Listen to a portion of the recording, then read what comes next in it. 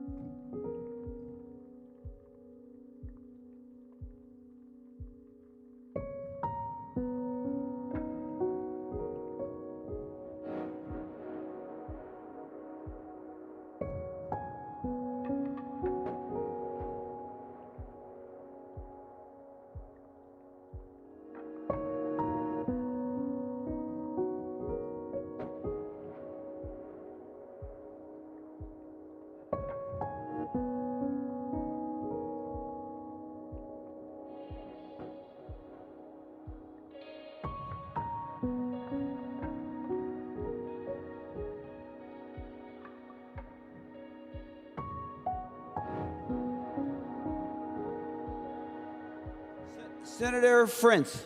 Thank you, Mr. President. I move that further proceedings under the roll call be dispensed with and the Sergeant at Arms be instructed to bring in the absent members. On that motion, all in favor say aye. All those opposed say no. The motion prevails. Members, will you kindly stand? In our tradition here in the Senate, right before session, or each day before session, we always start with prayer. And today's chaplain is pastoral intern Bethany Ketchum from Gustavus Adolphus Lutheran Church in St. Paul. Following the prayer, please remain standing for the Pledge of Allegiance. God of righteousness, you are always with us. I pray that your presence be especially known today in this place where important decisions are made.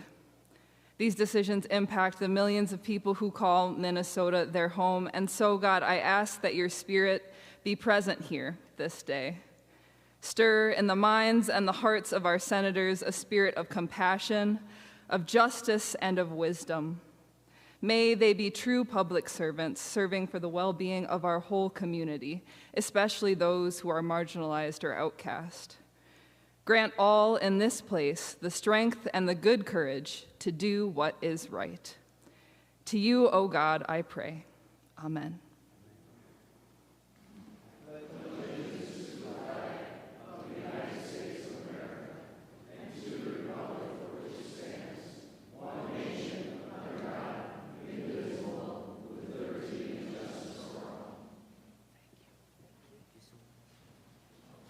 Thank you, members. The Secretary will take the roll. Abler, Anderson, Barr, Bolden, Carlson, Champion, Clark, Coleman, Swadzinski, Dames, Dibble, Dornick, Draheim, Drazkowski, Duckworth, Farnsworth, Fateh, Frentz, Green, Grunhagen, Gustafson, Hoschild, Herr, Heinzman, Hoffman, Housley, Howe, Jasinski, Johnson, Johnson-Stewart, Klein, Coran, Kroon, Kunish, Kupek, Lang, Latz, Liskey, Limmer, Lucero, Mann, Marty, Matthews, May-Quaid, McEwen, Miller, Mitchell, Mohammed, Murphy, Nelson, Umu Verbatim, Pappas, Pa, Port, Pratt, Putnam, Rarick, Rasmussen, Rest, Seeberger, Utke, Weber, Wiesenberg, Westland, Westrom, Wiklund, Zhang. Members, a quorum is present. The following members intend to vote from a remote location under Rule 40.7. Senators Duckworth, Howe, Herr, McEwen, Pa, Port, and Zhang. Members, if you'd like to follow along, I'm reading from today's Senate agenda dated Wednesday, May 14, 2025, and we will begin at the third order of business. Messages from the House. The Secretary will read the message. Mr. President, I have the honor to announce the passage by the House of the following House file herewith transmitted. House File Number 475, signed Patrick Duffy Murphy, Chief Clerk, House of Representatives. Members, remember no action is required. We'll now proceed to the fifth order of business. First reading of House bills. The House files have been given their first reading. Senator Murphy or Senator Friends for a motion. Thank you, Mr. President. I move to lay House File Number 475 on the table. To that motion, all in favor say aye. All those opposed say no. The motion prevails. Members, will now proceed to the fifth order of business. There's a committee report to be read at the desk. Senator Murphy, the Secretary will read the report. Senator Marty from the Committee on Finance, to which was referred House File Number 3228, a bill for an act relating to workers' compensation, adopting recommendations from the Workers' Compensation Advisory Council. Reports the same back with a recommendation that the bill be amended as follows, and when so amended, the bill do pass. Senator Friends for a motion to adopt. Thank you, Mr. President. I move that the committee report that was read by the Secretary be adopted. On that motion, all in favor say aye. All those opposed say no.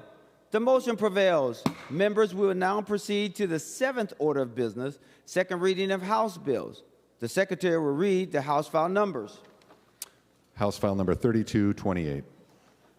The House files have been given its second reading. Now we will proceed to the eighth order of business, introduction and first reading of Senate bills. The bills listed on today's introduction calendar are given their first reading and referred as indicated. Moving now to the ninth order of business, motions and resolutions. We will adopt the author's motions as one motion. All in favor say aye. All those opposed say no. The motion prevails.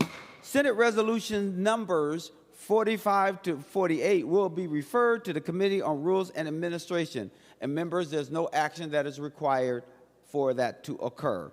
Remaining under motions and resolutions, I'll now call on Senator Friends to designate special orders.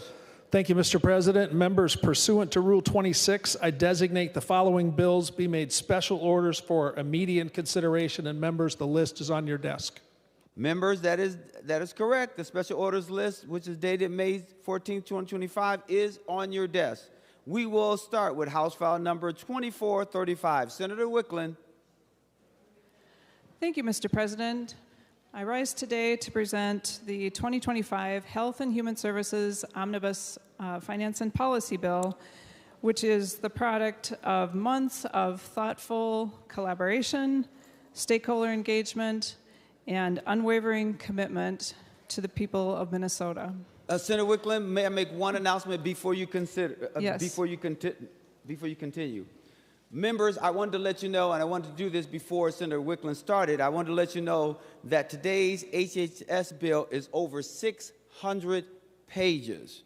We have a very limited number of bills printed for the chamber, so please do your best to share with your neighbor. If you want a paper copy, or if you want to look at it online, you can certainly do that. But as a reminder, the bill and today's amendments are all available online on your laptop. So, Senator Wiklund, forgive me for cutting you short, but I wanted to make sure that that was clear to the members and where they might find the HHS bill. With that being said, Senator Wiklund. Thank you, Mr. President. As I mentioned, the large bill is the product of months of thoughtful collaboration. We've worked hard to bring this bill together, and it represents the work of the committee to address needs, and it cuts across 3 different agencies, and I'm really proud to present it today. This bill is about more than budgets and spreadsheets. It's about the heart of our communities. It's about preserving healthcare access, supporting our most vulnerable families, and investing in a sustainable, healthy future for all Minnesotans. In a time of federal uncertainty and political theater in Washington, we are safeguarding access to care right here at home. While healthcare policies in Congress continue to shift, as we know, the budget bill that's being marked up in Washington, D.C. this week, it could negatively impact Minnesotans in multiple ways in the short and long term. In our work here in Minnesota to create this budget bill, we are sending a clear message to Minnesotans. Your access to health care matters, and we will bring innovative ideas forward to protect it. We do this by including provisions that establish a directed payment program to stabilize hospital systems.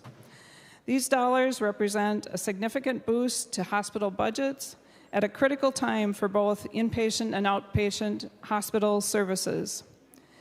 We also establish a directed payment program which would raise medical assistance reimbursement rates to match Medicare levels in order to address critical needs for access to mental health providers and other physician services. We hear a lot from our constituents and from providers that children who need access to mental health services aren't able to find the right type of care at the right time. Families face difficult situations where they are in a facility like a hospital setting, but they aren't able to move their child to an appropriate care setting in the community. And so the family is forced to watch their child in a hospital setting that isn't appropriate for their needs. We need to raise our rates so that providers can cover their costs and in this way expand our opportunities for providers to establish these community-based services to help with the mental health crises that we face. This not only affects public program enrollees, but it affects others in our community because if the providers aren't there because they can't cover their costs through Medicaid reimbursement rates, that affects everyone in the community who needs access to this care. And public programs today are covering over 20% of Minnesotans across the state. Both of these proposals maximize federal dollars by implementing assessments on hospitals in the first case and on healthcare plans in the second, and this provides ways to return the funds to the entities assessed. They represent a historic investment in our public program infrastructure.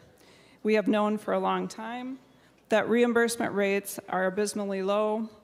Directed payment programs like these are already used across the country, and we have an opportunity right now to do something truly transformational that helps healthcare providers and fortifies access to care.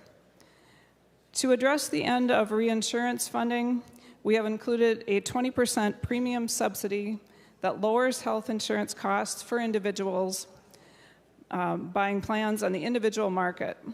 It does so transparently and effectively, funded by an assessment on health plans, which is similar to how other states fund their reinsurance programs.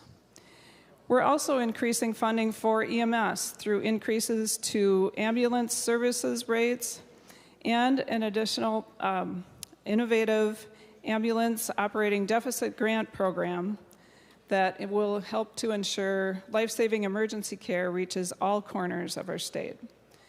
We are also looking out for community pharmacies with a directed dispensing payment for targeted locations, such as those located in rural and underserved communities. In order to meet our budget targets and to strengthen and protect our public health care programs, we are restoring the provider tax to 2%. This brings it back to the level it had been for many years prior to 2019. By doing so, we can avoid cuts to basic services and continue to fund important public program coverage for things like audio-only telehealth services and improved access to maternal and infant health care reimbursements. This change helps us maintain stability in health coverage for over 1 million Minnesotans. In the area of human services programs, we strengthen program integrity by investing in better detection and prevention to comprehensively address anti-fraud efforts. This provision will add staffing resources in the Program Integrity Oversight Division to conduct audits, investigations, and claims reviews, as well as in staffing additions in the provider screening, enrollment, and revalidation area. These additions are strengthened by policy language updates to expand authorities by addressing data sharing and other capabilities the department needs to be able to address advanced forms of fraud happening. In other areas of the bill, we're also tackling hidden costs in the healthcare system. The bill addresses facility fees for non-emergency care in provider-based clinics where Minnesotans are faced with bills that they weren't expecting and don't seem related to their visit to a standalone clinic. And we stop insurance companies from changing drug coverage formularies mid-year so no one loses access to their medications due to a bureaucratic shell game. The single PBM proposal for public health plans will capture state savings by streamlining a convoluted process and ensuring more transparency within public health programs. DHS will have more authority to protect independent pharmacies from coercive PBM practices and pay community pharmacies sustainable rates. This budget advances reproductive and maternal health. We increase Medicaid payments for birth centers. We establish licensure for certified midwives. And we expand access to home births and home phototherapy treatments through increased MA rates. These investments will help us reduce disparities in birth outcomes and ensure that families can access the care model that's best for them. We support our healthcare workforce by funding EMT training programs and creating pathways for foreign-trained doctors to become licensed in Minnesota so that they can contribute their skills and address provider shortages right here in Minnesota. We strengthen our social safety net for families and kids, from investing in food shelves, and food banks, and prepared meal programs, to strengthening the project to modernize family child care licensing, and in supporting kinship care. We are focused on creating positive outcomes for families. There are provisions that affect health, human services, and children, youth, and families programs serving Minnesotans across the state. This bill represents protecting people's access to care, investing wisely, and puts us in a better place to respond to whatever comes next. House File 2435 creates a comprehensive vision for a healthier, more equitable Minnesota. I urge your support, and I thank the many senators, staff, advocates, and stakeholders who helped bring this budget forward. It's really a massive effort, and the team working on this comprehensive bill is outstanding. I'd like to thank our Senate Counsel and Fiscal staff, Counsel Erica Heichel, Ali Hoffman-Litchi, and Nolan Hadala, our fiscal analyst, Dennis Vessel, staff at the Revisor's Office for their dedication, my team, my committee administrator, Anna Burke, and committee legislative assistant, Haley Ryan. We had outstanding interns this year, Kira Shones and Sophia Miles, and our research staff, Emily Spiteri for the DFL and Bryce Hingst for the GOP. Thank you also to my fellow HHS committee members. We explored many challenging topics this session, and I appreciate the thoughtful discussions we were able to have about issues that affect Minnesotans' lives. Before I move forward with questions and discussion, I do have an amendment, and I'd like to offer the A31 amendment. Senator Wiklund offers the A31 amendment. The Secretary will report the A31 amendment. Senator Wiklund moves to amend House File Number 2435 as amended pursuant to Rule 45 as follows. Page 22, after line 27, insert. This is the A31 amendment. Senator Wiklund to your A31 amendment. Thank you, Mr. President. This amendment contains some of the items are technical changes that we missed earlier on, and others are substantive changes. And I'll go through the page and line so that you know where the changes are coming from. For page and line 1.4 to 2.3, that language is a conforming change that was provided by the Department of Health, and it relates to the testing fees for newborn screening tests. We are adding Senator Miller's bill to the newborn screening, and this will be providing testing for metachromatic leukodystrophy, MLD. So it just adjusts. There was a fee amount that was included, and then some language that wasn't removed. 2.4 to 2.6 clarifies change provided by the Department of Health related to data on epilepsy and related seizure disorders. This is a provision to establish an epilepsy study program. Lines 2.7 to 2.14 and 3.1 to 3.8. This aligns the ambulance operating deficit grant program appropriation with the spreadsheet by deleting an account and making it a statutory appropriation funded by the MCO assessment. 2.15 to 2.19 incorporates technical assistance that was provided by the Department of Human Services related to medical assistance reimbursements for birth centers. 2.20 incorporates feedback that we received from the Department of Revenue. This is technical assistance to clarify that 340B discounts are not included in the definition of rebates for taxes on the gross revenues of wholesale drug distributors. 2.21 to 2.27 authorizes the Commissioner of Human Services to decrease the MCO assessment if assessment revenues would otherwise exceed expenses attributable to medical assistance rate increases. 3.9 to 3.10 aligns a report requirement for the Mental Health Collaboration Hub to the funding years. 3.11 deletes a section allowing for the modification of definitions. This was per the department. 3.12 makes a technical change to the Prepared Meals Grant Program. 3.13 removes the Department Children, Youth, and Families recodification cleanup article from the bill. This, members, was one that I presented on the floor just a short time ago, and this has already been completed. It has completed its process. 3.14 to 3.17 limits the entities subject to the premium subsidy programs related assessment to only those entities offering health plans in Minnesota. This was additional clarification that we'd been seeking to add about who the assessment applies to. 3.18 to 3.19 adds a report expiration date.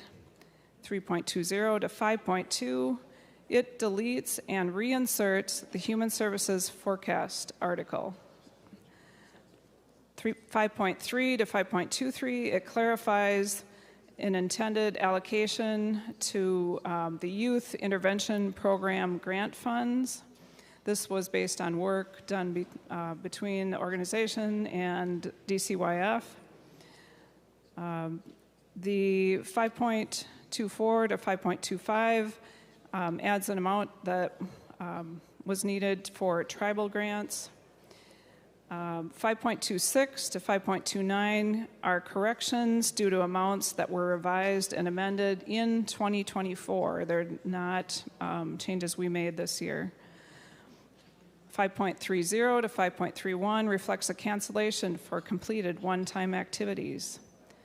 6.1 deletes a duplicate subdivision, and 6.2 deletes a subdivision which is under the Office of Cannabis Management's jurisdiction. That, members, is the amendment, and if you have any questions, I'm open to questions. Any questions on the A31 amendment? Seeing none, all in favor say aye. Aye. All those opposed say no. The motion prevails. The A31 is adopted. Senator Wiklund, any additional amendments or discussion before I go to other members? Seeing none. Senator Mann. Thank you, Mr. President. I offer the A18. Senator Mann offers the A18 amendment. The Secretary will report the A18 amendment. Senator Mann moves to amend House File Number 2435 as amended pursuant to Rule 45 as follows. Page 188, line 19, delete or. This is the A18 amendment. Senator Mann to your A18 amendment. Thank you, Mr. President. There is a wonderful provision in this bill that will prevent patients from getting kicked off their medications mid-year. There are exceptions. For example, if a cheaper option is available to the patient, they can switch. And this would just add biosimilars into that category, Mr. President. I request a roll call. Roll call requested, roll call granted. We're on the A18. Senator Rasmussen. Thank you, Mr. President. Would Senator Mann yield for a question? Senator Mann, will you yield for a question? She will yield. Senator Rasmussen. Thank you, Mr. President. Thank you, Senator Mann. Senator Mann, would you just mind giving us a little bit more context as to what provision in the bill this is amending and what the current language in the bill does and the impact that your amendment would have? Senator Mann to the question. Thank you, Mr. President. Senator, so the provision is talking about mid-year formulary changes, where if a formulary changes for a patient, they go to pick up their medications on a Tuesday afternoon, they get to the pharmacy and the pharmacist says you can no longer have your medications. This prevents that from happening to patients who live in Minnesota. And what this does is, again, there's many exceptions in there. If there are cheaper versions or a generic version they can get that will be cost saving for the patient, this adds a biosimilar to that category because biosimilars will have no significant difference in terms of safety, potency, purity, et cetera, but can be cheaper for the patient. Senator Rasmussen. Thank you, Mr. President. And I agree that biosimilars are very helpful in both containing cost for the system and having competition for oftentimes very expensive drugs. I think, Mr. President, the concern I have with this is because it sounds like this is dealing with is effectively a payer mandate. I'm just concerned that maybe we don't have a 62J report on this in the Commerce Committee. So would Senator Mann continue to yield? Senator Mann, will you yield? She will yield. Senator Rasmussen. Thank you, Mr. President. Thank you, Senator Mann. Senator Mann, was there any 62J report that was done on this topic, and is this changing the language that was analyzed by the Department of Commerce? Senator Mann. Thank you, Mr. President. So this is not a payer mandate. It just says that you can't kick people off their medications. The formularies can be changed at any time otherwise. Thank you. Senator Rasmussen. Thank you, Mr. President. And I appreciate the conversation with Senator Mann. And I just wish we would have had an opportunity to debate this in committee and to hear from different stakeholders on the implication of an important amendment like this. Senator Wiklund to the A18 amendment. Thank you, Mr. President. I see this as a friendly amendment, and I would urge members to vote green. Any other discussion before we go to the author for last words? Seeing no other members, Senator Mann, no last words. The Secretary will take the roll on the A18 Mann amendment.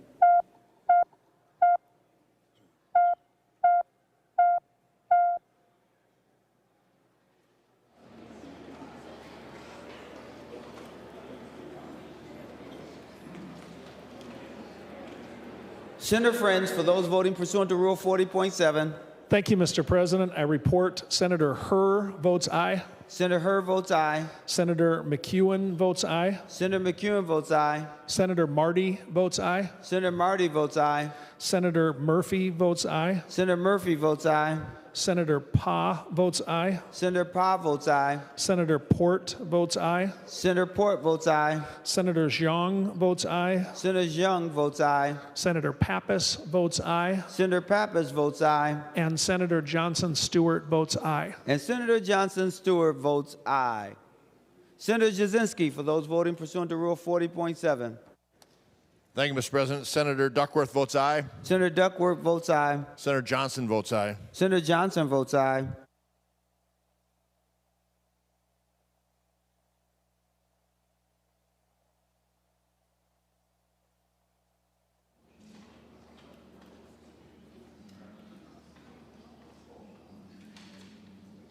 Mr. President. Senator Jasinski. Senator Howell votes aye. And Senator Howell votes aye.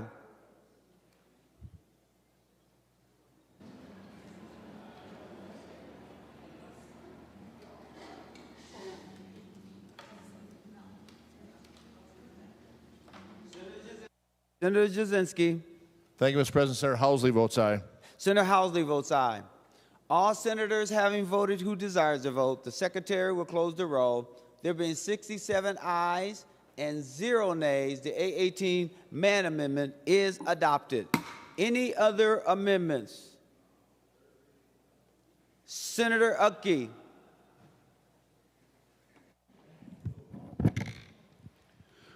Thank you, Mr. President, and I'd like to thank Senator Wiklund for all of her work this session, and also echo what she covered in thanking our partisan and our nonpartisan staff. They do a lot for us, and just that we appreciate so much all the hoops they jump through to make this all possible. But with that, I do want to address some things in the bill that are concerning and some things maybe that we have missed. But we came into this year needing to reduce the cost of care, and unfortunately, I don't think this bill does that. It raises over $6 billion in increased taxes and fees over the next 4 years. Again, this is a large bill, so there are things in there that are good for Minnesotans. There'll be people that like various pieces of it, but it's the overall bill that I have concerns with. And so unfortunately, those good pieces are overshadowed by the increased taxes, fees, and mandates.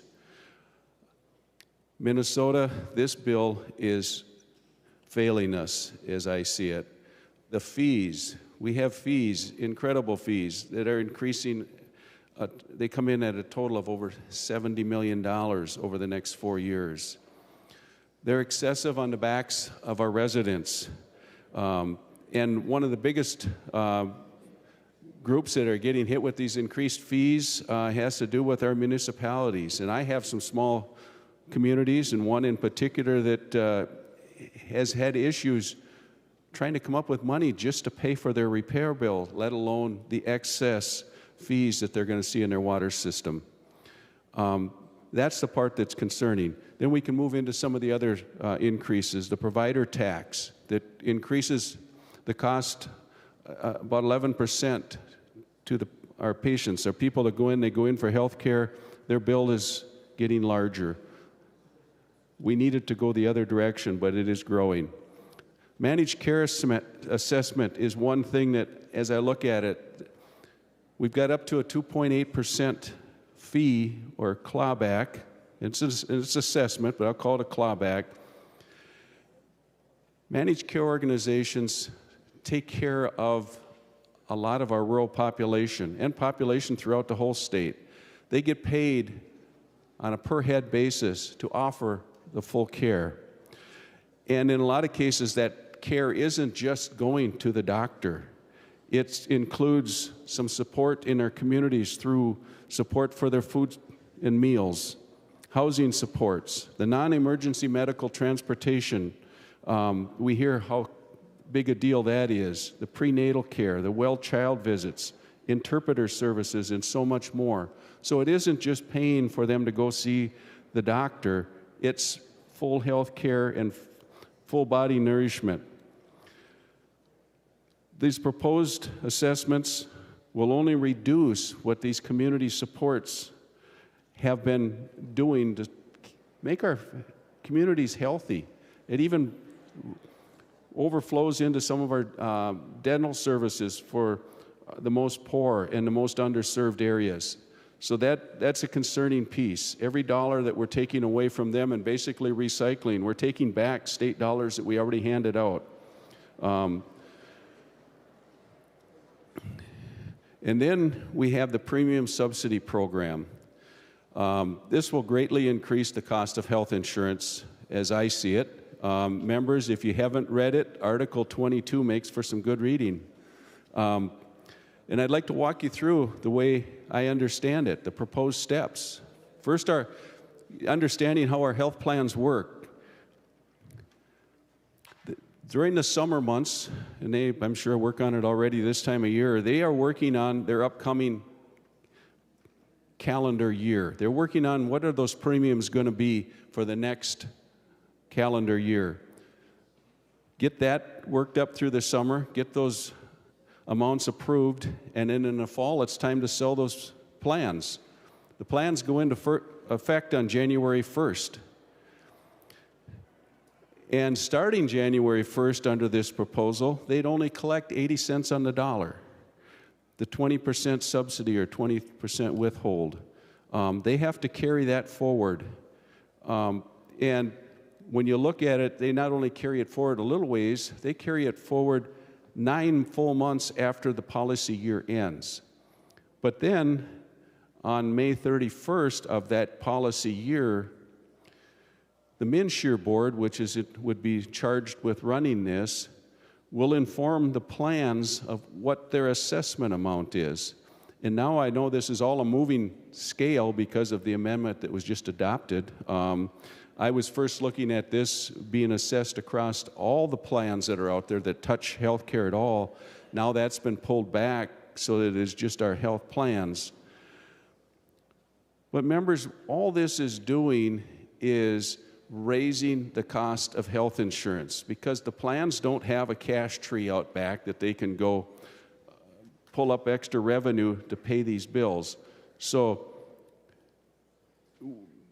in the end, there is no choice but to raise what our health insurance is going to cost those in the individual and small group market. They are running scared right now, and this is only going to make it worse. Back in 2016, when we went through a similar type scenario, a lot of people in their later working years and before Medicare age were giving up on health insurance because they couldn't afford it. After they've worked their full life, to gain the assets that they have, they're now putting them on the line and rolling the dice because they can't afford their health care. That's the challenge that I'm looking at there, and it's very concerning to me. So as we move forward, I hope we have further discussions and can find a better solution. But I'll end it with that at this point, and Mr. President, I would like to offer the A26 amendment. Senator Uckey offers the A26 amendment. The Secretary will report the A26 amendment. Senator Utke moves to amend House File Number 2435 as amended pursuant to Rule 45 as follows. Page 601, after line 14, insert. This is the A26 amendment. Senator Uckey, any additional information on your A26? Yes, thank you, Mr. President. Members, the 826 amendment is a term called ridering. This ridering, in simple terms, adds transparency and accountability when we're funding an agency. The language that's in this amendment, we had added in committee when we did the markup. It left committee with full ridering of the health care bill. It did get pulled out and reduced in the Finance Committee hearing.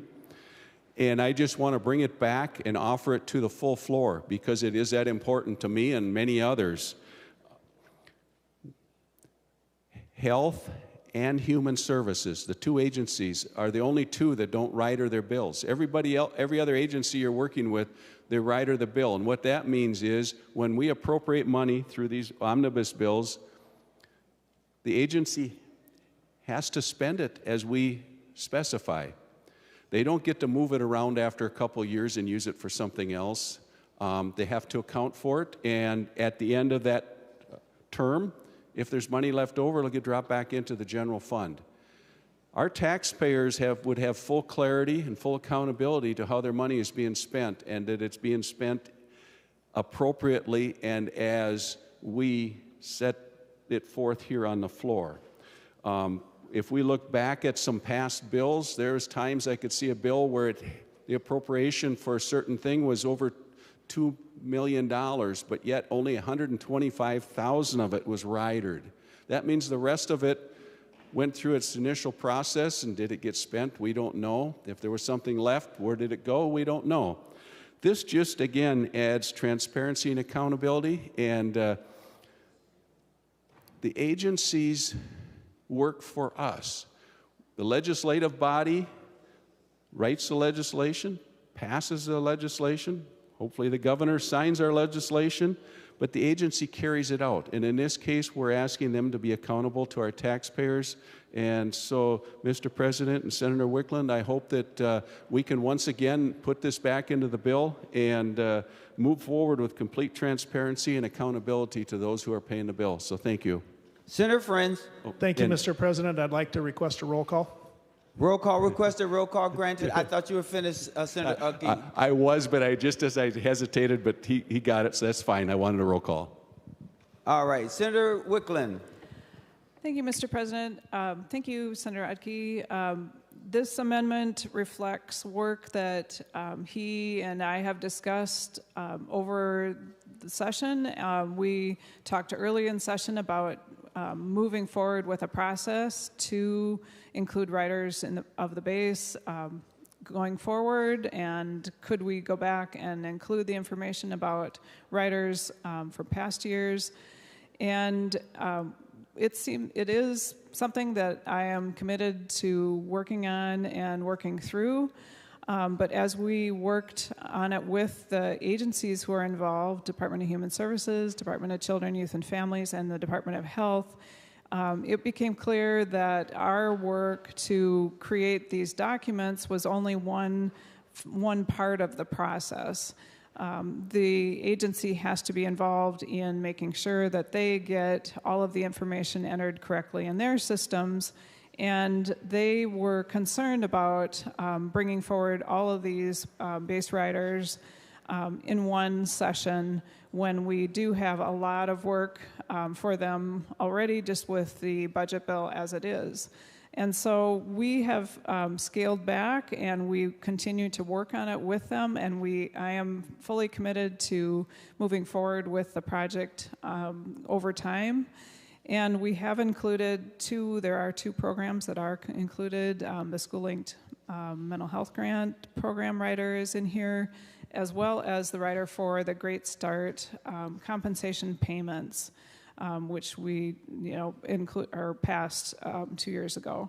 So we are starting with the process. I'm not comfortable moving forward with this amendment because I want to make sure that we're engaging the technical people and getting their advice on how we do it, and so we don't make a mistake and include something that gets entered into the system incorrectly. But I am absolutely committed to working on greater transparency, and we do have language in the bill about Department of Human Services documenting grants, and that I can find the page for, but that is something that we've requested be a project that they start on as well. So, members, I would oppose the amendment.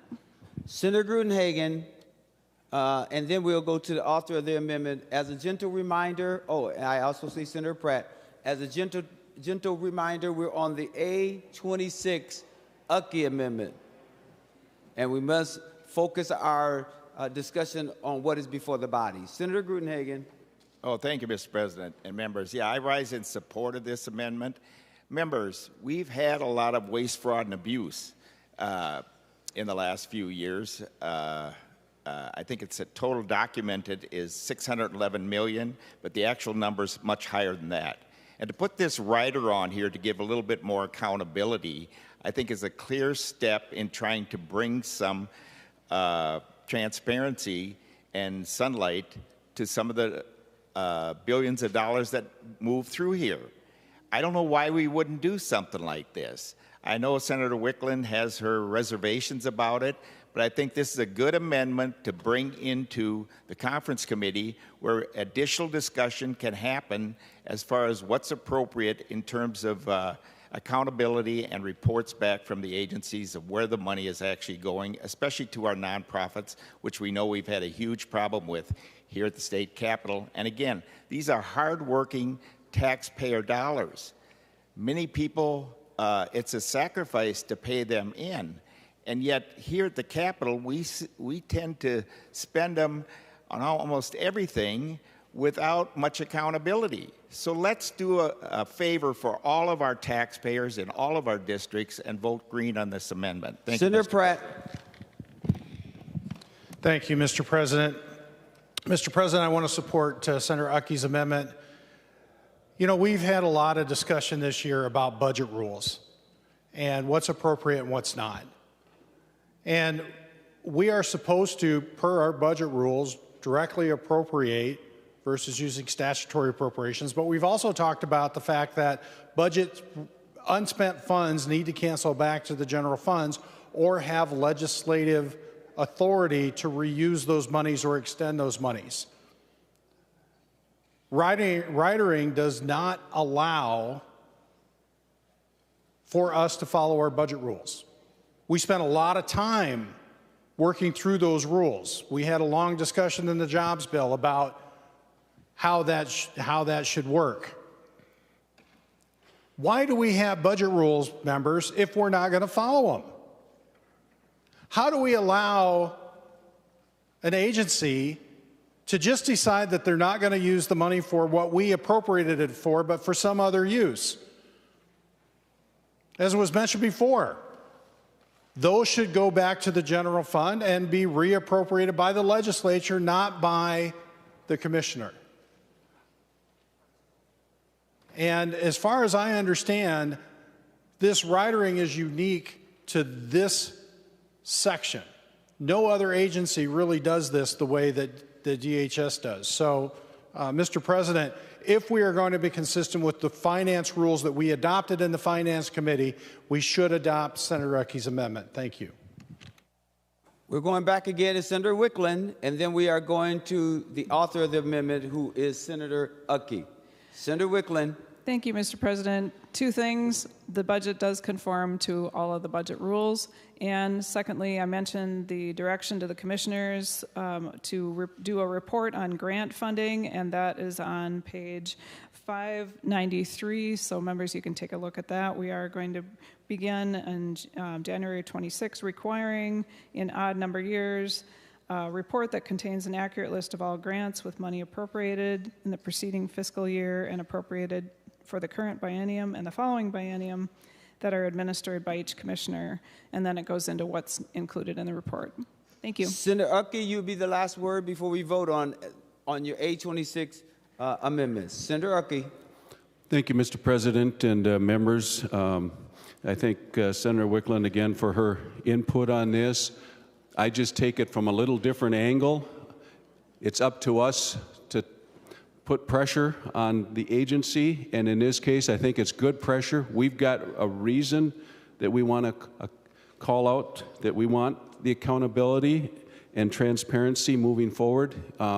This happens to be only one of two agencies, and I believe in the other agency in our bill, it has ridering included in it this year, so this would be down to the last agency that doesn't have ridering.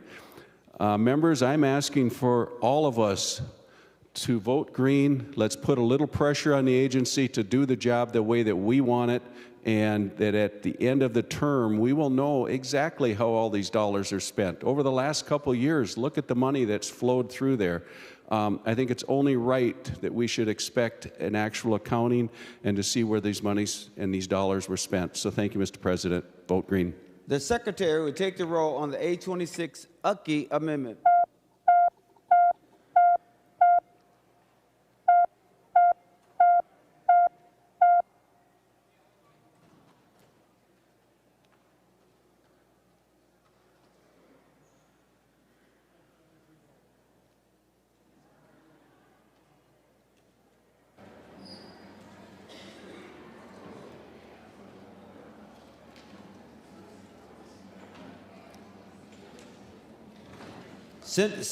Senator Friends, for those voting pursuant to Rule 40.7. Thank you, Mr. President. I'd like to report that Senator Herr votes no. Senator Herr votes no. Senator McEwen votes no. Senator McEwen votes no. Senator Marty votes no. Senator Marty votes no. Senator Murphy votes no. Senator Murphy votes no. Senator Pa votes no. Senator Pa votes no. Senator Port votes no. Senator Port votes no. Senator Pappas votes no. Senator Pappas votes no. Senator Zhang votes no. Senator Zhang votes no. Senator Johnson Stewart votes no. Senator Johnson Stewart votes no. And Senator Fateh votes no. And Senator Fateh votes no. Senator Jasinski, for those voting pursuant to Rule 40.7. Thank you, Mr. President. Senator Duckworth votes no. Senator Duckworth votes no. Senator Housley votes no. Senator Housley votes no. Senator Howe votes no. Senator Howe votes no. And thank you, Mr. President. Senator Johnson. Correction. I'm sorry. I have to restate that. Starting from the top. Apologize. Senator Duckworth votes aye. Senator Duckworth votes aye. Senator Housley votes aye. Senator Housley votes aye. Senator Howe votes aye. Senator Howe votes aye. Senator Johnson votes aye. Senator Johnson votes aye. Apologize, Mr. President. Thank you. Any other changes? Seeing none, all having voted who desires a vote, the Secretary will close the roll. There being 33 ayes and 34 nays, the A26 Uckey Amendment is not adopted. Senator Rasmussen. Thank you, Mr. President. One of the big challenges that we're dealing with this session is the consequences of the spending spree over the last 2 years when Democrats had single-party control. And just to go back to 2023, when we were starting session, we had an $18 billion surplus. And now, because of a nearly 40% increase in state government spending, we are staring at a $6 billion deficit. And that is forcing us to make tough choices here in this final week of session. One of the items that Democrats decided to spend taxpayer money on was taxpayer-funded health care for illegal immigrants. And back in the February forecast, Minnesota Management Budget said the 4-year cost of this program was going to be $220 million paid for by the taxpayers. In that assumption, they said there would be about 5,800 enrollees by the end of this year. But as of late April, the Department of Human Services has stated that there's more than 20,000 illegal immigrant enrollees in this program. More than triple what their estimate was for the entire year was accomplished in a little over 3 months. And Mr. President, I think Minnesota taxpayers are asking why, when we're facing a $6 billion deficit, and this funding has no federal match, so it's completely borne by Minnesota taxpayers, why are we putting illegal immigrants ahead of Minnesota families? We've seen the 2 other states that have had broad-based free health care for illegal immigrants actually also second-guessing those decisions. Actually, just today, Gavin Newsom, the governor of California, has come out and said that he is considering and looking to pause illegal immigrant enrollment on their public plan. And we shouldn't be surprised, Mr. President, that enrollment numbers are exceeding expectations because the state of Minnesota is incentivizing and rewarding illegal immigration. So with that, Mr. President, I'd like to offer the A28. Senator Rasmussen offers the A28 amendment. The Secretary will report the A28 amendment. Senator Rasmussen moves to amend House File Number 2435 as amended pursuant to Rule 45 as follows. Page 249, after line 6, insert. This is the A28 amendment. Senator Rasmussen, any additional comments on your A28 amendment? Mr. President, I would request a roll call. Roll call requested, roll call granted. Senator Rasmussen. Thank you, Mr. President. And so the amendment before the body would repeal the Minnesota Care for Illegal Immigrants, take us back to just before January 1 of this year, and would redirect those savings to priorities that I hear about from Minnesotans. Number 1, school-linked behavioral health grants. Number 2, mobile crisis grants. And then the largest amount of the savings, Mr. President, is going to be spent on increasing mental health provider rates, which qualify for a federal match. I hear again and again from Minnesotans that they want us to prioritize mental health care access across the state, and I think this is a common sense way for us to do this with the budget constraints. I would encourage a yes vote. Senator Wiklund on the A28 Rasmussen amendment. Thank you, Mr. President. I rise in opposition to the A28 amendment. Members, this program just began in January. Yes, people have been signing up for it. They are accessing care, and it is a fee-for-service program. We have limited information about utilization, and the utilization thus far has been approximately $4 million, and about claims for 4,000 people. This is not exceeding what was projected, and we should be glad that we have the ability for people to access care when they need it. I do have a question. Would Senator Rasmussen yield? Senator Rasmussen, will you yield? He will yield. Senator Wiklund. Mr. President, Senator Rasmussen, do you intend for the current emergency medical assistance program to also be repealed? That provides care for undocumented Minnesotans as well as legally present non-citizens. Senator Rasmussen, to the question. Thank you, Mr. President. Thank you, Senator Wiklund. The amendment before the body simply deals with eligibility for Minnesota Care and limits it to citizens or nationals of the United States and lawfully present non-citizens. And so it goes back to the policy before January 1 of this year. Senator Wiklund. Mr. President, my understanding, the way the amendment is drafted, it strikes the language on 1.18 and 1.19, which is that it removes that people might be eligible for emergency medical assistance. That would be going backwards even further and taking away healthcare coverage from people in another way.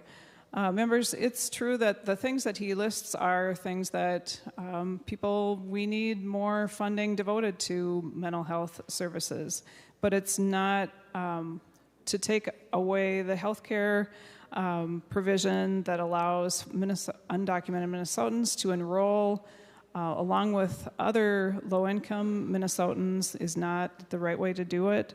I'm opposed to the amendment, and members, please vote red. Senator Klein. Well, thank you, Mr. President. And in its introductory remarks to the amendment, Senator Rasmussen called this free health care for undocumented immigrants, and we've heard that again and again. So I want to go back and explain exactly what Minnesota Care does and how it is beneficial not only to patients, but to hospitals, health systems, and to the people of Minnesota. Members, what's being offered to undocumented immigrants is a Minnesota Care product. So these are working people, tax-paying people in our state doing the services that we know we all need. And they, on their own volition, are making the responsible decision to go out and purchase a health insurance product. They could choose to remain uninsured. That would be one option. But no, they think it's better to have health insurance, so they go and buy a health insurance product. We as the state of Minnesota make a commitment to ensure that that product is affordable to them, and we hold down the prices commensurate with their income. When they go to the hospital and they're sick, the hospital is rewarded because they are an insured patient, and they can provide them a full care without resorting to charity care or write-off losses. When they leave the hospital, they can schedule a follow-up appointment, receive their medications, stay healthy so they stay out of the hospital. Members, this is beneficial to individual health, it is beneficial to public health, and it is beneficial to our rural hospitals and our urban hospitals that require maintenance fees. Members, I have taken care of undocumented immigrants in the hospital who did not have insurance, who came in desperately ill because they had delayed care, had prolonged, complicated hospitalizations, and then when they left the hospital, were unable to reliably follow a treatment protocol or schedule a follow-up appointment to keep them out of the hospital. That is bad care, members. That is expensive care, and it is damaging to Minnesotans. We should reward this program and sustain it and continue it going forward. Senator Urke.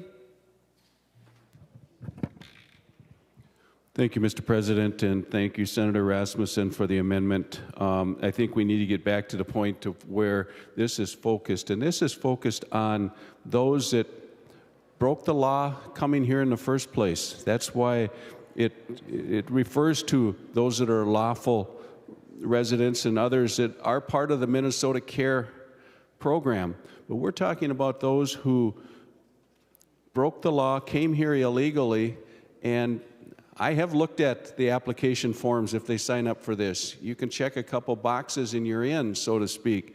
There's no, they can get by with, it isn't that we're talking about income requirements or whatever. It's, they came here, there's, and a lot of these aren't working members of our society, and we have got hardworking Minnesotans all over this state who are struggling to cover their own health care, in a lot of cases going without health care. And they're the ones when we go home that are saying, we're paying for this, but yet not for our own hardworking Minnesotans. That's why this is a good amendment. Thank you, Mr. President. Members, as a gentle reminder, according to Rule 36.2, the member must speak only to the question under debate, just as a reminder. Senator Grutenhagen. Well, thank you, Mr. President. Yeah, I rise in support of this amendment. I appreciate Senator Klein as a medical doctor saying it's compassionate, but I call it uncompassionate care because what it does, it incentivizes illegal immigrants to go through the gauntlet to get here. And what they do, they enrich the cartels who charge them thousands of dollars. They exploit and rape their women, exploit their children up to $300,000. Senator Grutenhagen, I gave you a warning. I'm asking again. We're on the A28 amendment. We're not on the process that you're talking about. Will you please confine your comments to the A28 Rasmussen amendment? Well, Mr. President, I believe it is in order because you're incentivizing illegal immigrants uncompassionately to go through that gauntlet. Many of them die. They die in the desert. Their children are exploited. So please vote for this if you care about illegal immigrants. We need legal immigration, Mr. President. Please care about the illegal immigrant and what's being done to him and the enrichment of cartels, the fentanyl that comes in and kills many of our young people. It's uncompassionate to vote against this amendment. Thank you, Mr. President. Senator Mann. Thank you, Mr. President. I would also add that this amendment not only takes away Minnesota Care from Minnesota residents, it also takes away emergency medical assistance. So we're not going back a step, we're going back several steps. So we are saying that we don't want people to get preventative care or emergency care. We don't want people to have care, period. So our number one priority today with this amendment is to watch people suffer. What good does it do anybody in this body to watch people suffer and not get health care? Or when people die from illnesses that could have been prevented? Why is it that when people go into medical debt, we say, okay, that's fine, as if we all live in bubbles and the health of our neighbors don't impact every single one of us? How can people think that some people deserve care and others don't? As if some people love less, care less, their dreams are not important, their goals don't matter. And who are you to make that determination? Taking away people's health care is not just bad policy, it is morally indefensible. It is an act of cruelty dressed up as fiscal responsibility. But I think that we can all call it what it is. It is punishing people for being vulnerable, for being poor, for being dark, for being sick. And when you take away people's health care, you are not going to pay for other things because we would have already paid for those other things if that's really what we wanted to do. This is just taking away children's insulin. It is taking away people's inhalers. It is taking away cancer treatments for parents who just want a few more years with their children. It is turning a basic human right into a luxury for political points. I would call this bad policy, Mr. President, I would. But bad policy is when something doesn't work. This goes beyond that. This is knowingly inflicting harm. We have decades of evidence showing that paying for healthcare up front is, one, cheaper for everybody, and two, we prevent suffering, we prevent death. There is no economic argument for taking away people's healthcare. None. Emergency rooms become overcrowded. People cannot work because they are sick. Families fall into poverty. This is purposeful sabotage. And it is our job to protect people, and we are doing it wrong. Because this is a failure at every single level. It is a failure of leadership from elected officials, a failure of compassion, and certainly a failure of common sense. Leaving people to die over something that we have the resources to prevent is a failure. And I hope that the shame that people feel when we hear about the lives of the lives that we ruined by doing something like this, I hope that that shame courses through you like lava. Thank you, Mr. President. Members, I know that this is an important topic. I'm just going to remind us again, okay? Now I'm going to, let's see, Senator Friends, okay, no? Then I'm going to the author of the amendment, Senator Rasmussen, for the last words, and then we'll vote. No additional words. The secretary will take the roll.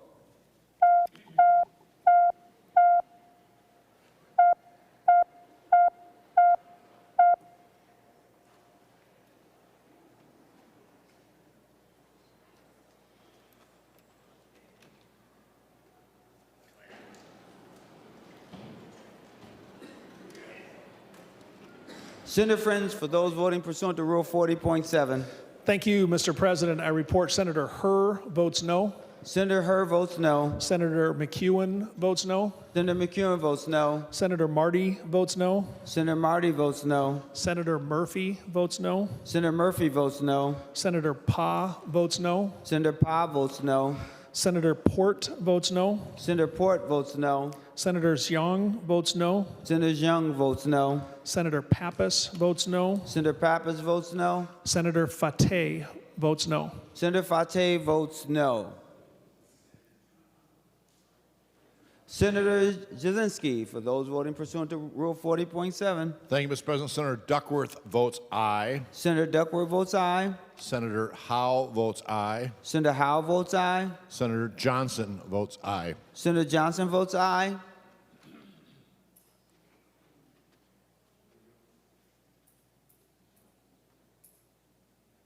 All senators having voted who desires to vote, the secretary will close the roll. There being 33 ayes and 34 noes, the A28 Rasmussen Amendment is not adopted. Senator Grudenhagen. Well, thank you, Mr. President. The amendment I'm going to offer also deals with eliminating illegal health care for illegals with Minnesota Care. And I do have to say that I respectfully disagree with Senator Mann on her comments, and I think in most cases the opposite of what she said is actually true. We're incentivizing these people to go through a gauntlet. Many of them die and are exploited. The children are sexually raped to get here. And we shouldn't be doing that. We should be incentivizing legal immigration, okay? And I've spent 13 years in jail ministry, so I care about what happens to people, and I've had illegal immigrants, even in my office, that I've helped out financially, just for the record. So with that, Mr. President, I'd like to offer the A12. Senator Grudenhagen offers the A12 amendment. The secretary will report the A12 amendment. Senator Grudenhagen moves to amend House File Number 2435 as amended pursuant to Rule 45 as follows. Page 249, after line 6, insert. This is the A12 amendment. Senator Grudenhagen to your A12 amendment. Oh, thank you, Mr. President. Yeah, this amendment would repeal the policy and spending with Minnesota Care for illegal immigrants and use the funds to make critical investments in child care affordability and accessibility across our state. I'm sure members, you're as familiar as I am, especially in the rural district, I'm sure it's the same in the metro. Child care is at a crisis across this state. I hear regularly from parents, number one, on the cost, number two, on the accessibility of it. Many small daycare providers, because of the excessive regulations that we've put on here at the state, are simply throwing up their hands and quitting. And that's making it even more difficult, especially in some rural areas. So what my amendment would do is it would include an additional $4.2 million for child care improvement grants, $100 million in Great Start compensation support payments, and $92.7 million in early learning scholarships. I'll give you the breakdown of that a little bit more, Mr. President and members. We're repealing this benefit for illegal immigrants on Minnesota Care. We'd have in 26-27, we'd have $75,198,000 approximately to use for Minnesota citizens' child care.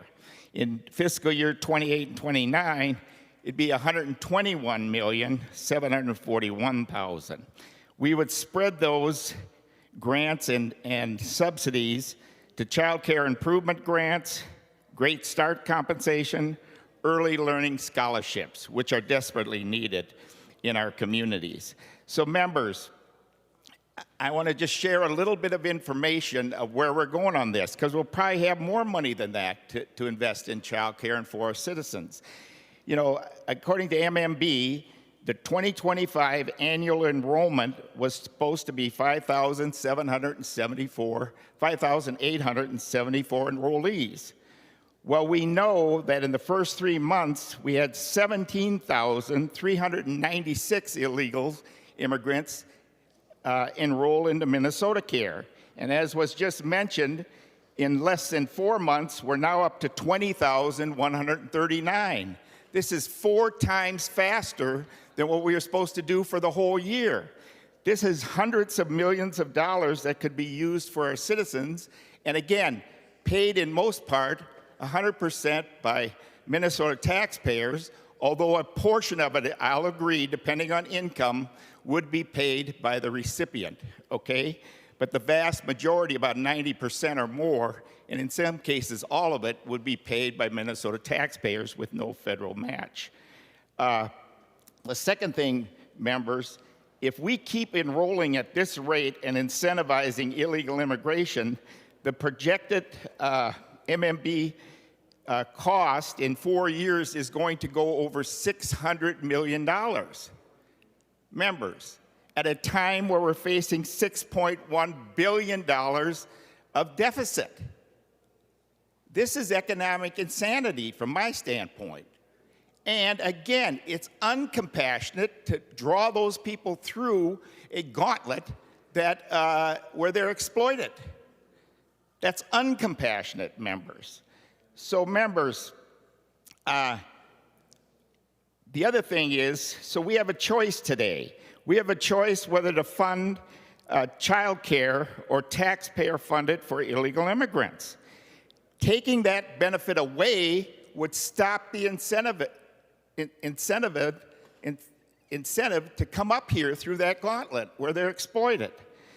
So members, care more about child care for our citizens than we do the illegal immigrants. Minnesota families are struggling to find child care in communities, and when they can find it, they struggle to afford it. Again, we can help in this particular area with those children for our citizens. And there's a host of other reasons. Another reason, Mr. President, is we know what's happening nationally with ICE. And we know that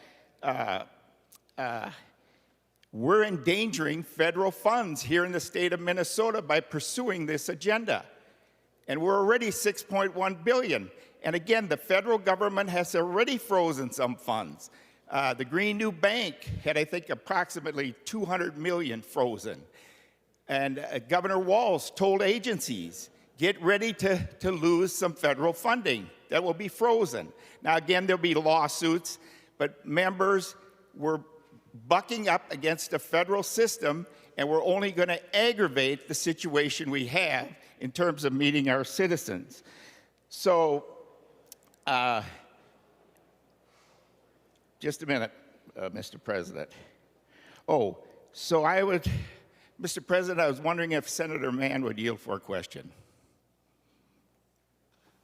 Senator Mann, will you yield? She will yield. Senator Grudenhagen. Okay. Last time I presented an amendment like this, which was ruled out of order, you stood up and said some figures. I think it was $3 million, but I think those were just currently spent figures. Do you disagree with any of the figures that I said on a 12-month basis and the enrollment that's been projected here? Senator Mann, we're on the A12 Grudenhagen Amendment. Senator Mann. Thank you, Mr. President. Yes, I disagree with 90% of the figures that were said. There are 20,000 people who are signed up for this program at the current time. There was an estimated 40,000 undocumented people in Minnesota. About 67% of those would qualify, which puts the figure at around 27,000 to 28,000 people who would qualify for this program. The uptake was faster, but the number of people is well within the parameters of DHS. The program does not cost $600 million. That was based on a fiscal note done on an MCA capitated payment program. That's not how the program works. That's not how we pay for it. So that number is absolutely incorrect.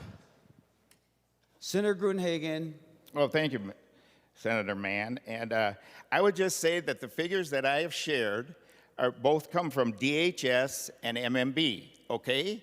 I think I would trust those figures over a senator who happens to disagree with them. Again, the $600 million is at the current rate we're enrolling over a 4-year period of what it would cost us. So it is a projection. And I'm not saying that health care is totally free, although in some cases it is, depending on income, they don't pay anything. But the majority are probably paying some. So I would say it's at least 90% free. And again, we're trading that off compared to the needs of our citizens, such as in child care or in areas where we could get a federal match in nursing homes and others. So with that, Mr. President, I'm having problems messaging this back in my district. So I'd like to see where a couple senators or a few senators actually message this back in their district. Senator Grudenhagen, we're on the A12 amendment. We're not on messaging back in your district, sir. So if you would confine your comments to your A12 and then allow other senators to speak to this question. Senator Grudenhagen. Okay, thank you, Mr. President. You know, point of information, Mr. President, you seem to correct me sometimes before I even speak about trying to narrow my comments. The least you can do is let me speak and show me some respect. I don't see one other senator on this floor that you do that to on a regular basis other than me. So it's just friendly advice. So let me give you some words, Senator Gruenhagen.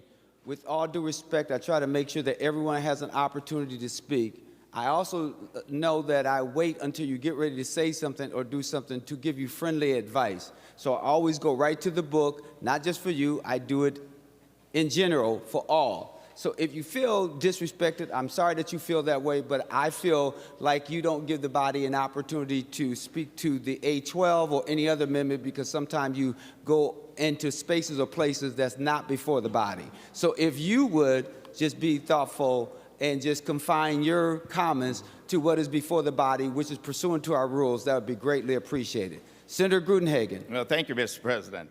Appreciate that explanation. So if Senator Kupek would yield for a question. As I mentioned, Senator Krupek and others are not going to go back and forth, but he's not on the floor right now, Senator Gruenhagen. Okay, would Senator Putnam yield for a question? Senator Gruenhagen, Senator Putnam is not on the floor at this particular time. Perhaps it would be great if you give other senators an opportunity to speak to the H-12 amendment. Mr. President, is Senator Champion on the floor? Senator Champion is standing right before you. All right. I'm sorry that you couldn't see that I'm standing right here. Senator Gruenhagen. Okay, thank you, Mr. President. I'm not supposed to look back, so it's a little hard to say. I'm helping you out, Senator Gruenhagen, but okay. Perhaps now is not the time to ask different senators what they think or how you message something, because that's not what is before the body, Senator Gruenhagen. Okay, would Senator Jaskowski yield for a question? Senator Jaskowski will yield. Senator Gruenhagen. Oh, hi, Senator Jaskowski. Thank you for yielding. You know, you heard the amendment and what we hope to do with this. What are your thoughts in terms of this amendment and where the money would go towards child care versus health care benefits for illegal immigrants? Senator Jaskowski to the question, sir. Thank you, Mr. President. Thank you, Senator Gruenhagen. Well, Senator Gruenhagen, federal law prohibits states from spending health care dollars that come from the federal government on illegal aliens. We have in Minnesota the Health Care Access Fund, which is the laundromat of different funds, including the sick tax, the federal BHP monies, and others that are swished around in there by the washing machine. And we in Minnesota, from that fund, are paying for Minnesota Care for illegal aliens. We are at risk right now, Mr. President and Senator Gruenhagen, of losing, I am told, in the area of $1 billion, $1 billion with a B, Mr. President, of funding to the Health Care Access Fund if we continue on the road that we are on.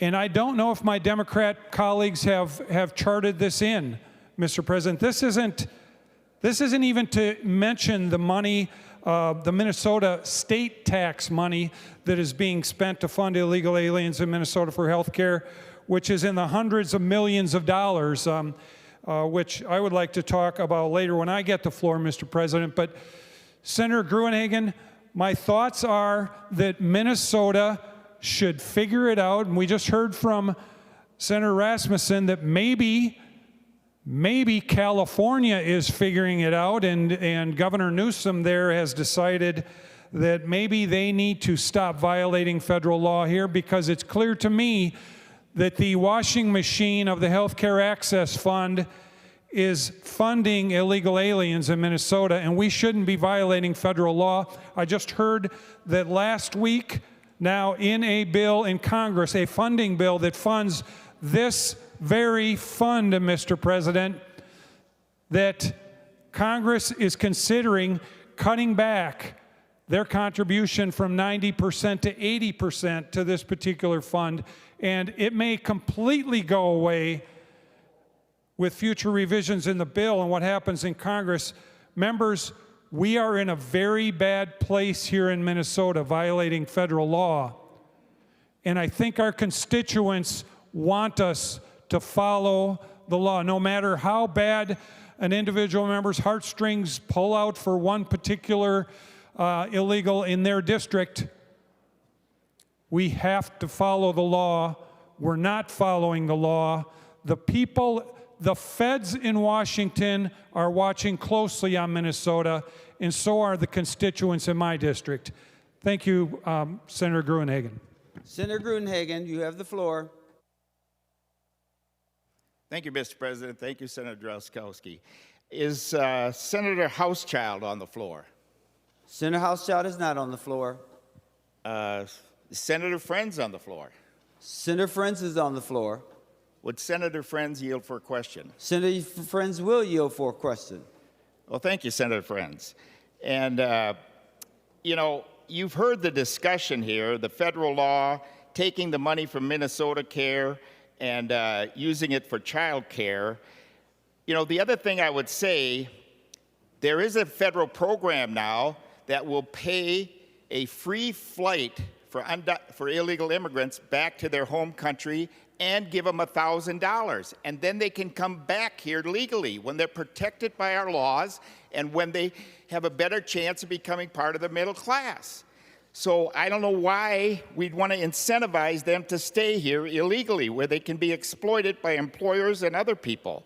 So Senator Friends, are you in favor of taking the money for illegal immigrants and using it on child care in your district? Senator Friends. Thank you, Mr. President. Thank you, Senator Gruenhagen. To the A12 amendment, I would say, first of all, I have farmers in my district who say, we don't need a wall, we need a bus. We're talking about Minnesotans here who work and pay taxes and raise families and love their kids the same amount. So to your question on the A12, Senator Gruenhagen, my answer is I'm a no vote on the A12, but I would offer members on this difficult federal immigration topic that relates to the state this quick thought, Mr. President. I'd like to ask Senator Gruenhagen if he will yield. Sure. Senator Gruenhagen, will you yield? Even though Senator Gruenhagen has the floor, so you have to wait until I can give you the floor. I can't give you the floor right now, but Senator Gruenhagen has the floor. Okay. So, Senator Friends, I can't have him yield. Thank you, Mr. President. I understand. If I was asking Senator Gruenhagen if he would yield, I would ask Senator Gruenhagen, do you know how much that undocumented Minnesotans pay in taxes every year? And if you don't, the answer is $200 million. We need a comprehensive approach as a nation to immigration, and we need to take all things into account, and that we're all human beings. $222 million in taxes paid by undocumented workers. We could raise some questions, Mr. President and Senator Gruenhagen, about if they're here paying taxes, why we wouldn't be supportive of health care. Thank you, Mr. President. Thank you, Senator Gruenhagen. Senator Gruenhagen, you have the floor again. I'm going to remind you again about this being about your A12 amendment as opposed to some of the other federal issues and whether folks should be deported and take the $1,000 and those sort of things. That's not before the body. Okay. That's what I was giving you a gentle reminder of early. And Mr. President, thanks for your gentleness, okay? And I would respond just briefly to Senator Friends' comments. Yeah, I am aware it's over $200 million. The problem is when you take the cost of our educational system, housing, and all the other benefits that we give, plus now Minnesota Care, it way exceeds the $200 million, according to the articles I've read. In fact, it's double without the Minnesota Care, is the article I read, and it's going to be even more than that as we go forward and bring them into a situation where they have a hard time becoming part of the middle class. It's as if we want them dependent on government when they come here. If they come here legally, we want to give them a hand up, and we want them to become part of the middle class. That's compassionate. Keeping them on their knees, dependent on government, is not compassionate, besides being exploited on the way up here. So, members, please, for the sake of the illegal immigrants and also your child care providers and parents in your district, please vote green. And I think I asked for a roll call, didn't I? You did not. Roll call requested, roll call granted. Senator Friends.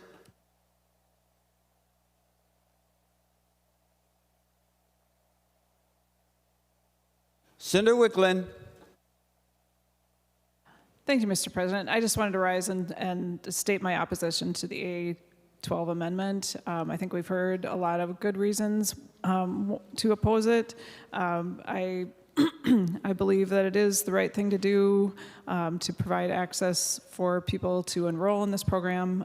Members, please vote red. Senator Mitchell.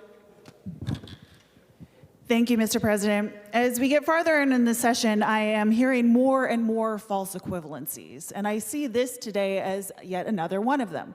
We are trying to pit health care against child care, and the fact is, we can work on both of those things, believe it or not. We can care about all of our children and try and take care of all of them. To my knowledge, I am the only single parent to young children in this Senate. So I have worked every type of childcare you can imagine.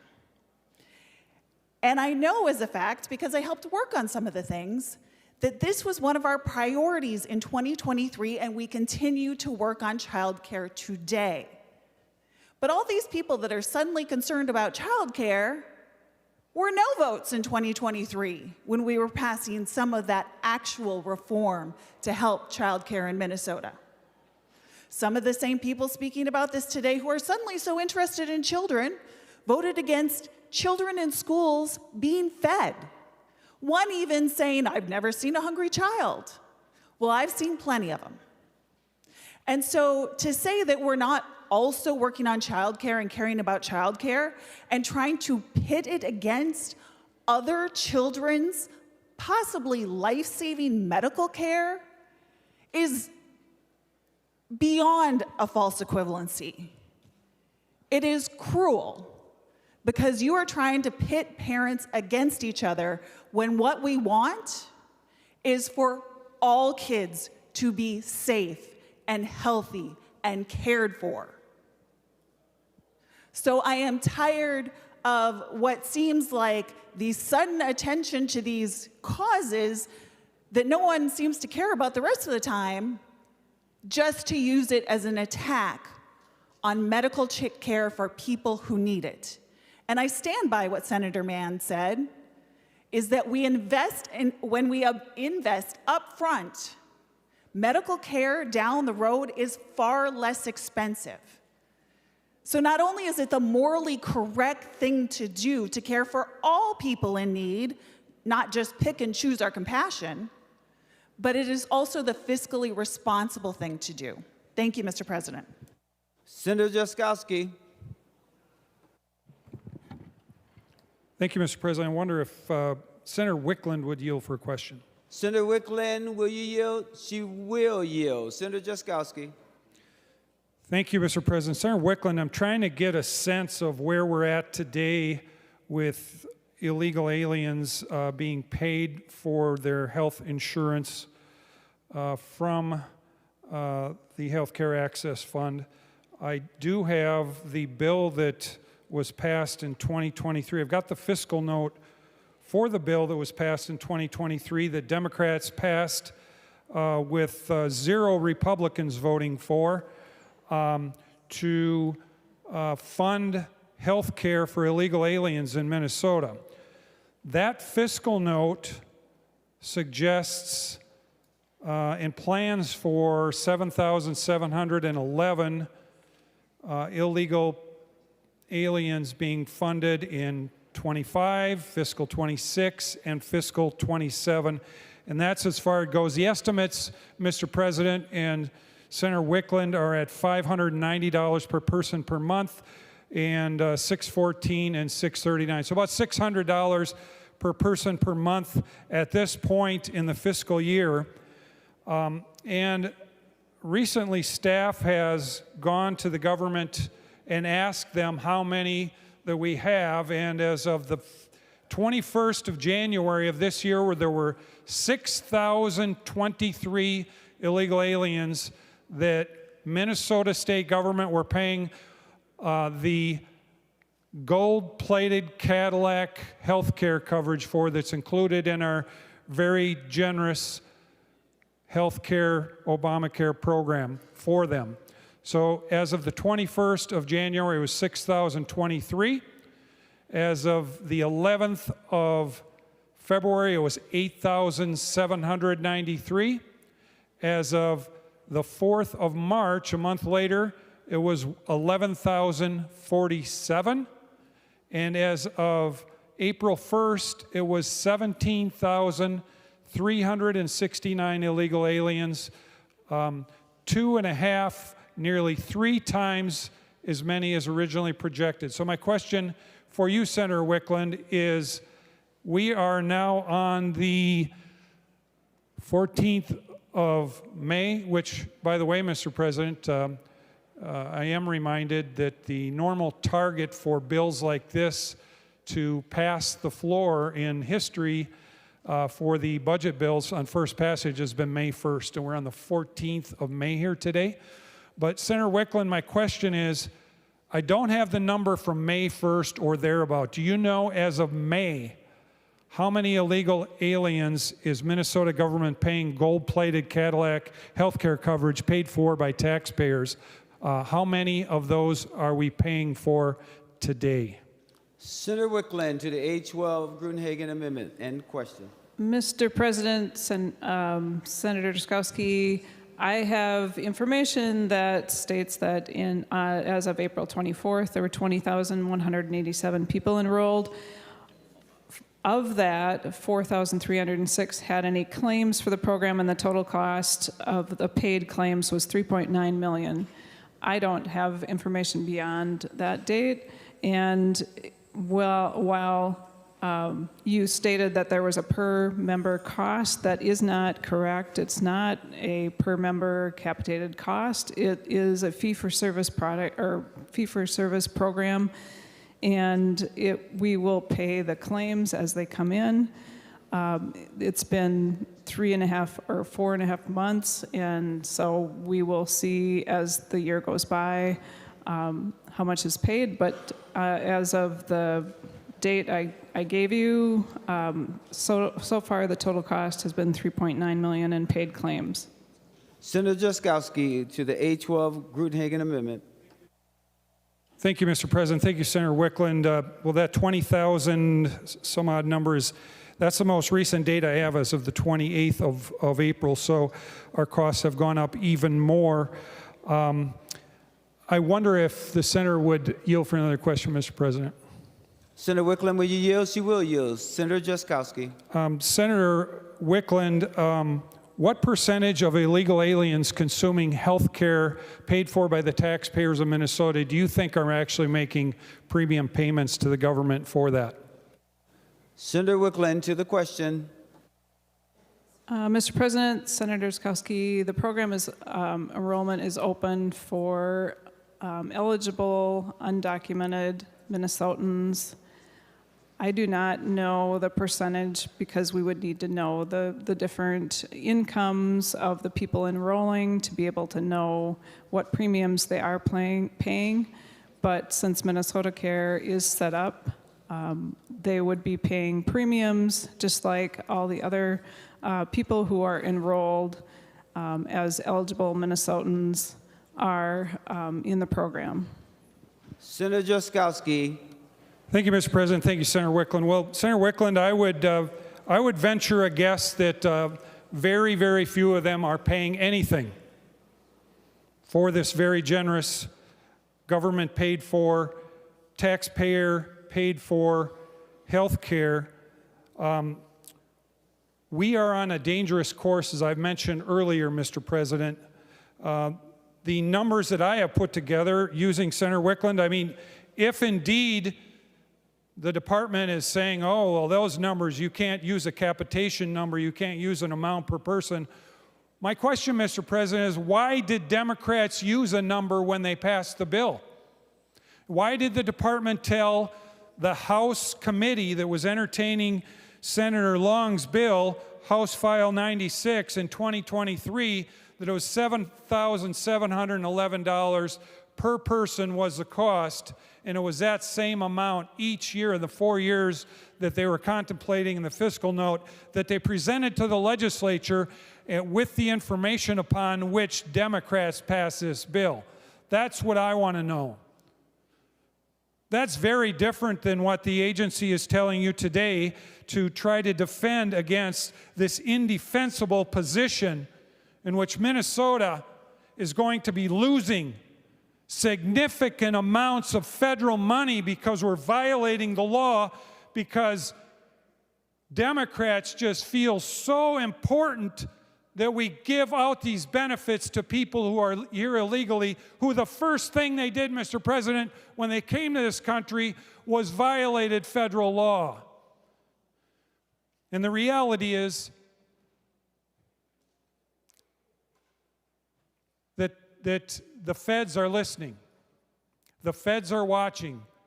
The feds are coming for Minnesota's money that we're getting from the federal government. And if we want to preserve what we have now, not to mention all the waste and abuse that we've got involved in this budget to begin with, which I didn't even get into, Mr. President, because there's a bunch of it, and stay tuned. But not to mention that, but the money that we are getting now, we are taking for granted as we flout federal law by doing this behavior of paying this gold-plated Cadillac coverage for illegal aliens that are here, which is a direct and undeniable violation of federal law, Mr. President. Thank you. Members, please vote for the Gruenhagen Amendment. It will stop us from violating federal law. It will stop the endangerment of future huge amounts in the area of $1 billion of federal payments that we are jeopardizing now because of state government's behavior.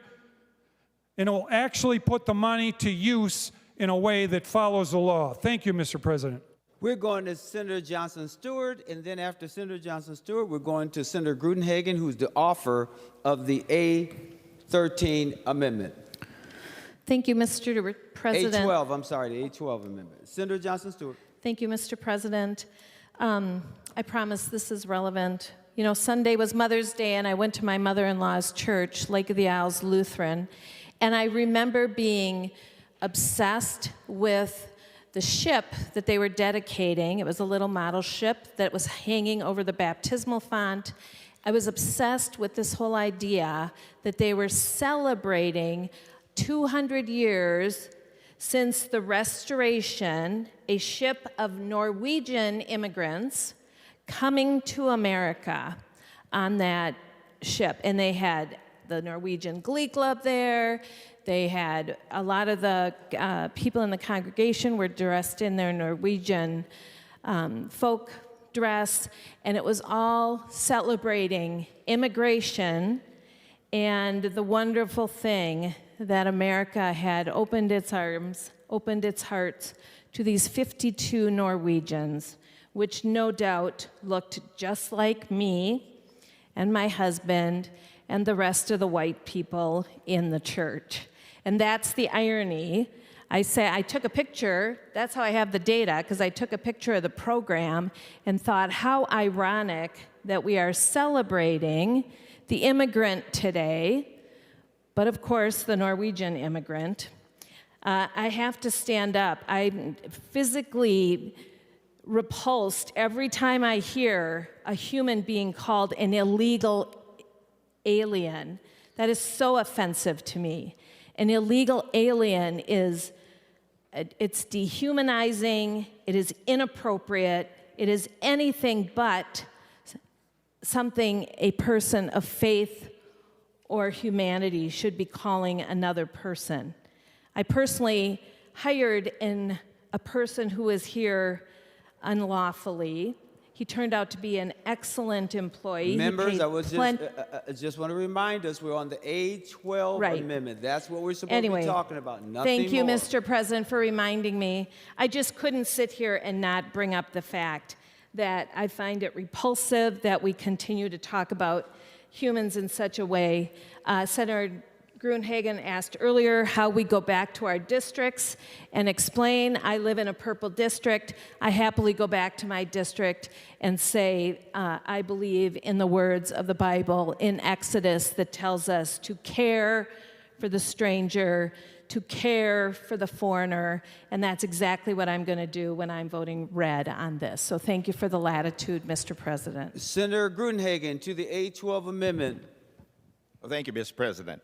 And thank you for the discussion, robust discussion. I think it is a critical issue we need to discuss. And just a couple responses. First to Senator Johnson. I'm sure the Norwegians came here legally. I mean, we're all great-great-grandchildren of legal immigrants. We need legal immigration.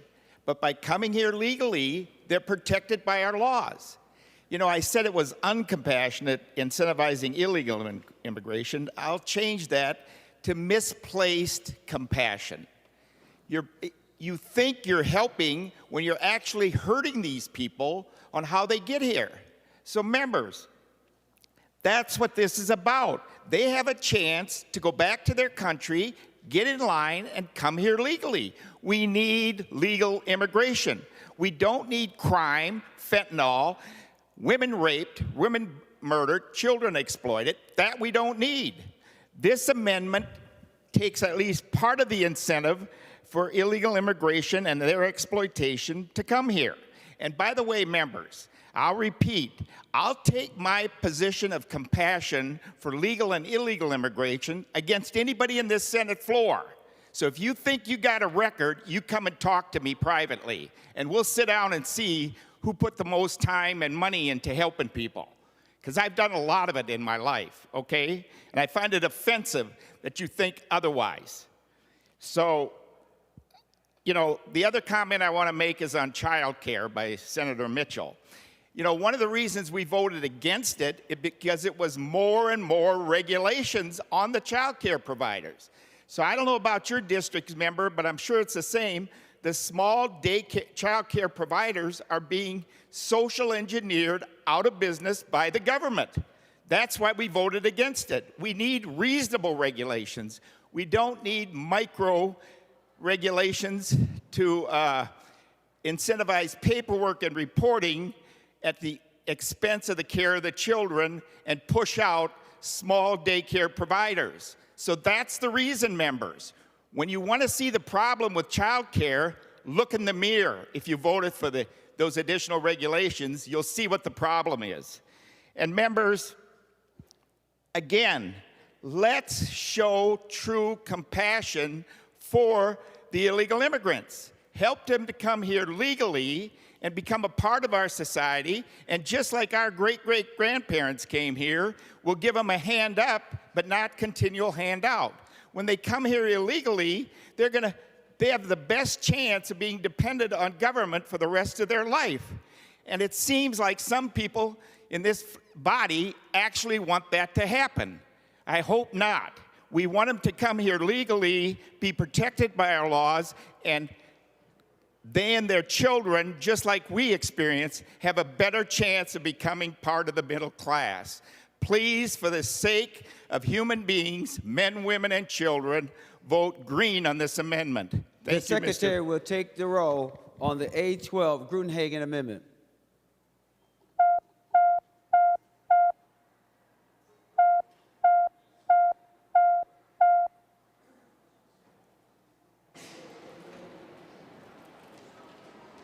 Senator Friends, for those voting pursuant to Rule 40.7 on the A12 Amendment. Thank you, Mr. President. I report Senator Herr votes no. Senator Herr votes no. Senator McEwen votes no. Senator McEwen votes no. Senator Marty votes no. Senator Marty votes no.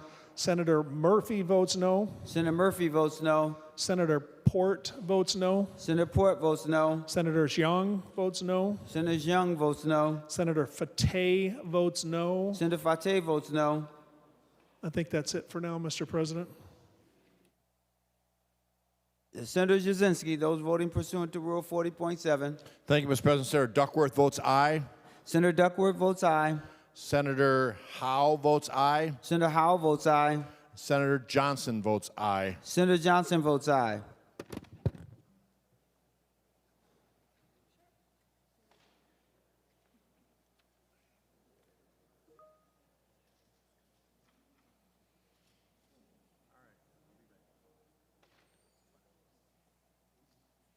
Senator Friends.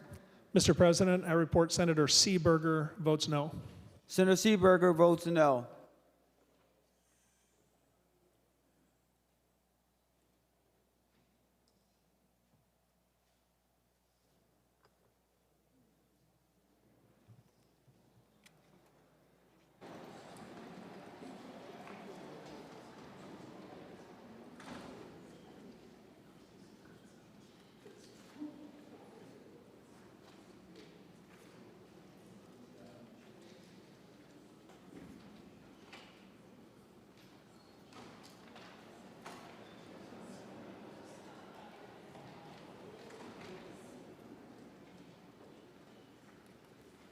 Senator Friends.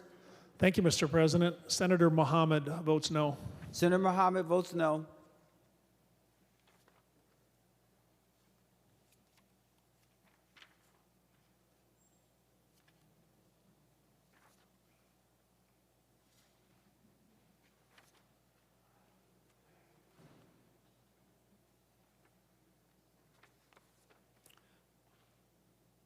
All senators having voted who desires to vote, the secretary will close the roll.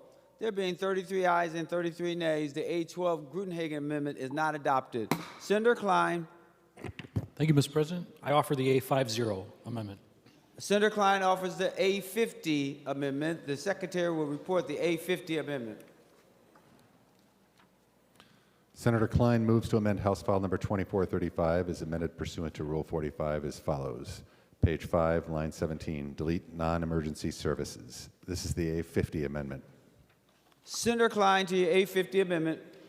Thank you, Mr. President. So within the bill as presented by Senator Wiklund, there's a prohibition on facility fees being charged in alternative settings. And I think this arose out of a patient experience where a person thought they were going to a regular clinic to receive health care, and then they were surprised charged this facility fee ostensibly because they were receiving care on a hospital grounds. I think it's probably accurate that these facility fees were designed with one intended purpose and may now be being used for an expanded purpose beyond that. I think it's also the case, though, that our hospitals across the state have become reliant on these revenues, and we know that they are in a very tenuous position and require any revenues they can receive to continue to deliver the excellent care that they do. So I worked very closely with the author of the facility fee provision to try to refine it to protect patients while also maintaining hospital revenues. And the A50 reflects that discussion with the author and the compromise that we reached. And this amendment, Mr. President, would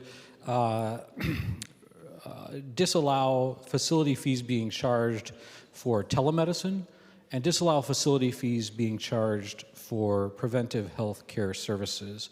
And I request a roll call and ask for your support. Roll call requested, roll call granted. Senator Wiklund. Thank you, Mr. President. I am really appreciative of all of the hard work that has gone into this aspect of the bill. And I have been in discussions with the author of the provision, Senator Verbaeten and Senator Klein. And while I am hopeful that we can continue to have discussions about how this provision moves forward, I think that this is sort of a negotiated place that we're getting to in terms of what is included in the prohibition, and I think it's important that we continue to move the provision forward, and so I would support Senator Klein's amendment. Senator Verbaeten. Thank you, Mr. President. I appreciate Senator Klein working with me on this, and what I will say about facility fees is, again, that they originated in an emergency setting that has to account for, hospitals being open 24/7. What we have seen happen is that through consolidation, these large systems have acquired clinics, and when they have acquired these clinics and they are affiliated with a hospital through a loophole, they've been able to charge facility fees at those clinics. While I would love to see the bill go forward in its strongest form, I worked with Senator Klein to make sure that when facility fees are charged in the most outrageous instances, that is what this prohibition is limited to. And like he said, it is preventative care and it's telehealth. There are times when folks don't even step into a facility at all, and yet they are charged a facility fee. There are moments when folks get things like vaccines and mammograms and screenings. These are services that as policymakers we have said folks should not have out-of-pocket costs for, and yet they are charged a facility fee. The facility fee has nothing to do with the cost of care. It is simply about a clinic's affiliation with a hospital system and is a loophole that we really need to close. And while this is not as strong as I would like it to be, I appreciate that this amendment focuses in on those most outrageous instances when facility fees are charged, and I'm willing to accept this compromise. Thank you. Senator Abler. Well, thank you, Mr. President. And I'm a co-author on the original version, and I co-authored because I think some of these charges are egregious, surprising, and in some cases just really crushing to a family's budget, especially when they get the thing later in the mail, especially these days since most people don't even get to exhaust their deductible before they wind up paying all their bills. And so I was hoping that this would create a good discussion. I thought that the bill might need some work, but I did sign on. And so I was even quoted in the paper that this should be between $0 and $1 billion, which is apparently how much comes from this. Mr. President, you know, and with all respect to the hospitals and the systems, they need to charge $1 billion on this fee. And sadly, Mr. President, they do, just to stay open. And so we could have quite a lengthy discussion about hospital funding and how to properly take care of those who serve some of the people, and particularly the Medicaid population is vulnerable to where they can even go and what's going to even be available. You know, I would believe that most members of this body would think that we certainly want to serve the people who are in need, and you know, the people with modest incomes or low incomes, people of Black, Indigenous, and people of color, and all of that. But yet the policies, the spending that's gone on, particularly in the last 3 years, has been to not support those hospitals. North Memorial Hospital, which is the place that some people have the only choice they can go to, is at risk. They've already closed some beds, and they're at risk of great retrenchment. And so, sadly, they need some of these fees. But, Mr. President, the real answer is in rebasing the Medicaid hospital payments, which was last done in 2018 under a bipartisan regimen. And I was going to research and figure when the last one was before that, but they can barely live on Medicaid costs anyway, and so these fees have become necessary. I do think there needs to see some retrenchment. I think this is actually, kudos to Senator Umar-Beaton and Senator Klein for working on, I think, which is a compromise going forward that actually could begin to have the discussion in conference about where do we wind up. I think the 100% prohibition probably is kind of heavy and making them lose $1 billion. Frankly, Mr. President, given the failures of this institution over the last 7 years to properly fund these places in the light of having literally billions of dollars to buy so many things with, if I was going to be in charge the money going forward in the last 5 years or 3 years, Mr. President, I would have actually funded hospitals so they wouldn't need these fees. But given what we got, we need something, and I would urge members to vote yes on this compromise. Thank you. Senator Rasmussen. Thank you, Mr. President. Would Senator Klein yield for a question? Senator Klein, will you yield? He will yield. Senator Rasmussen. Thank you, Mr. President. Thank you, Senator Klein. Senator Klein, could you help me understand what facility fees would be allowed if your amendment is adopted, and which facility fees would be disallowed if your amendment is adopted? And I believe you commented on that when you introduced the amendment, but I just want to make sure I understand the impact of what you're presenting. Senator Klein again. Thank you, Mr. President. It's actually easier to start with the second part of your question, what is disallowed, because it's two very unique circumstances. Number one is telemedicine, and this is specifically telemedicine outside a facility. So if somebody's at home in their pajamas accessing their physician through an online portal, they cannot be charged a facility fee, nor can their insurer. And then secondly, if they present to a clinic to receive preventive services under what's defined as preventive services in Minnesota Statute 62Q.46, in those two circumstances, Senator Rasmussen, the provider would be unallowed from charging facility fees. Senator Rasmussen. Thank you, Mr. President. I appreciate the explanation there, and I guess, Mr. President, would Senator Klein continue to yield? Senator Klein, will you yield again? He will yield again. Senator Rasmussen. Thank you, Mr. President. Thank you, Senator Klein. I guess, Senator Klein, as you think about facility fees, because I hear about it sometimes from constituents that will get a bill and it has a facility fee and they're either surprised by it or frustrated by it. And I was wondering, what do you see happening to these facility fees going forward if this amendment is adopted? Senator Klein to the 850 amendment. Mr. President, Senator Rasmussen, I think as you are implying, these facility fees have probably been redirected to a purpose other than their original intent. And to have a patient receive a surprise billing when they thought they were just going in to see their doc is not a good thing. Having said that, they have now become a significant and sustainable revenue stream for hospitals, and we can't, though we may philosophically think that hospitals should move away from that, we can't abruptly cut off the stream. So I would say going forward in future sessions, there should be a way to work with the hospital industry to maintain their operations while moving away from this particular revenue stream.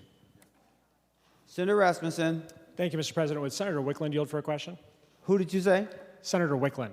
Senator Wiklund, will you yield? She will yield. Senator Rasmussen. Thank you, Mr. President. Thank you, Senator Wiklund. In your bill, one of the things that we've talked about is the direct payment program for hospitals. How much extra funding will hospitals get in your proposal? And I believe the other body has a similar proposal. Senator Rasmussen, is that a part of the 850 amendment? Senator Wiklund. Mr. President, Senator Rasmussen, the hospital direct payment program brings in almost $1 billion, and then that's distributed out to, hospitals based on different criteria. Senator Rasmussen. Thank you, Mr. President, and thank you, Senator Wiklund. I appreciate that information as we're thinking about hospital sustainability with this. And I guess, I was even surprised to hear with this 850 amendment that we had hospitals who are charging facility fees for telehealth appointments. And I'll just say it again, we have hospitals, it sounds like today in Minnesota, that are charging facility fees for telehealth. And Mr. President, I think I can see why many Minnesotans are frustrated when they get bills and they thought they're going to get charged for something and they're getting charged for another thing. When I go to a restaurant, they don't necessarily put a facility fee on there because I decided to dine in. And I sure wouldn't expect a facility fee if I got it to go. And so I think it's important as we look at all these policies that we just understand the consumer experience, because I think there's a lot of frustration from Minnesotans when they end up getting their bill. Senator Nelson. Thank you, Mr. President. I do stand in favor of the A50 Klein amendment. While I have concerns about facility fees, and they've not all been addressed in the A50 amendment, I do think it makes a step in the right direction. Certainly, getting rid of all facility fees, I think a better way to go, saving for another day, would be better transparency and accountability. Those services that are being paid for with facility fees still have to take place, whether that be the healthcare staff who are not physicians, and we know there are many additional allied staff that help, supplies, electronic health records, building maintenance, all those things that are necessary to excellent health care. And so I appreciate the Klein amendment, which is further, I think, being more thoughtful in looking at facility fees, but I think there is more work to do, and that will be for another day. But for today, I think the A50 amendment is a step in the right direction. Senator Hochschild. Thank you, Mr. President, and thank you, Senator Klein and Senator Umer Verbaeten, for negotiating this provision. The concern that I have, in addition to everything that others have already said, is when it comes to preventative services, the way that this is drafted, it would make it so that existing payments by insurance companies, private insurance companies, could not be collected for preventative services. And so that is my concern with this amendment. I think there are other options for us to look at how we can prevent preventative services and telemedicine from being charged directly to patients, but we shouldn't take away private insurance dollars from hospitals. So I just want to make that point, and that's why I'm not supportive of this amendment at this time. We will go to Senator Klein if you have any final statements. None. With that being said, the Secretary will take the roll on the A50 Klein Amendment.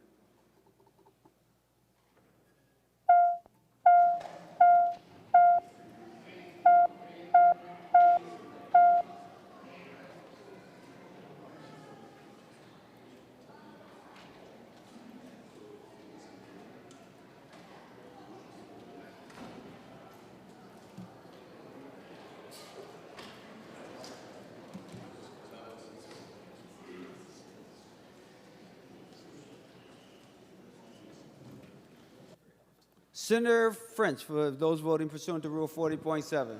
Thank you, Mr. President. I report Senator McEwen votes yes.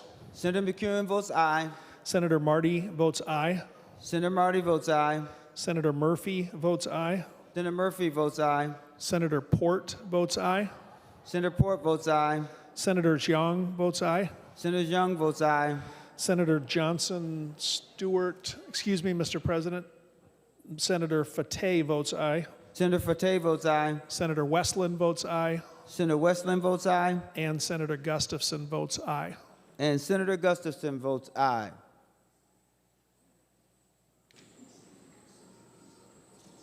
Members, if you're in the chambers, will you please vote, or someone next to them remind them to vote?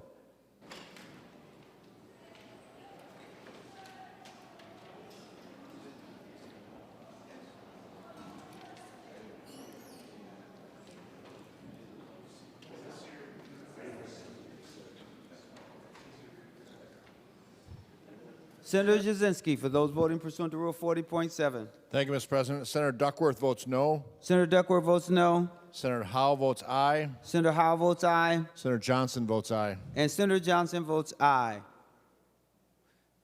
Senator Friends. Thank you, Mr. President. Senator Clark votes aye. Senator Clark votes aye. All senators having voted who desires a vote, the Secretary will close the roll. There being 59 ayes and 8 noes, the A50 Klein Amendment is adopted. Senator Dames. Well, thank you, Mr. President and members. Today I rise to speak on the portion of the bill that deals with the premium subsidy plan. There are some things that I certainly have some concerns about in that plan.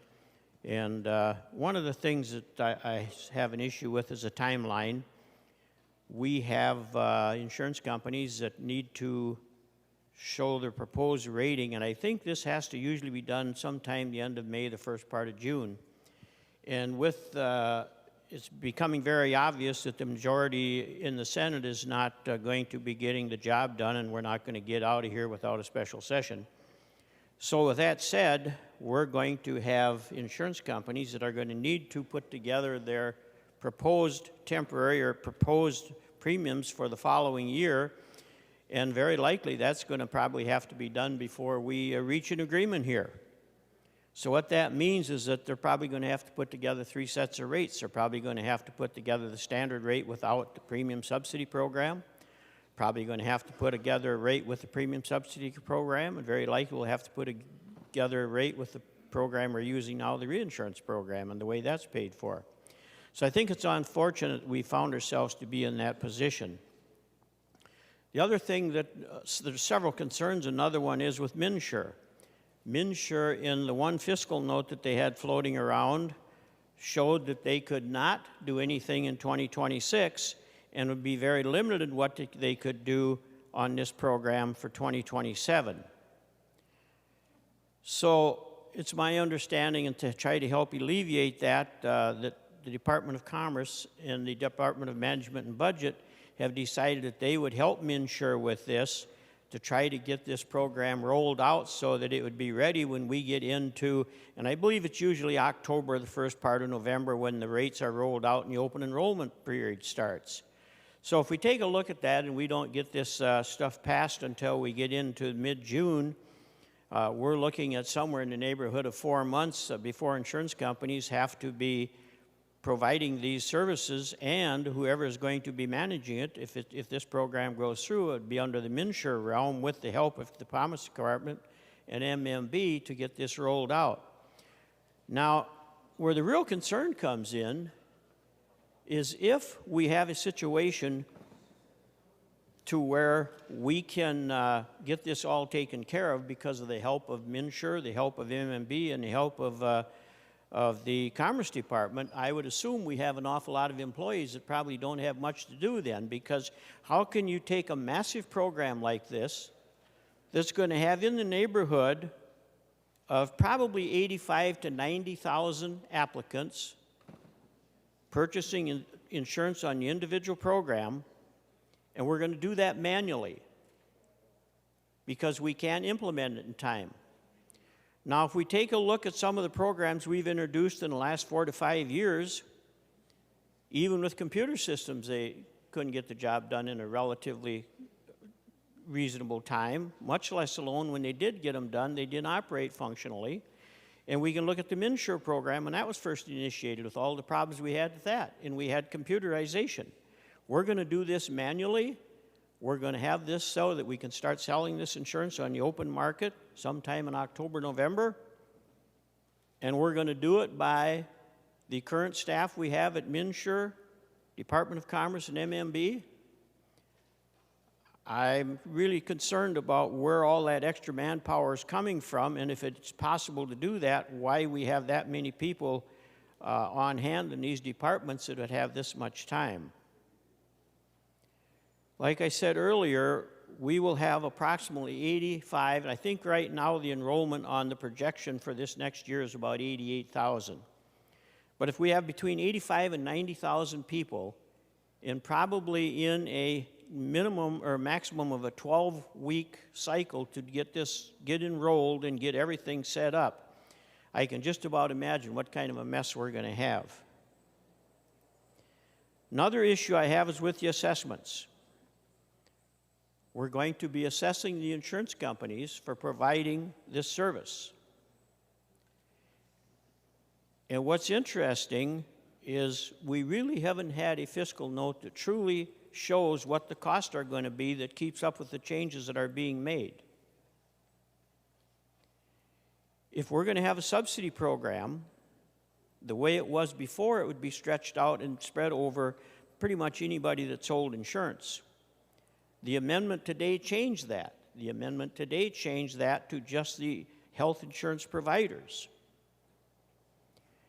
But with that being the case, those are the same people that are selling the policies. We're going to see an increase in the cost of insurance. Whether we give a 20% discount or not is really going to start to be immaterial because of the cost of the insurance is going to go up because it's going to have to be received on the other end. Another problem that I see with this program is that we're talking about a 2.8% subsidy.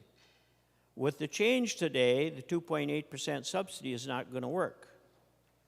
But yet, I don't think we've got a fiscal note showing what that impact will be. So that's certainly another concern. We've got a program in place now that works very well. It's worked very well, and I'm not going to get into the history of how we got where we're at today, but this all started out with the Obamacare, drove the prices up drastically. We lost coverage in a lot of our rural counties, and we had to come up with a program. Reinsurance was put into place. It's worked very well. Many states use it, and many states do use it the same way we do. Some states do a subsidy, others do not. So I'm quite concerned that we're taking a program that works very well and we're going to replace it with something that we can't get a fiscal note on that's accurate. We're going to combine 3 organizations to work together to do it manually. We've got probably 4 months to get this thing ironed out, and then we're going to have probably somewhere in the neighborhood of 12 weeks of selling the policies, and we think we're not going to have total disaster. With that said, Mr. President, I would like to offer the A8 amendment. Senator Dames offers the A8 amendment. The Secretary will report the A8 amendment. Senator Dames moves to amend House File Number 2435 as amended pursuant to Rule 45 as follows. Pages 581 to 584, delete sections 1 to 5. This is the A8 amendment. Senator Dames, any additional comments on your 8 amendment? Well, thank you, thank you, President Champion. This amendment eliminates the premium subsidy plan. Senator Wiklund to the A8 Dames amendment. Thank you, Mr. President. I'm just trying to observe like what is being removed, and if it is just removing the premium subsidy program language, members, the current funding for reinsurance ends at the end of 2025. If we remove the subsidy program and the assessment, there will not be something put in place that my budget does not accommodate funding reinsurance for another year or 2 years out of general fund money. And I think that would really be placing a great hardship on Minnesotans if they don't have access to the 20% reduction in premiums that would come about based on the premium subsidy program. The advantages of this program are that Minnesotans would be able to see that they are receiving a 20% discount on their statements. It would not change how they enroll in their insurance plan. They would still do that through MNsure. There's not another process that needs to be set up for enrollment. Currently, the insurance plans are working on healthcare or health insurance premiums for 2026, and they have a schedule they follow to submit those to the Department of Commerce, and they would still follow that schedule. They have to create rates that are reflecting reinsurance and without reinsurance, and so they would be proceeding the same way as they are today. So I would oppose the amendment. I oppose removal of the premium subsidy program because I think that the program offers benefits to Minnesotans.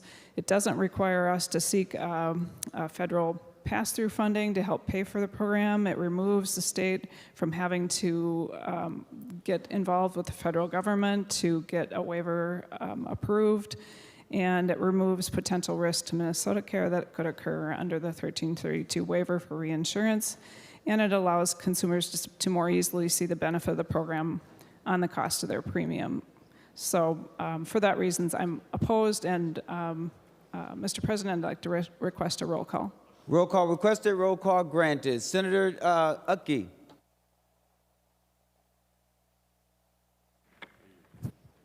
Thank you, Mr. President, and thank you, Senator Dames, for your amendment.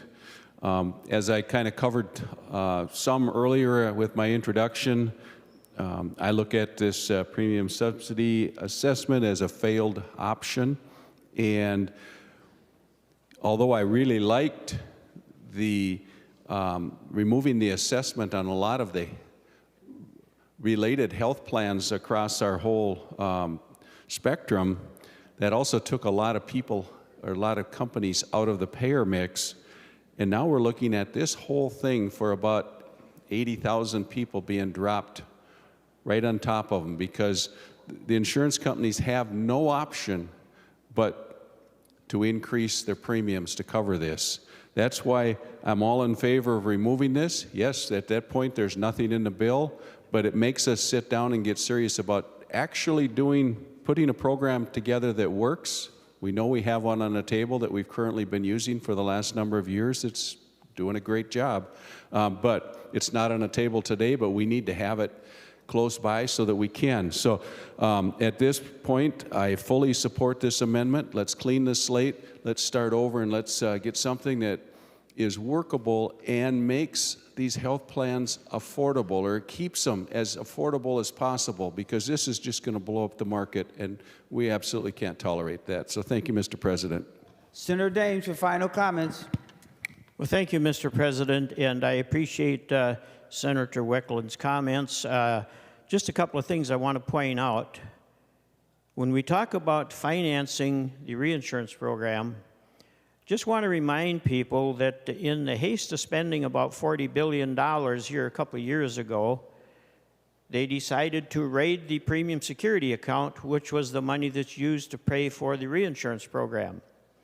In fact, I believe in 2023 there was $276 million pledged to come out of that account. And in 2024, I think it was another $8 million pledged to come out of that account for a total of $284 million. That money is still in the account. It's not pledged to come out until 2026.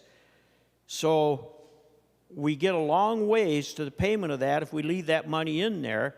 And the reason I say leave it in there is because that was what it was designed for. It wasn't designed there to put in for everyday use or something that we wanted to spend money on, and we could no longer take any more money out of the Healthcare Access Fund because we'd already drained that dry.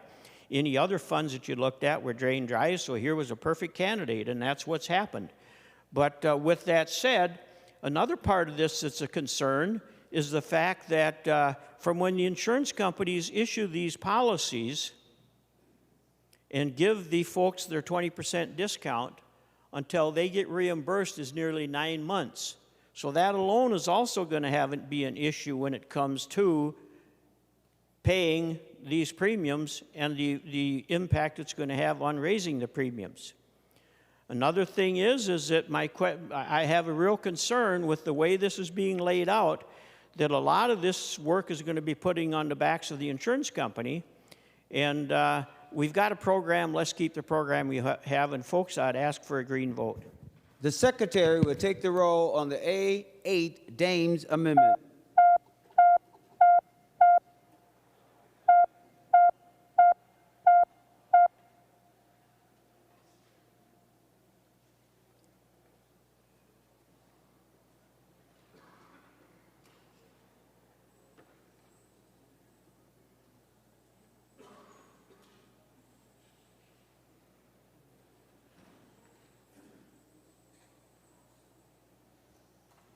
Senator Jasinski, for those voting pursuant to Rule 40.7.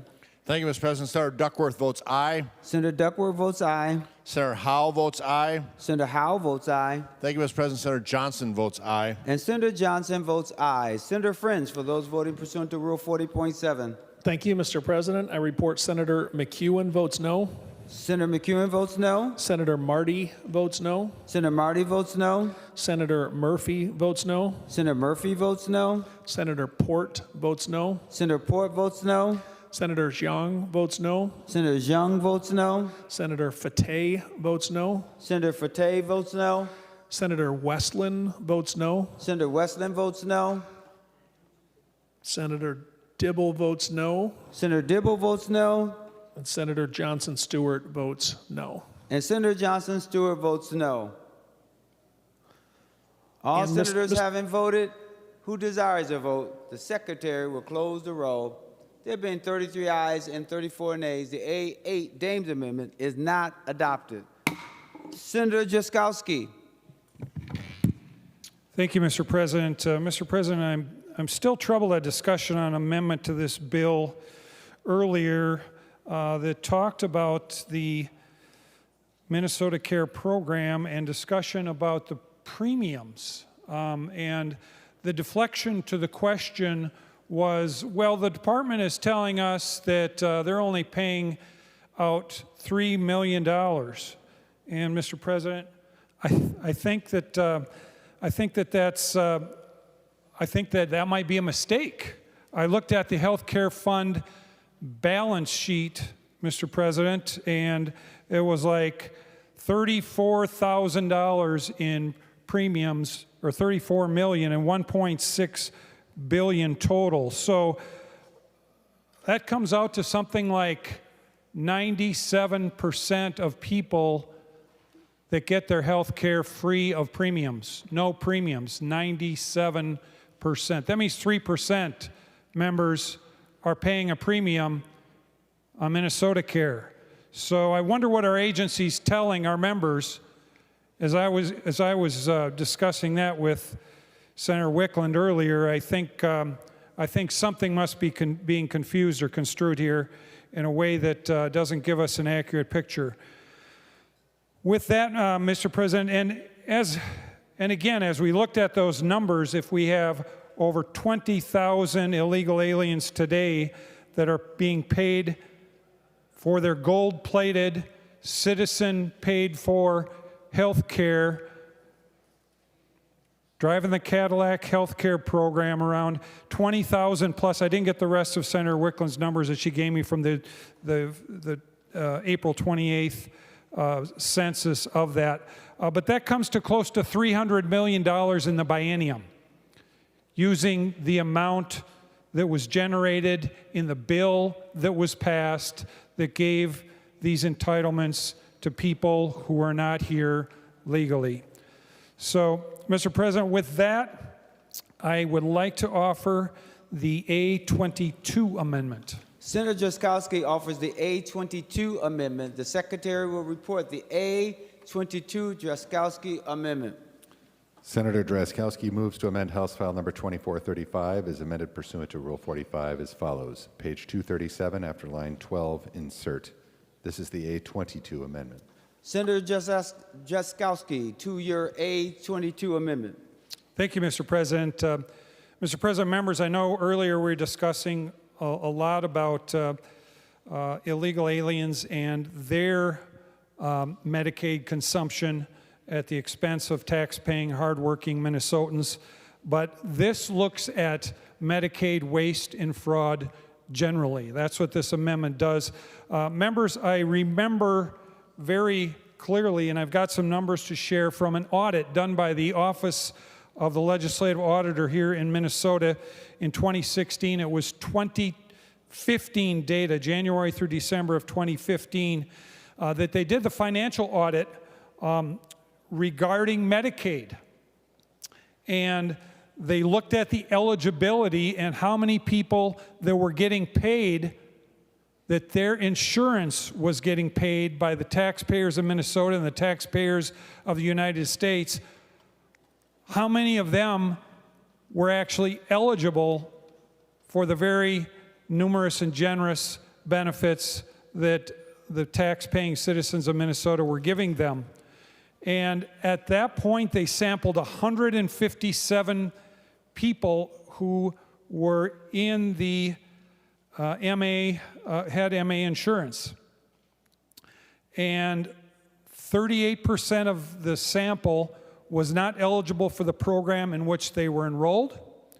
And 28% of the sample included ineligible people not eligible for any program. And that amounted to, for the population generally, 30 to 49% from the first category and 21 to 40% from the second category.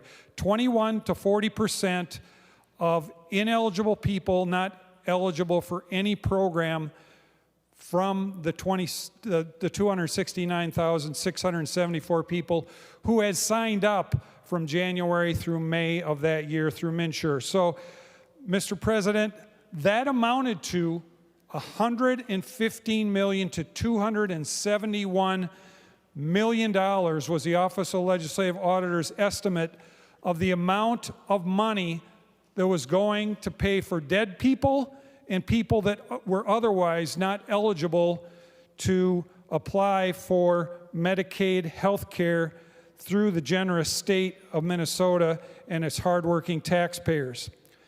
So, Mr. President, in 2019, if we'll remember, and members, you go to the Star Tribune article, November 10th of 2019, the article talks about the costly Medicaid missteps in which Minnesota was charged $150 million by the federal government for enrolling people on Medicaid who did not qualify.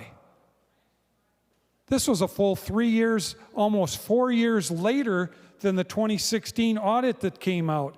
And of course, the department told us in 2016, Mr. President, that it was going to take care of the problem. And a year later, we were told by legislators that the problem was taken care of. But in 2019, we were charged $150 million. DHS was reported to have broken state law at least 200 times for not following the eligibility laws of the state of Minnesota that the people of this chamber then, and the chamber in the other part of the Capitol then passed, and the governor then signed into law. 200 times. Our state agency that is supposed to be looking after this violated the laws that guide them and tell them how to operate.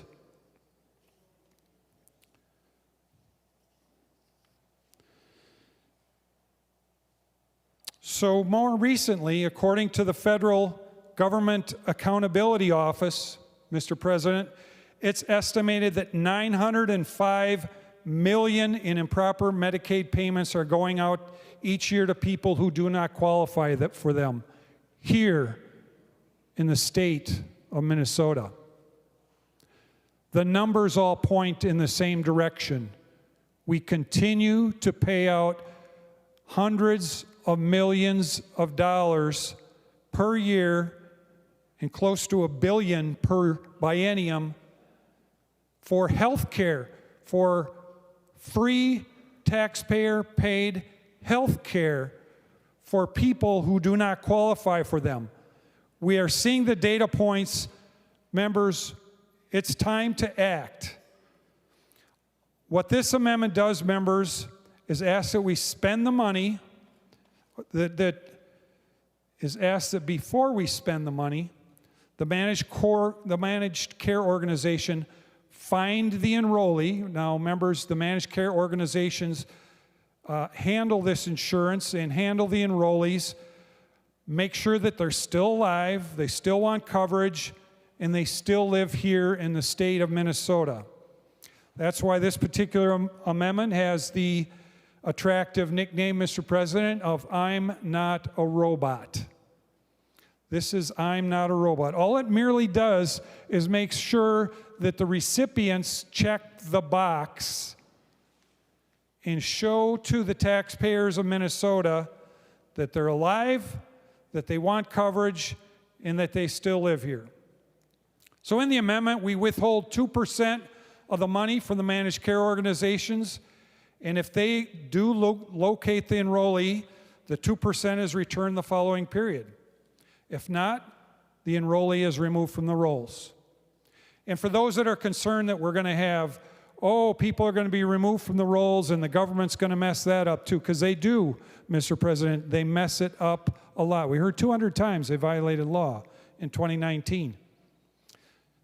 So if a mistake is made, simply that person, and if they do qualify indeed and a mistake was made, they show up at the emergency room or at the hospital and submit themselves for care, and they will be re-enrolled. That's how the process works.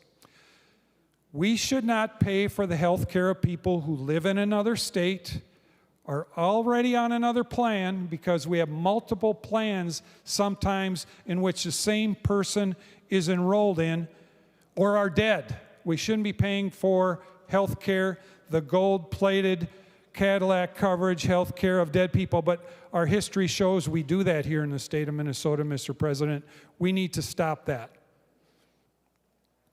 And it has been shown that the same person can be enrolled on several Medicaid plans in the same state.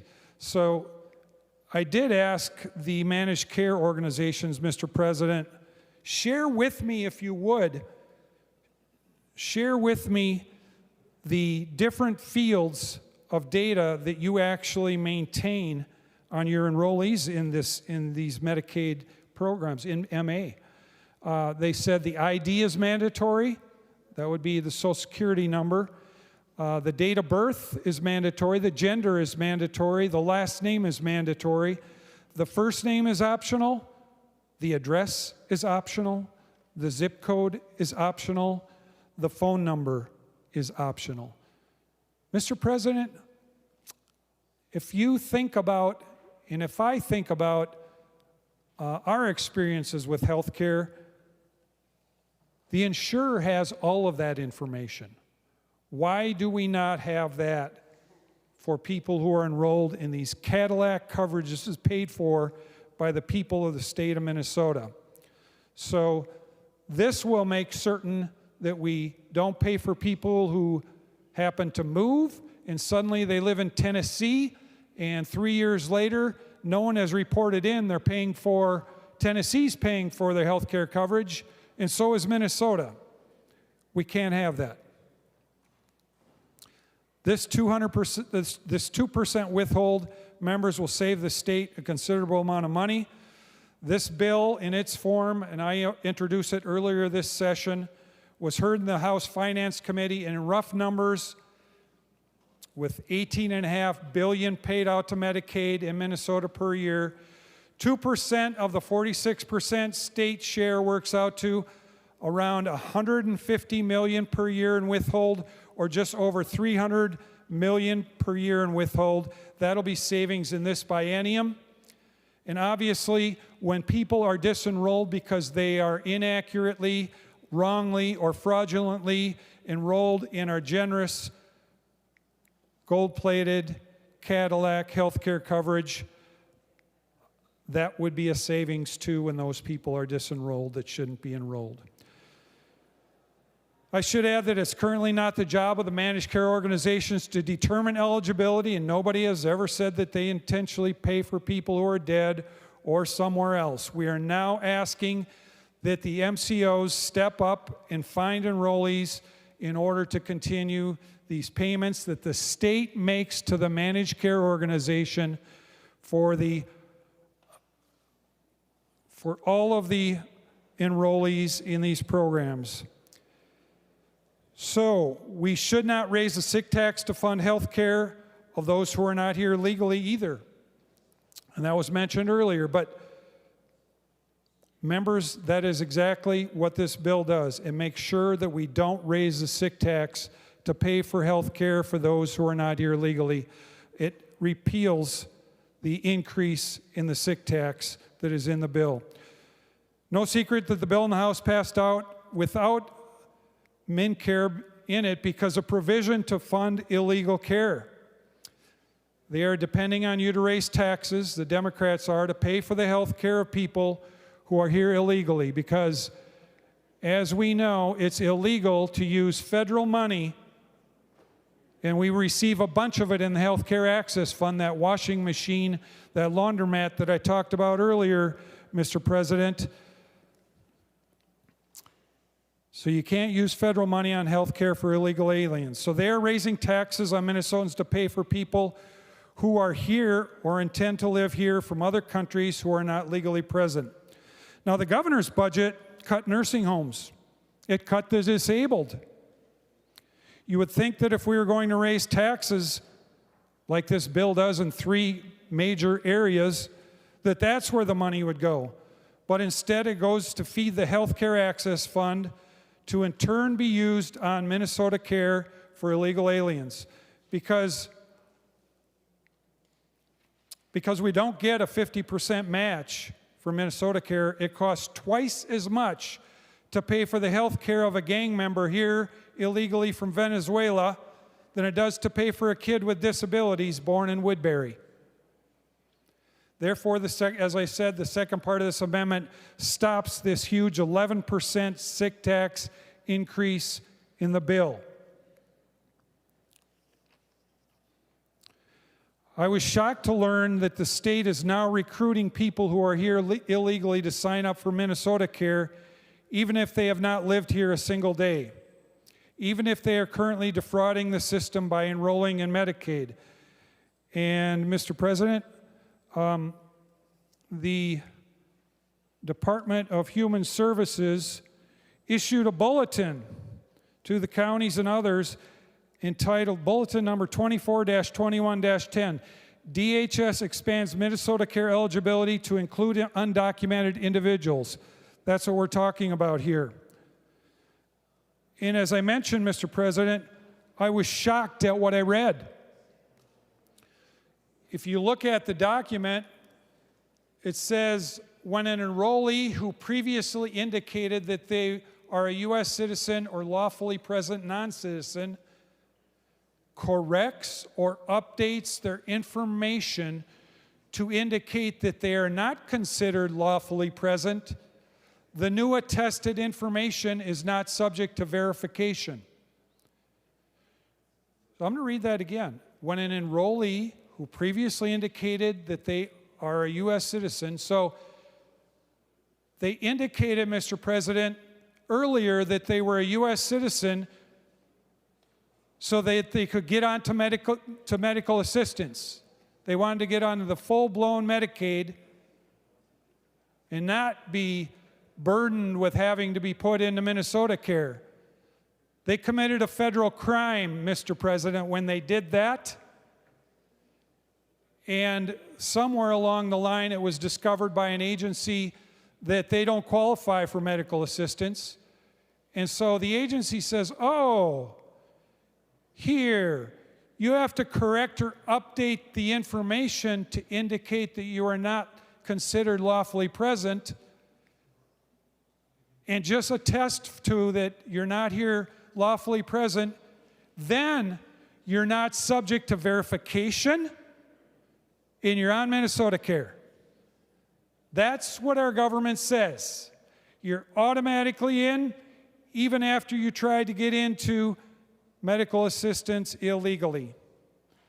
So state residency, Mr. President, it talks about that too. So people are not required to live in Minnesota for a specific duration of time to be considered a resident.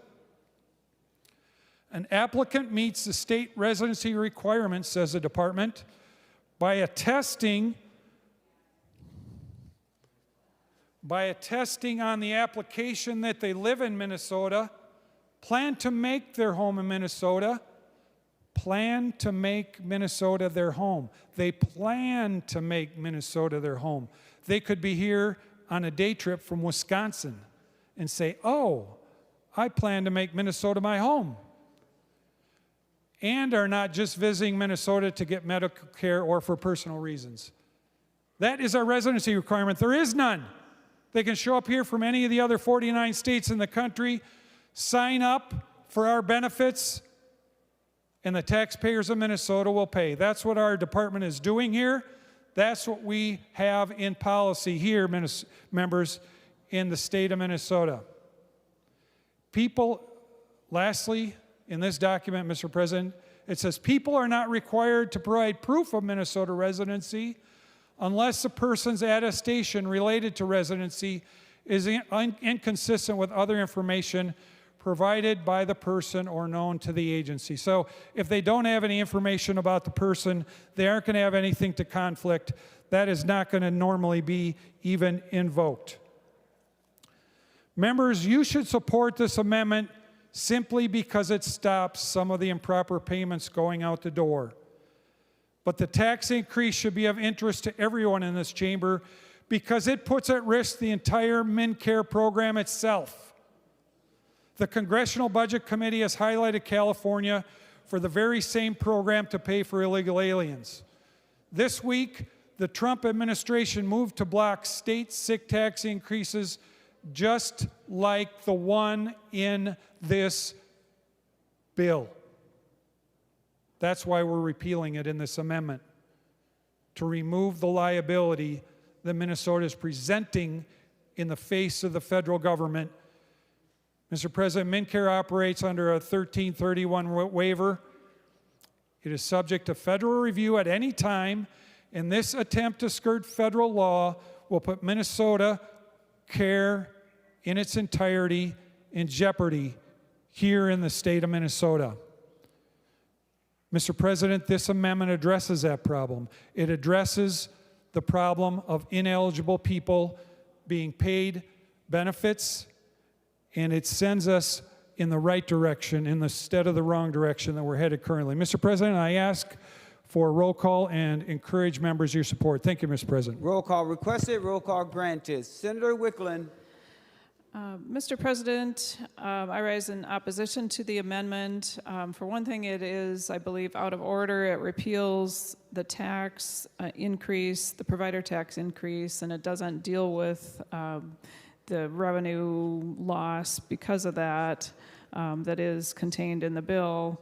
But it doesn't deal with Minnesota Care. It deals with our managed care plans that our Medicaid program utilizes. And I rise in opposition because basically what he is suggesting we do is impose a lot of paperwork, a lot of administrative costs, a lot of ways to basically have people drop off of our program because they have to go through unnecessary hoops and unnecessary paperwork to prove that they're still living where they are. I would say that this type of method is similar to what is being proposed in Washington, D.C. at this point, trying to reduce our Medicaid costs by making it hard for people to be enrolled in the program. And I think that from the standpoint of our department, it adds a great deal of administrative work. It also adds a lot of opportunities for loss of coverage. People will lose their coverage. They might not be able to access the care that they're currently in the middle of, and then they have to go through a process to get to submit paperwork to get re-enrolled. So members, I would suggest a red vote on this. This is not helping Minnesota, helping Minnesotans who are eligible for medical assistance. It's just adding more hurdles and more barriers for them to get health care. Any other discussion before we go to the author? Seeing none, we'll go to, Senator Liskey. Thank you, Mr. President. Mr. President, I rise in favor of Senator Drazkowski's A22 amendment. If for nothing else other than the repeal of the sick tax, also called the provider tax. It's a pass-through tax that raises the cost of health care to all constituents in the state of Minnesota, all those seeking health care. It is a sick tax, or being called a sick tax, because every single patient has to pay for it. The only one that has to pay for it is somebody who's seeking health care. We've heard on this floor that those that are seeking health care should be having access to health care. Well, this is actually inhibiting that access. You are now increasing the cost of their health care via this sick tax. And so with that, I rise in favor of the A22 amendment and look forward to a green vote from all members. Thank you. Senator Gruenhagen to the A22 Drazkowski amendment. Oh, thank you, Mr. President. Yeah, thank you, Senator Drazkowski, for bringing this amendment. When I was in the other body, I was on the HHS committee, and I remember some of the fraud that was brought forward. And like you said, if I understood right, they don't even have to put their address in there.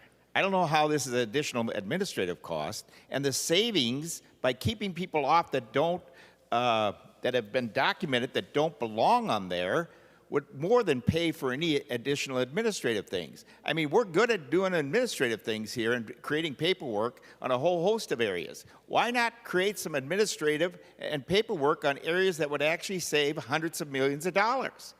We have the history of fraud in this state. So let's do something about it. Let's provide for the people that really need it here in the state of Minnesota, and let's not have people on there or from different states that are taking advantage of Minnesota taxpayers. Again, at least having an address and how long you've been here. I mean, what if you moved to Minnesota for one day, signed up, and then left the state? I think, and the fact that you're not a robot, what is wrong with that? That's the type of oversight that MCOs need, and we almost have a perverse incentive. The more you sign up, the more money you get. I mean, so much of government is like that. The more problems you have, the more money you get. And we need to approve this amendment and at least begin to plug some of the areas that are creating waste, fraud, and abuse. And we have the history on this. So please vote green. Thank you, Senator Drazkowski. Senator Drazkowski, you get the last word on your A22 amendment. Thank you, Mr. President. Thank you for the discussion, members. Members, I find it ironic that we have members here who don't want to burden people who are receiving gold-plated Cadillac-style health care coverage paid for by the hardworking taxpayers of Minnesota, that many of those hardworking taxpayers of Minnesota themselves cannot afford for themselves. They can't afford this type of coverage, Mr. President, because it's that good. For many of these coverages, there's no premiums, there's no deductibles, and the coverage is virtually unlimited. The farmers in my district can't afford that. Neither can the waitresses and other people who work real hard. But we can't at least make certain that people who we give this very, very generous taxpayer-paid coverage to actually are eligible? When it's been proven that we got close to $1 billion of biennium that we are paying out the door, that's leaking out onto the roads and down into the ditch as we drive the streets of Minnesota? Members, this is common sense. Members, this is fiduciary responsibility. This is what it looks like. It's called I'm Not a Robot, members. It's responsible, it's smart, it's what your constituents expect of you, and it should be put into law. I encourage your support. Thank you, Mr. President. The Secretary will take the roll on the A22 amendment.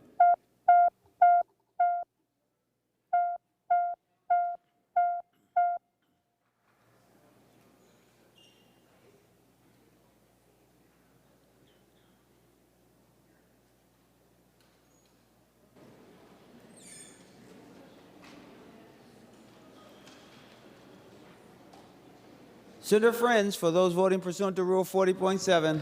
Thank you, Mr. President. I report Senator McEwen votes no. Senator McEwen votes no. Senator Marty votes no. Senator Marty votes no. Senator Murphy votes no. Senator Murphy votes no. Senator Port votes no. Senator Port votes no. Senator Xiong votes no. Senator Xiong votes no. Senator Fateh votes no. Senator Fateh votes no. Senator Dibble votes no. Senator Dibble votes no. Senator Johnson Stewart votes no. Senator Johnson Stewart votes no. And Senator Putnam votes no. And Senator Putnam votes no. And Senator Latz votes no. And Senator Latz votes no. Senator Rasmussen or Senator Lang? I'm sorry, Senator Lang, for those voting pursuant to Rule 40.7. That's okay, Mr. President. We look a lot alike. Senator Duckworth votes aye. Senator Duckworth votes aye. Senator Housley votes aye. Senator Housley votes aye.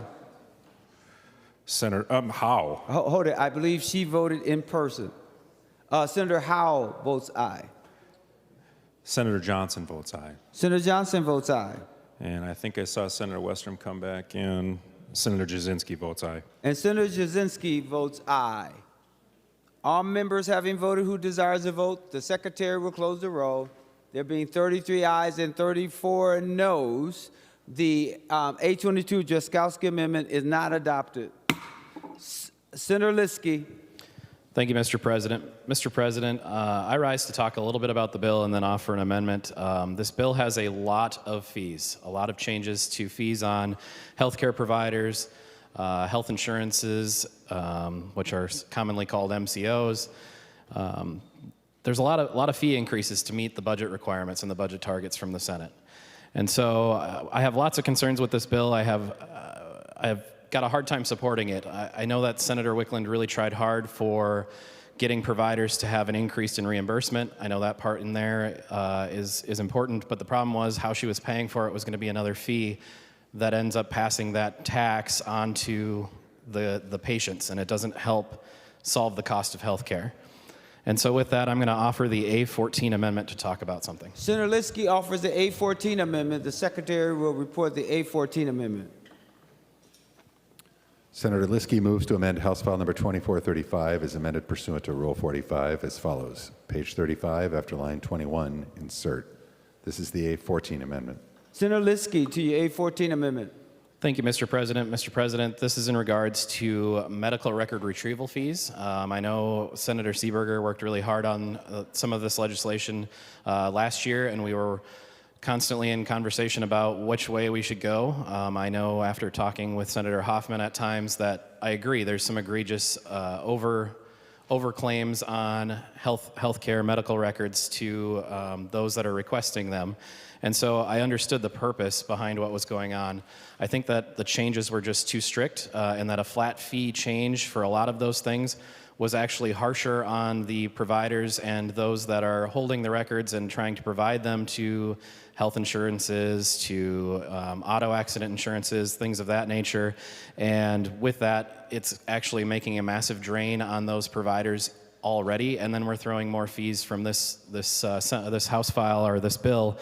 This Omnibus bill is going to pass on a lot of extreme costs to those healthcare providers. And so with that, I would like them to be able to be reimbursed correctly, and I look forward to offering this amendment and talking about it. I understand that it didn't get a hearing this year, and that maybe we can have a hearing next year. I'm just looking forward to having open dialogue about this amendment. Thank you. Senator Wiklund. Senator Wiklund.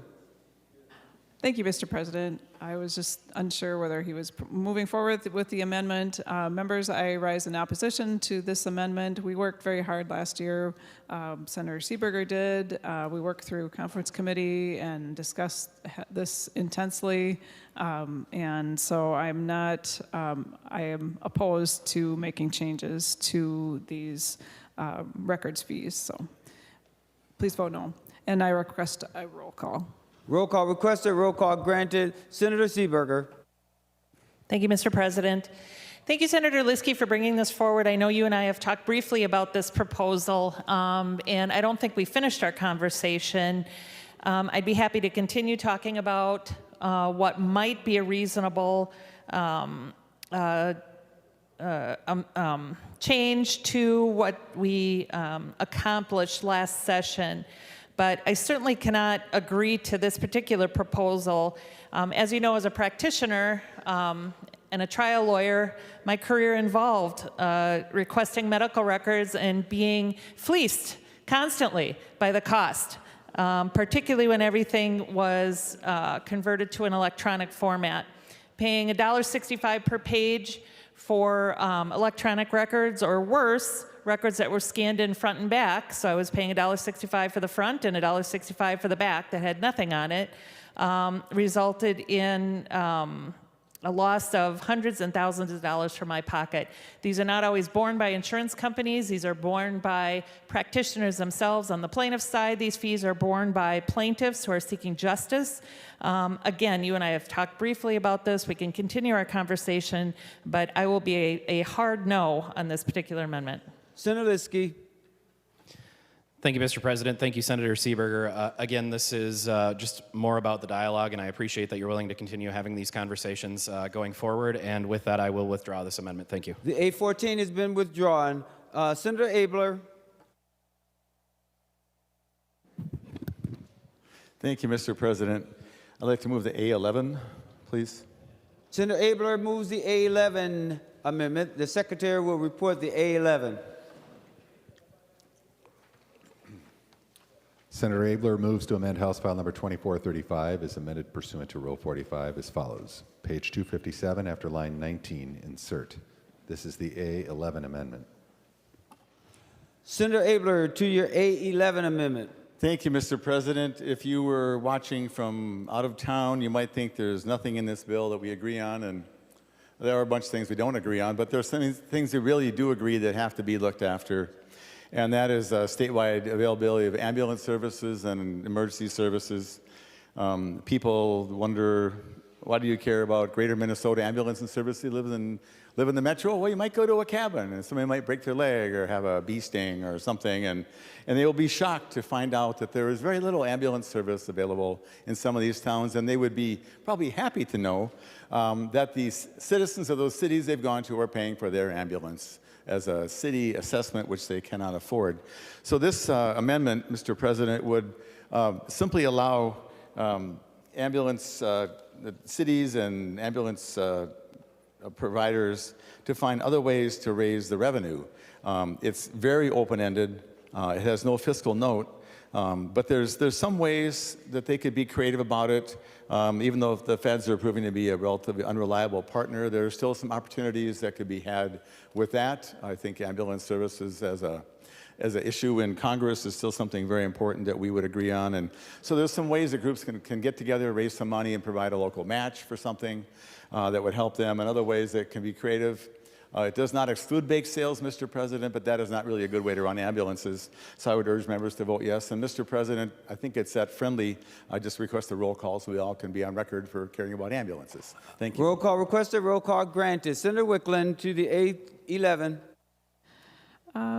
Thank you, Mr. President. I guess, it seems like not a very substantial amendment when it just says may implement, and it has a lot of, suggestions for them to consider. I do think that the bill itself has some concrete approaches to funding ambulance service providers. There is funding for within the managed care assessment to direct $18 million per year to ambulance provider funding. I'm not opposed to finding other ways. It also raises the medical assistance rates for ambulance services. I'm not opposed to looking for other methods, so it's not something that I'm going to strongly oppose. If you want to see this conversation move forward, members, you can choose to vote as you wish. Any other discussion before we go to the author of the amendment? Senator Abler, any last comments? Seeing none, the secretary will take the roll on the A11 Abler amendment.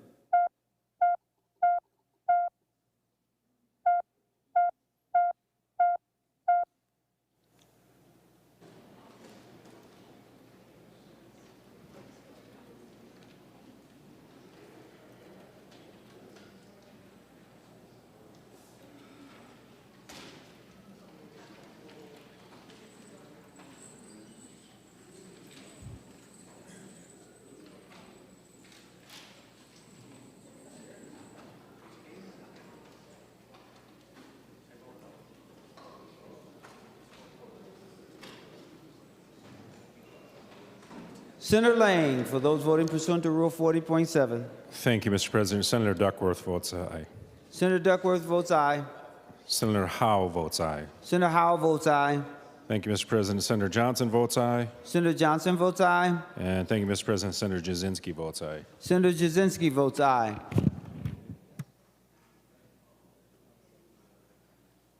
Anyone else? Senator Friends?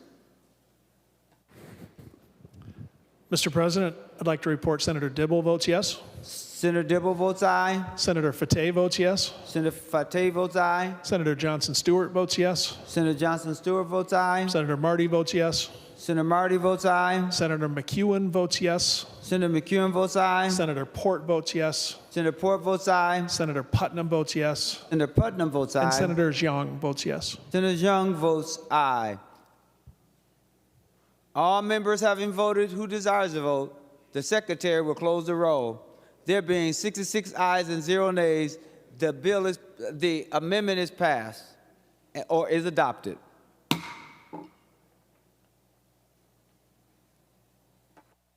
Senator Abler. Well, thank you, Mr. President. I appreciate that very much. And thanks, Senator Wiklund. I think some of these may statements that we put in the bill where they may go work on something that gives them flexibility to be creative. And I think very often, Mr. President, you probably agree with this as well, that, as bright as we are, Mr. President, establish statewide policy that's hardly ever without a flaw, that maybe some locals have some good ideas. So anyway, thank you for that vote. Mr. President, I will move the A4 amendment. Senator Abler offers the A4 amendment. The secretary will report the A4 amendment.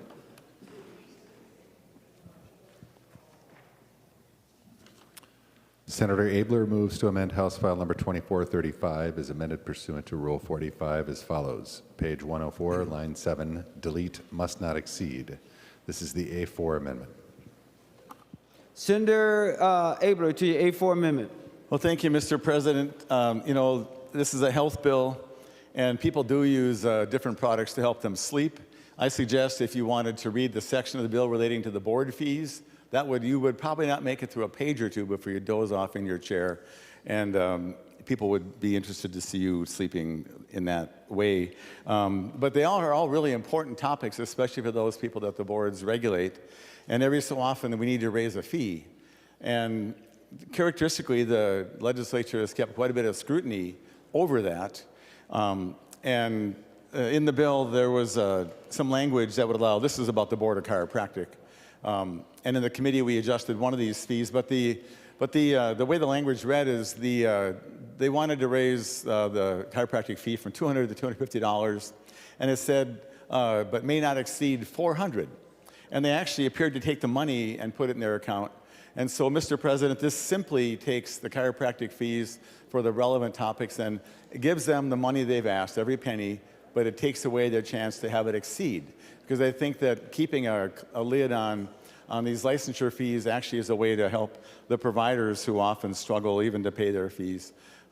So, Mr. President, that's the amendment. And I think when you talk to your grandchildren about your work in the legislature, this amendment is something you point to them and be very proud of. Mr. President, I urge a yes vote. Thank you. Senator Wiklund to the A4 Abler Amendment. Thank you, Mr. President.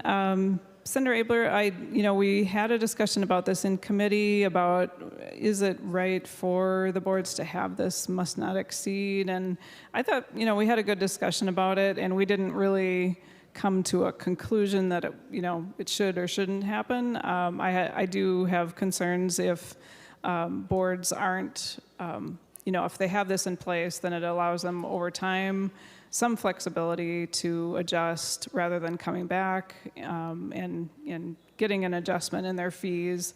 However, I do also see that, that is part of their process, is to come back and to make sure that we are aware of how much they need to sustain their board activities, and that they're assessing the fees based on what they need, not some projections. So I would consider this, members, you can vote whichever way you would like on this. I take it as a friendly amendment.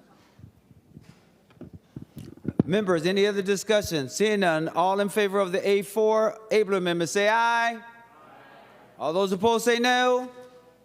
The A4 is adopted. Senator Abler, I think you have one more amendment. Is that correct? Well, thank you, Mr. President. I think your grandkids will be so eager to read that part of the bill and see the improvement you made in state policy. Mr. President, I'll move the A1. Save the best Senator one for Abler last. offers the A1 amendment. The secretary will report the A1 Abler amendment. Senator Abler moves to amend House File Number 2435 as amended pursuant to Rule 45 as follows. Page 459, after line 5, insert. This is the A1 amendment. Senator Abler to your A1 amendment. Thank you. It's the best one, Mr. President. It's number one. So that's a hint to people. The topic of Social Security benefits to orphans, children in foster care has been a great source of consternation, pain, and struggle for many of the young people who find themselves in the situation that they're in foster care. And there's some monies that go out. And so there's a great debate about how to handle this. And the entire debate, Mr. President, is about, so this money came from their parents who paid Social Security, and there's a benefit package. And where does that money go as they're a minor? Should it go right to them? Should it be accumulated into a trust? Should the counties get to keep it to pay for their care?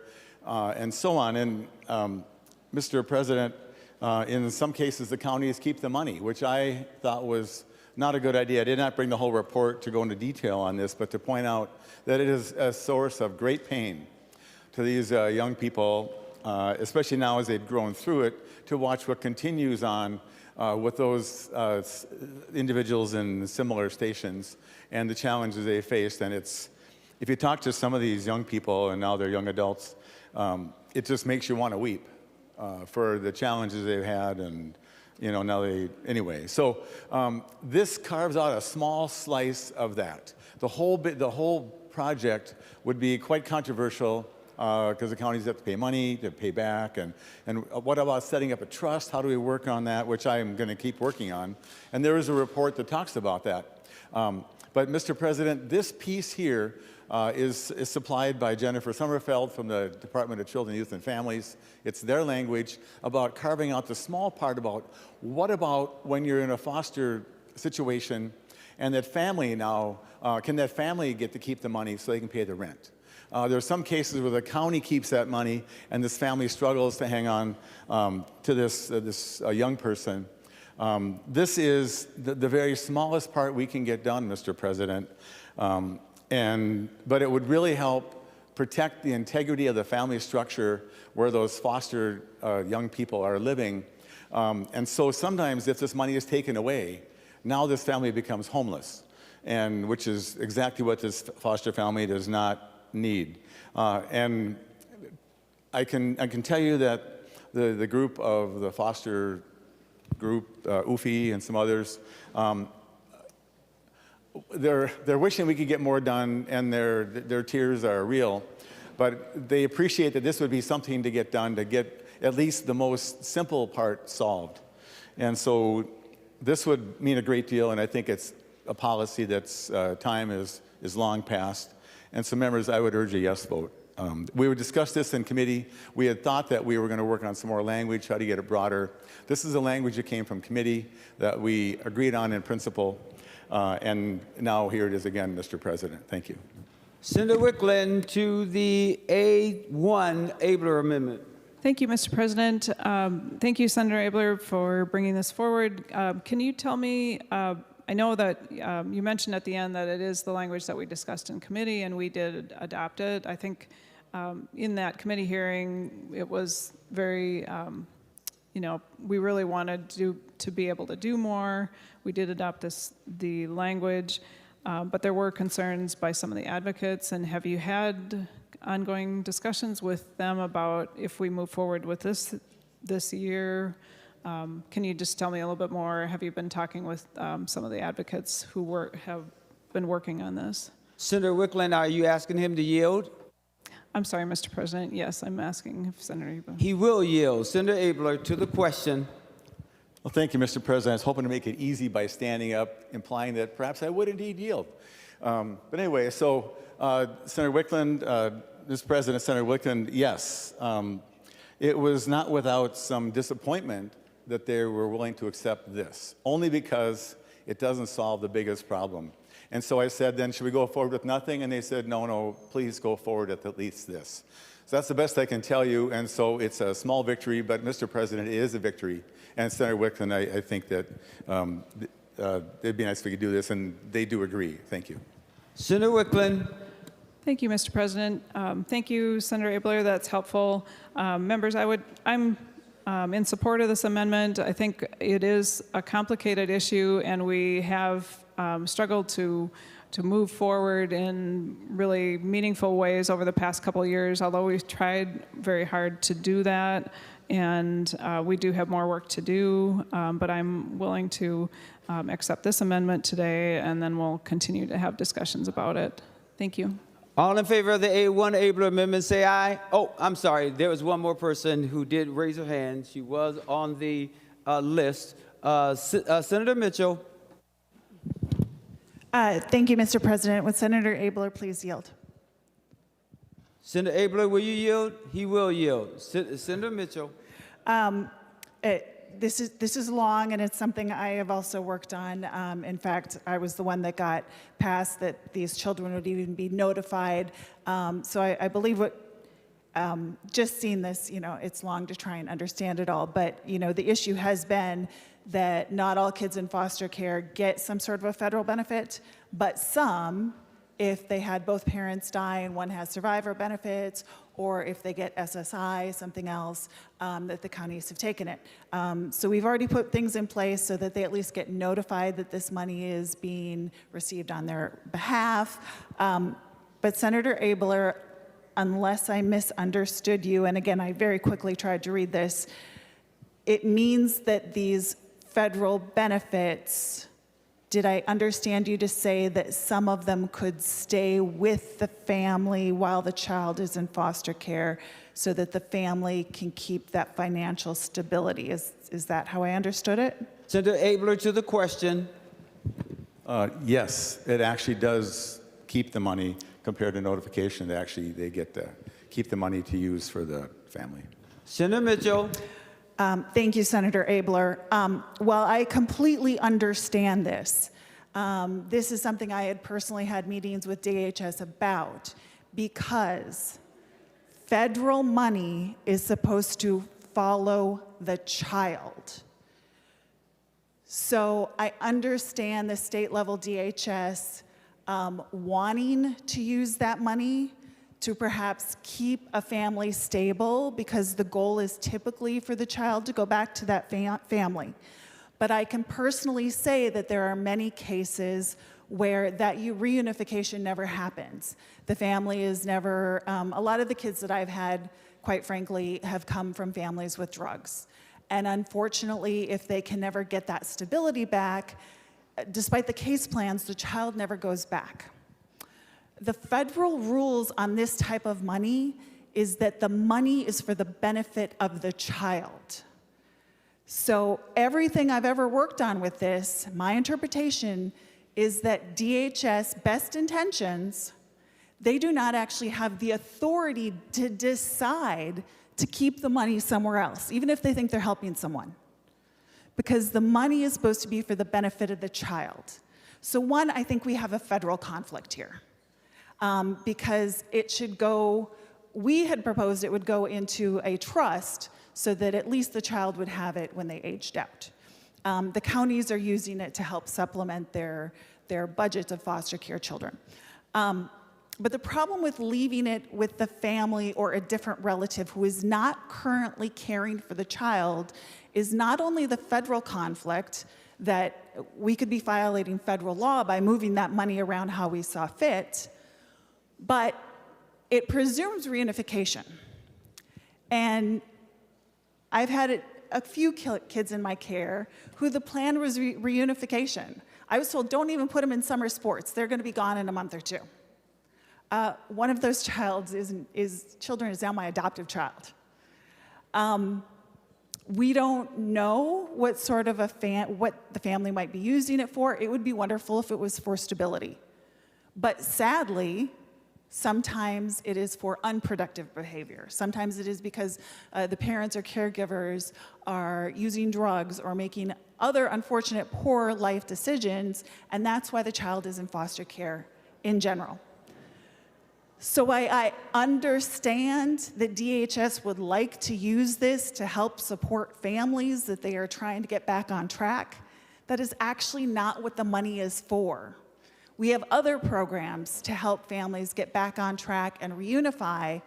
The money is supposed to stay with the child. And I've read the federal rules on this. And I have told Jennifer Sommerfeld that that is not what the money is supposed to, and while reading the federal rule.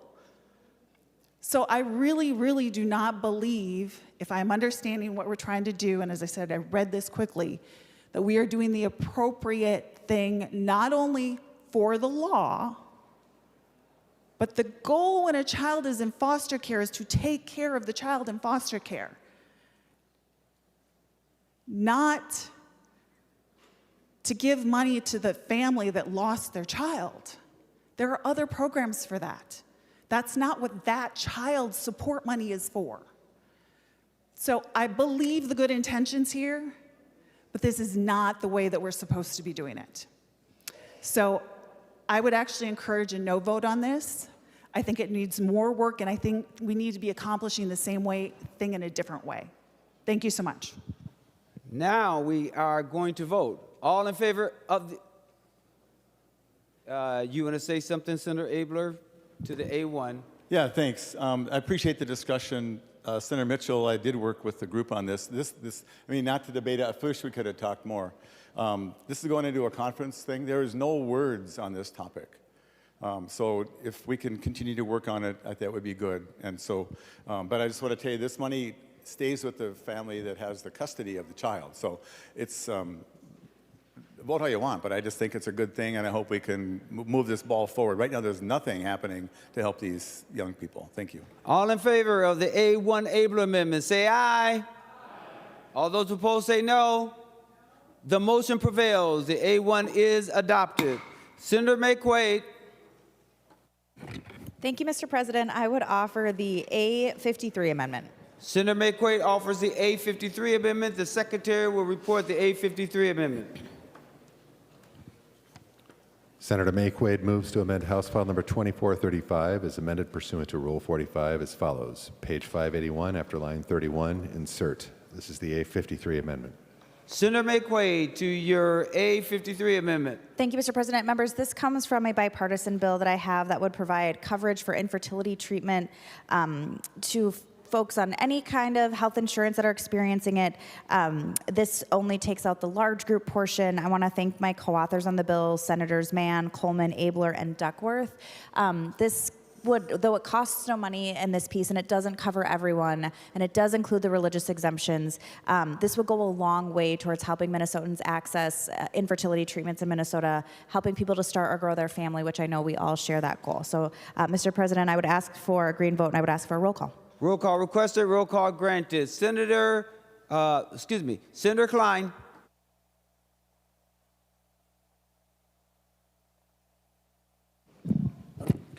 Mr. President, I'm still pulling up the amendment. Will Senator McQuaid yield? Senator McQuaid, will you yield? She will yield. Senator Klein. Senator McQuaid, does this mandate on coverage apply only to the private insurance market, or does it cover the public health programs? Senator McQuaid, to the question. Thank you, Mr. President. It only applies to the private insurance market to avoid putting the bill out of balance. Senator Klein. Thank you, Mr. President. I raise a point of order under 35.2 germaneness. This is a bill that applies to the jurisdiction and the spreadsheet of the Commerce Committee, which has oversight over the private insurance market. And I would ask you to rule this amendment out of order. Any other advice? Senator Rasmussen. Thank you, Mr. President. I would also offer advice that the point of order is well taken. In addition to the points that Senator Klein made, this would also create a cost within the commerce budget because of defrayal obligations, and we have seen that in fiscal notes that even when an insurance mandate excludes public plans and is put solely on the commercial market, the state of Minnesota, through federal law, has defrayal costs, and so that would be in the commerce spreadsheet, and so I would ask you to find the point of order well taken. Senator McQuaid. Thank you, Mr. President. I would ask, or maybe I'll provide clarifying information so everyone who's raised a point of order, this does not include the insurance groups that would incur the defrayal costs. So there is no cost to this piece. There would be a cost if I included those small insurance groups and if I included public, but this does not include that. This is the policy-only pieces. Members, give me a moment.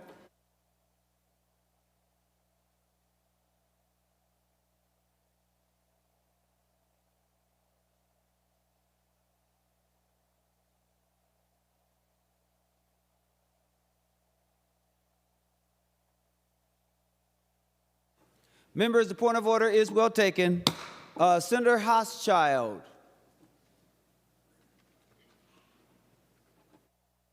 Thank you, Mr. President. Members, I appreciate the conversation previously that Senator Klein and Senator Umer Verbatim worked on with regards to facility fees.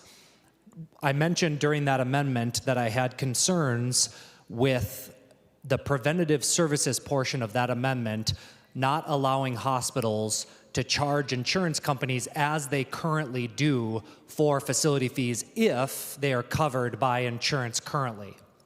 So my goal is to, with this amendment, Mr. President, is to make it so that we cannot charge patients directly for facility fees for preventative services. But if a hospital has an ongoing agreement with an insurance company to pay for facility fees, that would be allowed under this amendment. So members, just an additional tweak to the facility fee conversation, and hoping I can earn your support. Senator Hochschild, you didn't offer any amendment, did you? I am sorry, Mr. President, and what I was referring to was the A56 amendment. Senator Hauschild offers the A56 amendment. The Secretary will report the A56 amendment. Senator Hauschild moves to amend the Klein A50 amendment to House File Number 2435 as follows. Page 1, after line 3, insert. This is the A56 amendment to the Klein A50 amendment, which was previously adopted.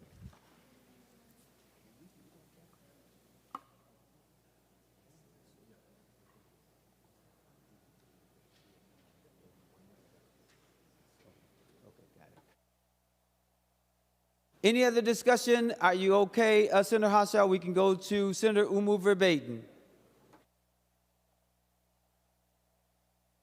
Thank you, Mr. President.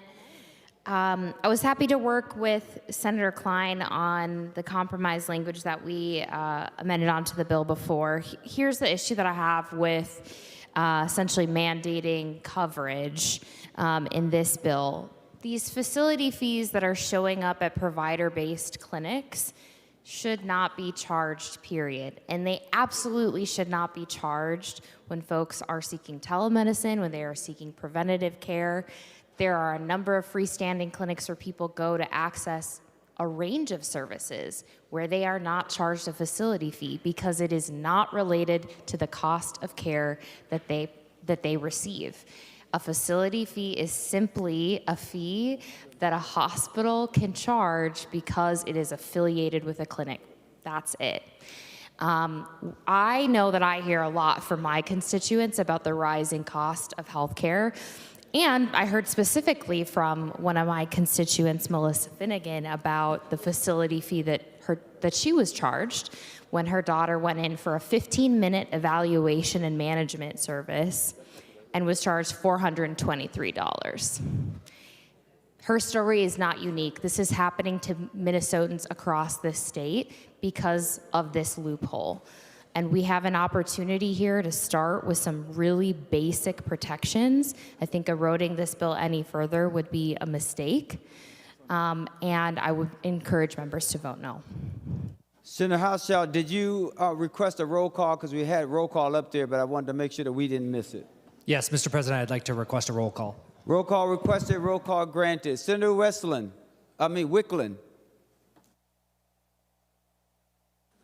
Mr. President, I'm trying to kind of digest how this amendment would work, and I think, my concern is that prohibiting them from charging the patient doesn't affect their ability to bill insurance, and when insurance is billed for the fee and there's some coverage, that goes back to the hospital or the healthcare provider, it seems like the insurance company in the end is going to find a way to pass along those costs to consumers in the form of increased rates. And so I think the way the amendment, the original amendment, the A50, is constructed, I supported that, but I'm not in support of the A56 because I think it goes against what we're trying to get at here, is that there are fees being charged that are not reasonable and not really accounted for in terms of what the services are that the patient is coming in for. This is at a provider-based clinic that is separate from a hospital. And as Senator Verbaeten mentioned, patients could go to one standalone clinic and they wouldn't be charged this fee, and then if they go to a different one in a different health system, they might then be charged the fee. Just making it go back to the insurance plans doesn't really address that we're raising costs for consumers in the end, because if they pass it along in higher premiums, consumers are still paying for it. So I oppose the amendment. Senator Rasmussen. Thank you, Mr. President. And I appreciate a conversation with Senator Hauschild on this amendment. And I just wanted to share with members of the body for their consideration on this important topic that I did have a chance to talk with some of the health plans about this, and that they felt like this language would fit in with their normal practice and that they'd still be able to negotiate with providers. And so that's what's been represented to me. So I just wanted to share that with individuals who are concerned that this might be a health insurance mandate. Any other discussion before we go to the author of the amendments? Senator French. Thank you, Mr. President. Would Senator Uma Verbaeten yield for a question? Senator Uma Verbaeten, will you yield? She will yield. Senator French. Thank you, Mr. President. Senator, I'm a little unclear. With the amendment, it would seem to say we can still bill private insurance. And I understand that that billing takes place for these facility fees. Is our goal with the underlying language in the bill to reduce the amount of money that the providers get, or to shift it to somewhere else? Thank you, Mr. President. Senator Uma Verbaeten to the question. Thank you, Mr. President. Because facility fees, again, are not related to the cost of care and are simply a fee that can be charged due to a clinic's affiliation with a hospital, I would say I just fundamentally believe patients should not cover that cost. Insurance should not cover that cost. The fee should not exist. Senator French. Thank you, Mr. President, and thank you, Senator Uma Verbaeten. I made a pledge before the floor session to support the author and to support Senator Uma Verbaeten, but I do think what we're saying is providers will get less. For those of us from greater Minnesota with real concerns about the ability for these hospitals and other providers to stay afloat, I hope that we have a commitment from the author to continue to work on this. I think it's a legitimate question. Thank you, Mr. President. Any other discussion before we go to the author of the A56 amendment? Senator Hauschild, you get the last word if you would like to have any. Thank you, Mr. President.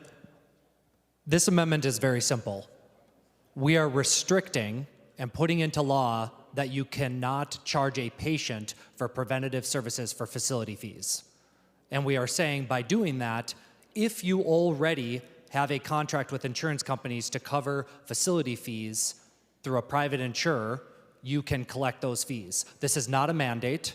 There's no new mandates. It's not requiring insurance companies to cover the facility fee. It's simply saying they are allowed to collect existing money that hospitals currently collect from insurance companies for facility fees. I think it's pretty common sense for us to ensure that our hospitals are able to collect revenue that they are currently collecting from very wealthy insurance companies in order to operate hospitals and clinics in particular districts like mine in rural areas. So, Mr. President, with that, I hope you'll vote green. The Secretary will take the roll on the A56 Hauschild amendment.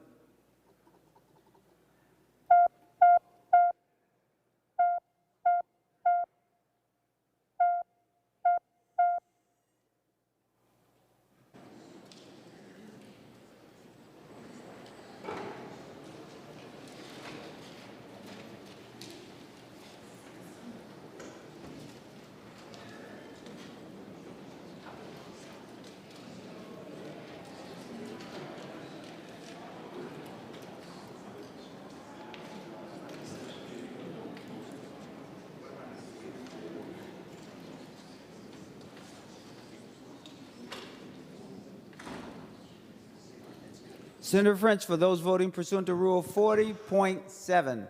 Thank you, Mr. President. I would like to report that Senator McEwen votes no. Senator McEwen votes no. I'd like to report that Senator Marty votes no. Senator Marty votes no. Senator Murphy votes no. Senator Murphy votes no. Senator Port votes no. Senator Port votes no. Senator Jiang votes no. Senator Jiang votes no. Senator Fateh votes no. Senator Fateh votes no. Senator Putnam votes no. Senator Putnam votes no.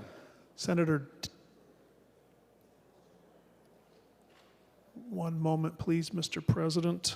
Senator Seeberger votes no. Senator Seeberger votes no. Senator Lang, for those voting pursuant to Rule 40.7. Thank you, Mr. President. Senator Duckworth votes aye. Senator Duckworth votes aye. Senator Howe votes aye. Senator Howell votes aye. Senator Johnson votes aye. Senator Johnson votes aye. Senator Jasinski votes aye. Senator Jasinski votes aye. All members having voted, who desires to vote? The secretary will close the roll. There being 36 ayes and 31 noes, the A56 Hochschild Amendment is adopted. Senator Hochschild. Thank you, Mr. President. I will start with the amendment this time. I have the A7. Senator Hochschild offers the A7 amendment. The secretary will report the A7 amendment. Senator Hochschild moves to amend House File 2435 as amended pursuant to Rule 45 as follows. Page 85 after line 8, insert. This is Amendment A-7. Senator Hochschild to your A7 amendment. Thank you, Mr. President. This is the free the hot tub amendment. Currently, hot tubs on standalone single-unit rental properties or houseboats do not have a legal mechanism by which to host a hot tub for guest use. This is often the case for resorts and various cabin rentals in districts like mine, but also a lot of areas in greater Minnesota. So what this would do is allow hot tubs for those single unit rentals. We have worked with MDH on this language, and I have also talked to the author of the underlying bill about this amendment. So, Mr. President, with that, I hope you'll vote green. Senator Wiklund to the A7 amendment. Thank you, Mr. President. This amendment is something that I have discussed with Senator Hochschild, and I've heard about it. It is not a bill that we heard in committee, but they did have hearings in the House and have a provision, excuse me, in their bill similar to this, but I am, after he has worked with the Department of Health on the language and come to the conclusion that this seems like a reasonable approach, and I would accept it as a friendly amendment. Any other discussion? No. Senator Wiesenberg. Thank you, Mr. President. Thank you, Senator Hochschild, for bringing this forward. This is a great amendment. Let's, well, for not voting, say yes. Otherwise, vote green. Any other discussion? Seeing none, all in favor of the A7 amendment, say aye. Aye. All those who oppose, say no or nay. The A7 amendment is adopted. Senator Rasmussen. Thank you, Mr. President. I would like to offer the A57. Senator Rasmussen offers the A57 amendment. The secretary will report the A57 amendment. Senator Rasmussen moves to amend House File 2435 as amended pursuant to Rule 45 as follows. Page 63 after line 17, insert Sec 78. This is Amendment A57. Senator Rasmussen, to your amendment. Thank you, Mr. President. So what this amendment does is that it takes the $18 million that are currently in the ambulance operating deficit program, and it uses that funding to also help out emergency medical services. But what we're doing is we're taking the language that passed the Senate floor unanimously last year on the bipartisan effort to help out emergency medical services, and we're going to be using that formula and framework for distributing the funds. One of the benefits that this has is, number one, transparency. We will be able to look and be able to analyze how much money every ambulance service in Minnesota is receiving, and it also makes sure that these services aren't left behind, because in the current language, if you had a provider who perhaps bought an ambulance in 1 year, they could get the entire ambulance paid for, versus another service that maybe didn't buy an ambulance, they would not be getting as much. So I think this respects the bipartisan work that we've done on this issue, and a bill that was passed unanimously off the Senate floor, and it will make sure that the $18 million that we have in this bill for emergency medical services go to the services that need it the most, which are oftentimes our rural services that have lower response rates and higher costs per call. So I'd ask for member support. Senator Wiklund to the A57 Rasmussen amendment. Thank you, Mr. President. I Sorry, I didn't get a chance to talk to Senator Rasmussen before the amendment was offered, but I'm understanding that he has been in discussions with the other members who have concerns about how we allocate funding for the emergency ambulance services, and they've had discussions, and they can speak for themselves, but if this is agreed upon amongst those members, then I don't have an opposition to, and including this. It does remove the other language, so I guess I would appreciate confirmation from the senator who brought that program to me that this language does meet his needs. So, thank you. All right. I'm not sure if you heard the question, Senator Hochschild. To the question. Mr. President, I did not hear the question. If it could be repeated. Senator Wiklund wanted confirmation that you are in agreement with the A57 amendment because it will replace the current language that is in the bill. Yeah. Members, help us out. Yep. Thank you, Mr. President. Apologies for that. I was having another conversation with another member. Didn't realize this amendment had come up. Yes, I have talked to Senator Rasmussen as well as Senator Seeberger. Last year, you'll remember we worked on an EMS aid package and negotiated that bipartisanly. This is a tweak to the formula to make sure that we're matching that deal from last year for this ongoing funding. I want to thank Chair Wiklund for her commitment to EMS as well. Thank you, Mr. President. Any other discussion before we vote on the A57? Seeing none, all in favor of the A57 Rasmussen amendment say aye. All those opposed say no. The A57 is adopted. Senator Nelson.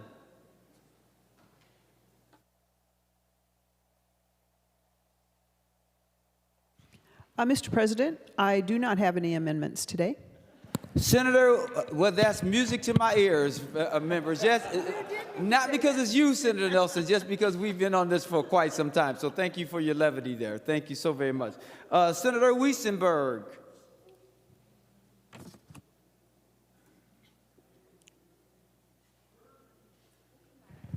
All right, we're going to go to Senator Pratt. Mr. President. Oh, hold it. Senator Huckey. If Senator Wiesenberger comes in, but his amendment was the same as the free the hot tub amendment, so it's been covered. Okay, thank you so very much. Senator Pratt. Thank you, Mr. President. Well, members, in this bill, there are a couple of portions that go to the paid family medical leave program that we passed last biennium. Under central operations, line 598.18 to 598.23, specifically take out $194,000 each year for systems costs to administer Chapter 268B, which is the paid family medical leave. In addition, under the operations and administration and agency-wide supports, there are $336,000 taken out each year for systems costs to administer Chapter 268B. Mr. President, in the Jobs Committee, we had a hearing, albeit brief, on paid family medical leave and the fact that this is a very complicated system.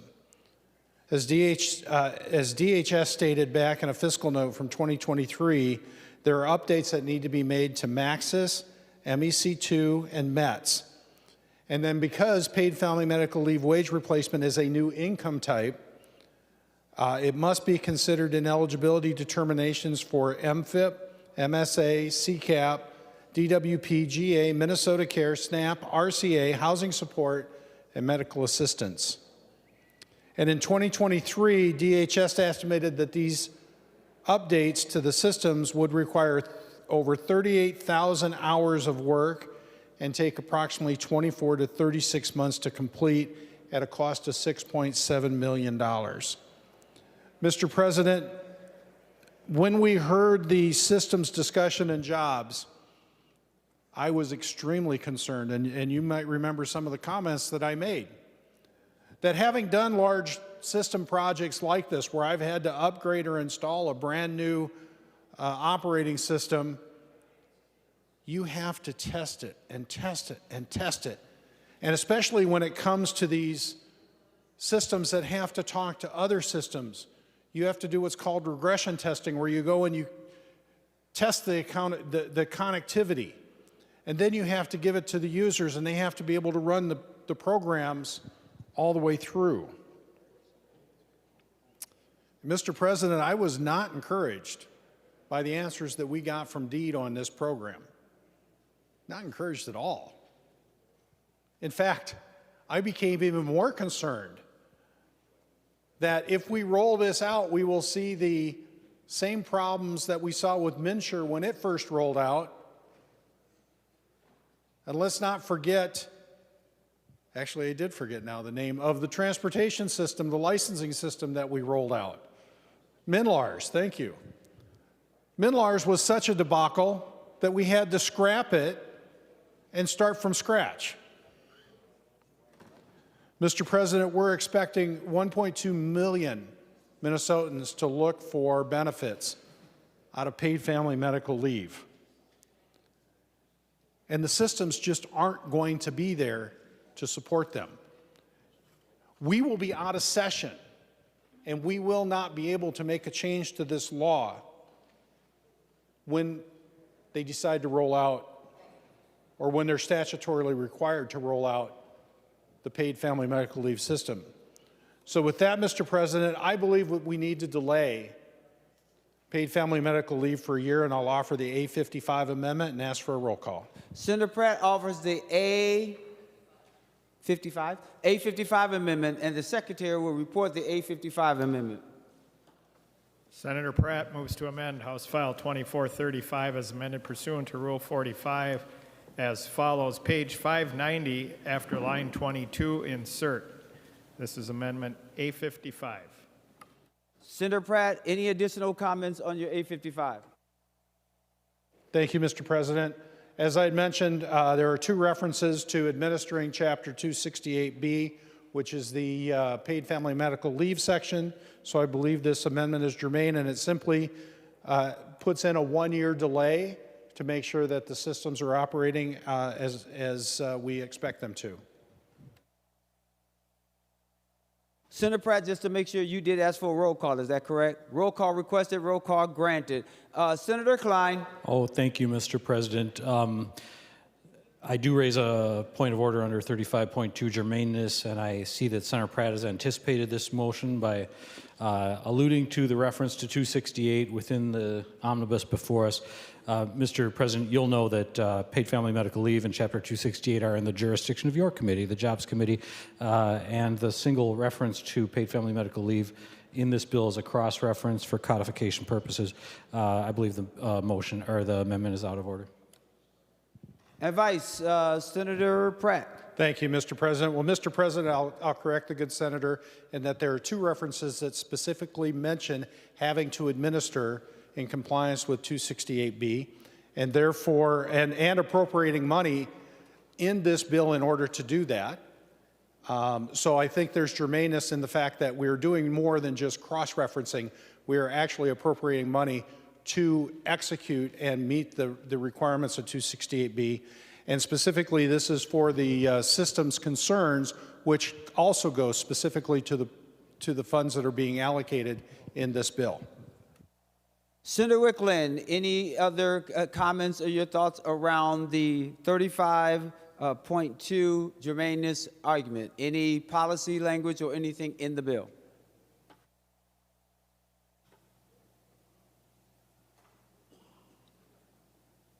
Mr. President, I am in support of Senator Klein's motion, and I believe he stated correctly the reasons for it not being germane to this bill. Give me a moment.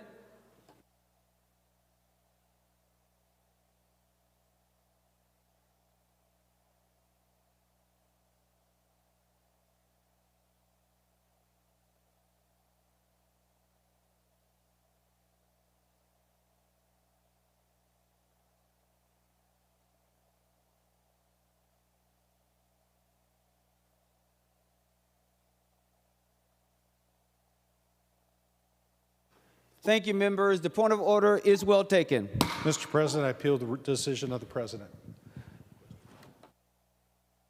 Request a roll call. Senator Pratt appeals the ruling of the president. He requests a roll call, and a roll call is requested. Roll call given or provided. The secretary will take the roll on the appeal of the decision of the president. Remember, a green vote upholds the ruling of the president. A red vote goes against the ruling of the president.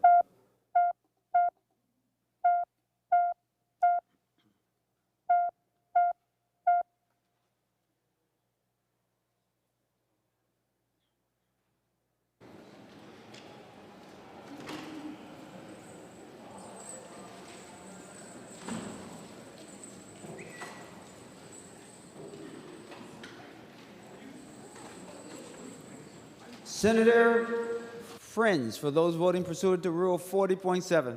Thank you, Mr. President. I report Senator McEwen votes aye. Senator McEwen votes aye. Senator Marty votes aye. Senator Marty votes aye. Senator Murphy votes aye. Senator Murphy votes aye. Senator Port votes aye. Senator Port votes aye. Senator Jiang votes aye. Senator Jiang votes aye. Senator Fateh votes aye. Senator Fateh votes aye. Senator Putnam votes aye. Senator Putnam votes aye. Give us one moment so we can catch up. Hold on, please. Senator Putnam votes aye. Okay, Senator. Thank you, Mr. President. Senator Seeberger votes aye. Senator Seeberger votes aye. And Senator Pappas votes aye. Senator Pappas votes aye. Senator Lang, for those voting pursuant to Rule 40.7. Thank you, Mr. President. Senator Duckworth votes no. Senator Duckworth votes no. Senator Howe votes no. Senator Howe votes no. Senator Johnson votes no. Senator Johnson votes no. And Senator Jasinski votes no. Senator Jasinski votes no.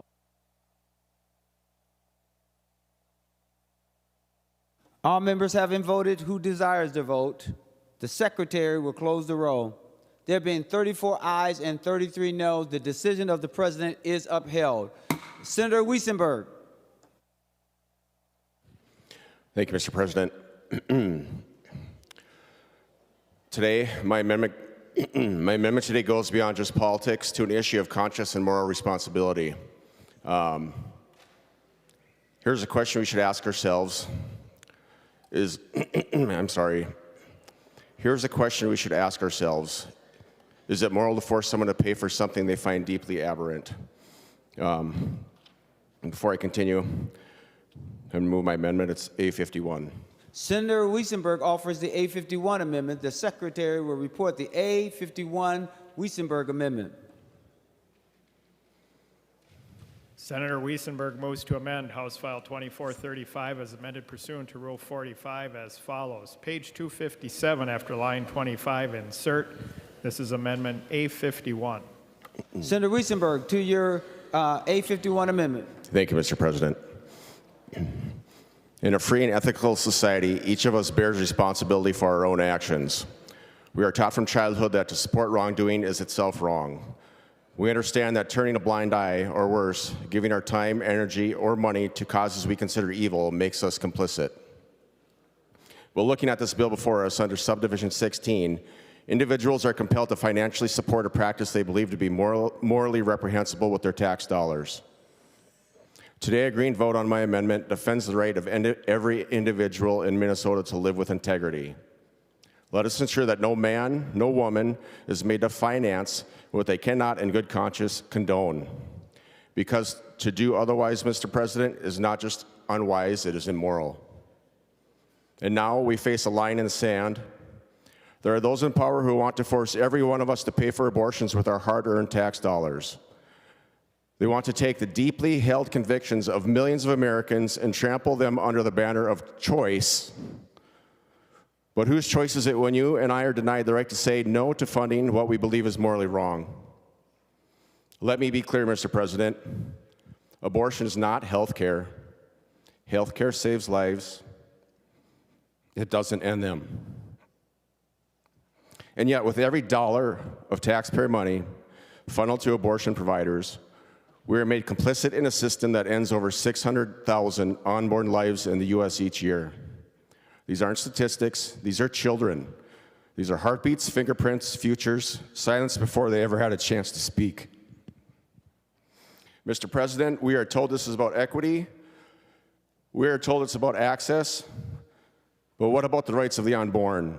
What about the rights of the millions of taxpayers, Christians, people of faith, and people of conscience who say no to using public funds for what they know is a grave injustice? Enough is enough. And Mr. President, we must draw a line. We must stand against any law, any budget, any politician that demands we fund abortion with our taxes. This is not compassion. This is coercion. Mr. President, a government that compels a person to betray their conscience by the way of a wallet does more than to overstep its bounds. It inflicts a wound on the soul. It says to us, your beliefs do not matter. Your moral clarity is inconvenient. You will comply or you will be punished. That is not freedom, that is coercion masked as civic duty. We are not a communist country. We must protect the rights of free Americans to live in accordance with their own convictions. Mr. President, a green vote to this amendment is a vote to protect not only the unborn, but the conscience of every citizen in the state who believes in the sanctity of life. It's not a matter of politics, it's a matter of moral clarity. Mr. President, I vote to repeal Subdivision 16 and stop funding taxpayer-funded abortions in Minnesota. Thank you. Senator Wiklund. Mr. President, I rise in opposition to this amendment. Abortion services are health care. We have had long discussions about this in previous sessions, and I am opposed to repealing this section of statute. Please, members, vote red. Mr. President. Senator Klein. I request a roll call, Mr. President. Roll call requested, roll call granted. Any other discussion before we vote? Senator McQuaid. Thank you, Mr. President. Members, I would urge a no vote on this amendment. We have seen what losing access to abortion care looks like in other states across this country. In Texas, the sepsis rates rose 50%. 50%, because abortion is health care. And sometimes people need abortions. We know what happens in states that deny access to abortion care services. The maternal mortality rate increases, the newborn mortality rate increases, people are pushed into poverty, they are denied access to jobs, to stay out of the working economy. Their potential is denied. They're the future doctors and pianists and poets who never have a chance to do anything. We want to make sure that people are able to live freely in this state, and making sure that they can make their own healthcare decisions without the input and opinions of others is how we do that. Members, I urge a red vote on this amendment so we can ensure that every Minnesotan can access the healthcare they need without the government interfering. Senator Abler. Well, thank you, Mr. President, and I debated standing up or not. We spent, I think, 14 hours on this topic a little while ago, and I do not intend to reduplicate that, although that was an amazing conversation. I have a singular comment, Mr. President. Despite two comments to the contrary, Mr. President, abortion is not health care. Thank you.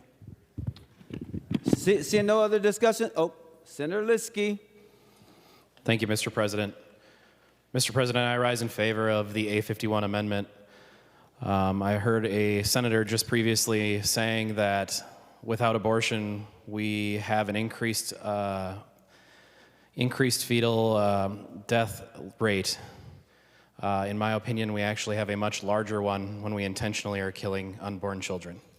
And so with that, I rise in favor of the A51 amendment. Thank you. Seeing no further discussion, the secretary would take the roll. Oh, I thought you said that you didn't want to speak. I'm sorry. I misunderstood the hand gestures. So the last voice that we hear will be that of the author. Thank you, Mr. President. Mistake well taken. No. Please vote green. We're not saying you can't have your abortions, but I don't like them. But I shouldn't have to pay for them. It goes against my morality and my religion. That's also violating my rights. And it's violating the rights of all the unborn that will never live. Thank you. Now, the secretary would take the roll on the A51 Wiesenberg Amendment.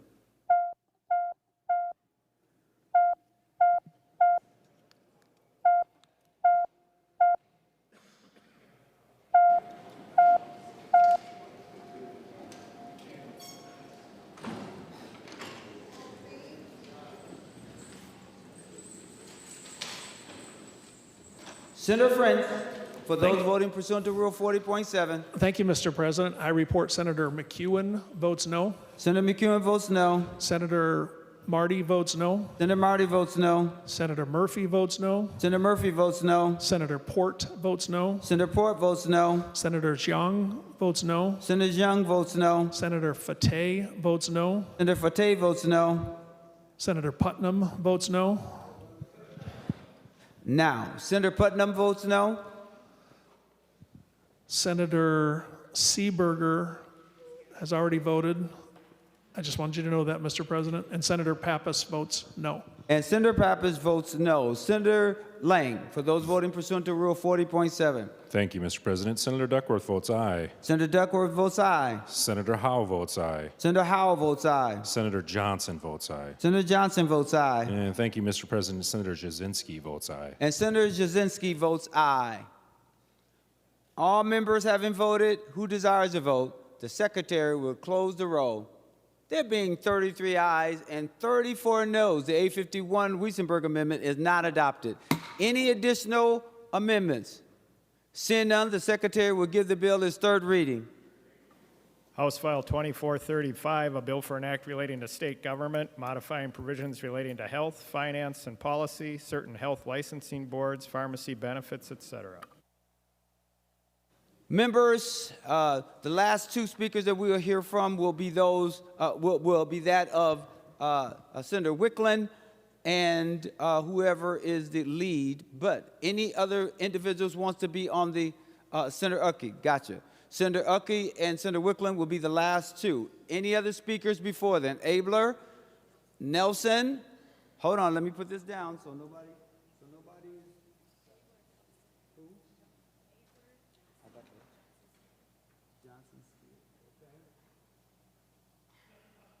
All right, anyone else? Gruenhagen. All right, anyone else on the list? I just want to remind us to be thoughtful about the time and be thoughtful about the fact that we have others who are planning to speak as well. With that being said, we're going to start with Senator Abler. Well, thank you, Mr. President, and I'll be brief. And Senator Wiklund worked really hard on this, and I get that.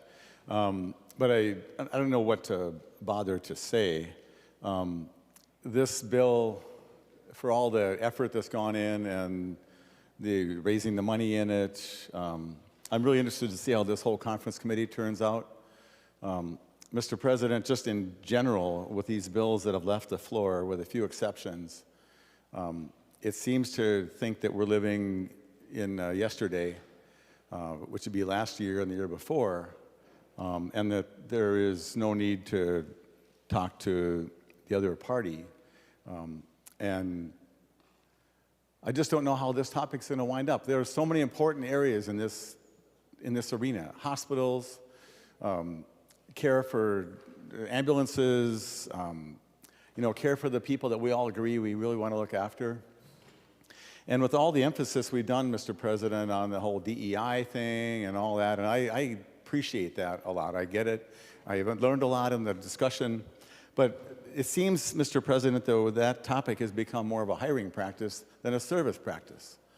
And so when this bill becomes law, there will be none of the money in it that's going to help out the hospitals, because I don't think it's going to pass the House.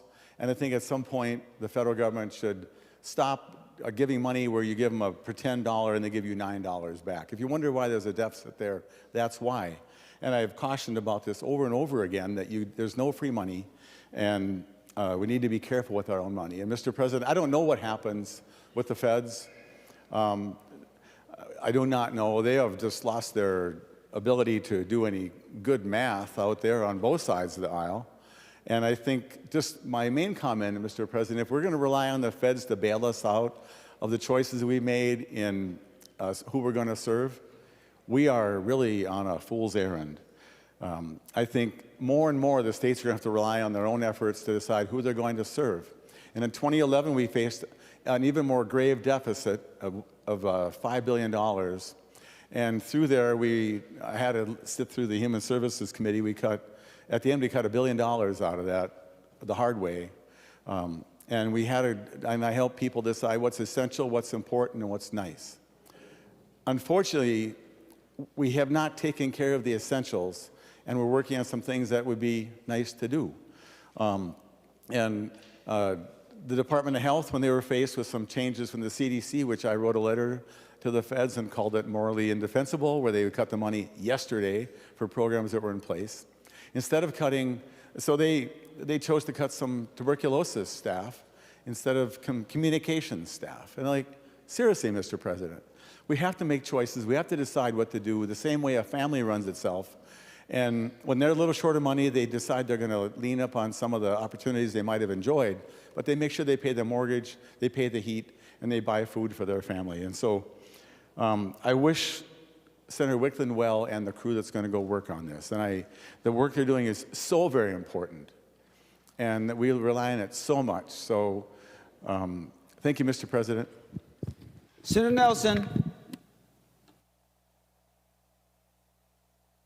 Thank you, Mr. President. I do have a few comments to make, but before I do, I have a question, and I'm wondering if Senator Wiklund would yield. Senator Wiklund, will you yield? She will yield. Senator Nelson. Thank you, Mr. President. Senator Wiklund, I know there's been a great deal of discussion about the optometrists' scope of practice. Some of those changes I know have been coming for a long time. I do have one question regarding the language that has remained in the bill. Senator Wiklund, I'm going to ask you about page 110, 110 lines 5 and 6. So I want to give you a minute to get that language in front of you. My question, Senator Wiklund, is this. What in the language as adopted in your bill now would prohibit injections in the front of the eye? I realize that is the most concern as far as safety, since that is, I believe, surgery, and just concerned about that. And I'm wondering if you can tell me if you're intending that injections in front of the eye are now part of the scope of practice of optometrists, or perhaps there's something in lines 5 and 6 that limits that ability to inject directly into the eye by an optometrist. Senator Wiklund, to the question. Thank you, Mr. President. Senator Nelson, I believe, I should say there's been a lot of discussion about those two lines, the clause 1, and in the bill this year that was introduced, what I believe prevents further injections than, I don't know if I can even say, the front of the eye, but retrobulbar, subtenon, and then obviously intravitreal injections are within the eyeball. So those are prohibited actions. What this bill does give, it does allow for the intramuscular injections and treatment for anaphylaxis. Senator Nelson. Thank you, Mr. President. So I understand that. My question, as one who has not been trained in medicine, I want to know if the intramuscularly, which is now allowed in your bill, is that an injection in the eyeball? Senator Wiklund, to the question. Mr. President, I am not a physician, but I would say no, it is not. Intramuscularly means into a muscle, so Senator Nelson. Thank you, Mr. President. So what I heard was the intention of Senator Wiklund is that this would not allow injections into the eyeball. That was the clarification that I was looking for. Now to my comments, Mr. President, to the bill in general. I know these are large bills. I've served on the Health and Human Services Committee for a good number of years, and I appreciate all of the hard work that has gone into this, the long hours and the great discussions. I have to say there are concerns that remain even after our discussion on the floor today. I'm concerned about the health coverage mandates that are in this bill. We know that makes health care more expensive. I'm not even sure if these mandates went through the Mandate Review Commission. I'm concerned greatly about the health insurance taxes. We know that making health care more expensive or making the health insurance coverage itself more expensive is moving in the wrong direction. I'm greatly concerned about the individual market stability and what is happening specifically in that regard. And then we must not forget what some of you call the provider tax. Where I come from, and many people, we call it the sick tax. We actually tax people for being sick. We actually tax them for getting the medical care that they need. And we know that that funds the Healthcare Access Fund, and that fund has been raided over and over. Billions of dollars have been taken out of the Healthcare Access Fund, which is paid for by making healthcare more expensive. And yet here today, we are in a position where we're seeing the healthcare access fee, or the provider tax, or as I call it, the sick tax, is once again being increased. It just doesn't make sense that we would make healthcare more expensive at the time that some say they are trying to make it less costly. I'm also very concerned about the facility fee prohibition.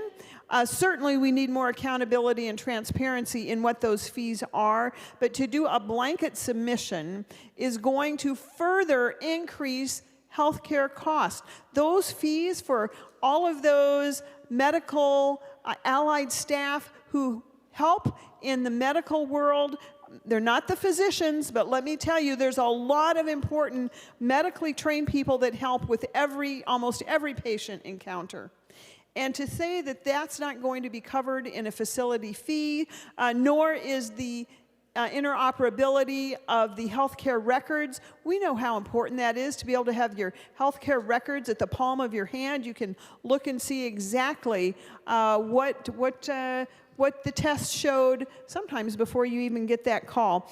This is so important. And then, of course, the facilities themselves, the maintenance of those facilities, and to think that those are not going to be charges anymore. What do you think is going to happen, folks? Well, the rest of those healthcare charges are just going to increase to cover those needs, or those important things in good health care will not be there. So I think it's very, very problematic, and it defies reason, in my mind, for us to think for 1 minute that the proposals in this bill are going to help healthcare. No, they're not. They're going to increase the cost of healthcare. They're going to make it so that it is less attainable and less affordable. I know that's not the desire of most people in this Senate chamber. I know it is not what my constituents are looking for. And so we are just raising fees across the board, and there's actual fee increases. There's 2 pages of them in here. I believe we have missed the mark, members, on this bill, and it's going to just continue to increase the cost of health care. I would encourage a no vote. Senator Gruenhagen. Well, thank you, Mr. President. If Senator Wiklund would yield for a question. Senator Wiklund, will you yield? She will yield. Senator Gruenhagen. Oh, thank you, Mr. President. Thank you, Senator Wiklund. You know, my understanding is, well, first off, we've got a crisis in the rural area. We've got more and more of our independent pharmacies, which many of our elderly seniors and people on fixed incomes rely on, and they're closing because some of the reimbursement rates from PBMs and the plans. Is there anything in your bill that would give them some relief, the independent pharmacies across the state, in terms of filling prescription drug benefits? Senator Wiklund, to the question, please. Thank you, Mr. President. Senator Gruenhagen, yes, there are a couple different things. One is in the budget, there is a directed pharmacy appropriation for pharmacies in rural and underserved areas. That's $12.8 million, and that is meant to increase the dispensing fee for pharmacies that are not affiliated with a chain of a certain size. It gives some parameters so that it limits the payments to pharmacies that are not part of a large chain, and then also that they are in an underserved or in a rural area. So there's that, and then there's also the establishment of the state PBM, which will allow us to control our public program, pharmacy program, in a way that we can be looking out for impacts on community pharmacies. So I would say those two for sure. Senator Gruenhagen. Oh, thank you, Mr. President. Thank you, Senator Wiklund. And I just want to appreciate that you took some steps in that particular area, because I know I've lost 2 or 3 independent pharmacies in my district just in the last several years, and it doesn't seem to be getting any better as I talk to some of the independent pharmacies. And again, it's critical access for my seniors. The other thing, members, some of the problems have been stated already with this bill, but one of the things I just want to share, number one, we had an opportunity with Senator Drazkowski's amendment to actually get a hold on some waste, fraud, and abuse in our public programs. I don't know why that is such a bad idea. When we make sure people are actually eligible, that they live in the state of Minnesota, I mean, it's just so disappointing, especially when we know there's a trail of hundreds of millions of dollars of waste, fraud, and abuse in this area. And people can sign up, and we don't even know if they live in the state of Minnesota. So, members, that is an egregious area. Second thing, we're driving up the cost of private health insurance again. And members, this is why this is important. About a year and a half ago, I was on a Zoom meeting with 6 hospital CEOs. I was invited, and 4 of them from the rural and 2 from the metro. And they all said the same thing. In terms of Minnesota Care and medical assistance, for every $2 of expenses, they get $1 reimbursement, okay? So they lose money. On Medicare, they get about $1.50 on average compared to $2 of expenses. So they still lose money, but not as much. On private insurance, they get about $2 for every, $2.50 for every $2 of expenses. So they actually make money. The problem is we have more and more government programs and less private insurance. And government's the primary problem.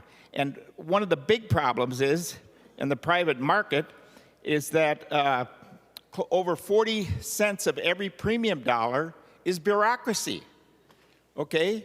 So we've created these networks, pre-certification, and we created billions of dollars of expense that micromanage the doctor-patient relationship. So what you're going to get out of this, because more and more people can't afford private insurance for a host of reasons, especially premiums, you're going to get a 2-tier healthcare system. You're going to get one for the rich and the privileged and the connected, and then you're going to have a second-rate one for the rest of us. That's going to affect your children, your grandchildren, and your parents. That's what's coming if we keep going down this road.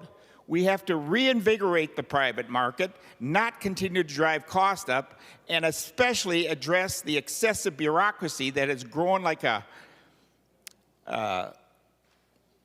wart, a huge wart on the system. That's the problem. And more government reimbursement at low rates where they lose money is not going to help. Unfortunately, this bill takes us further down the wrong path and eventually to a 2-tier healthcare system. Vote no, and let's get a plan that actually helps all of Minnesotans. Thank you. Senator Uckey, followed by Senator Wiklund. Senator Uckey.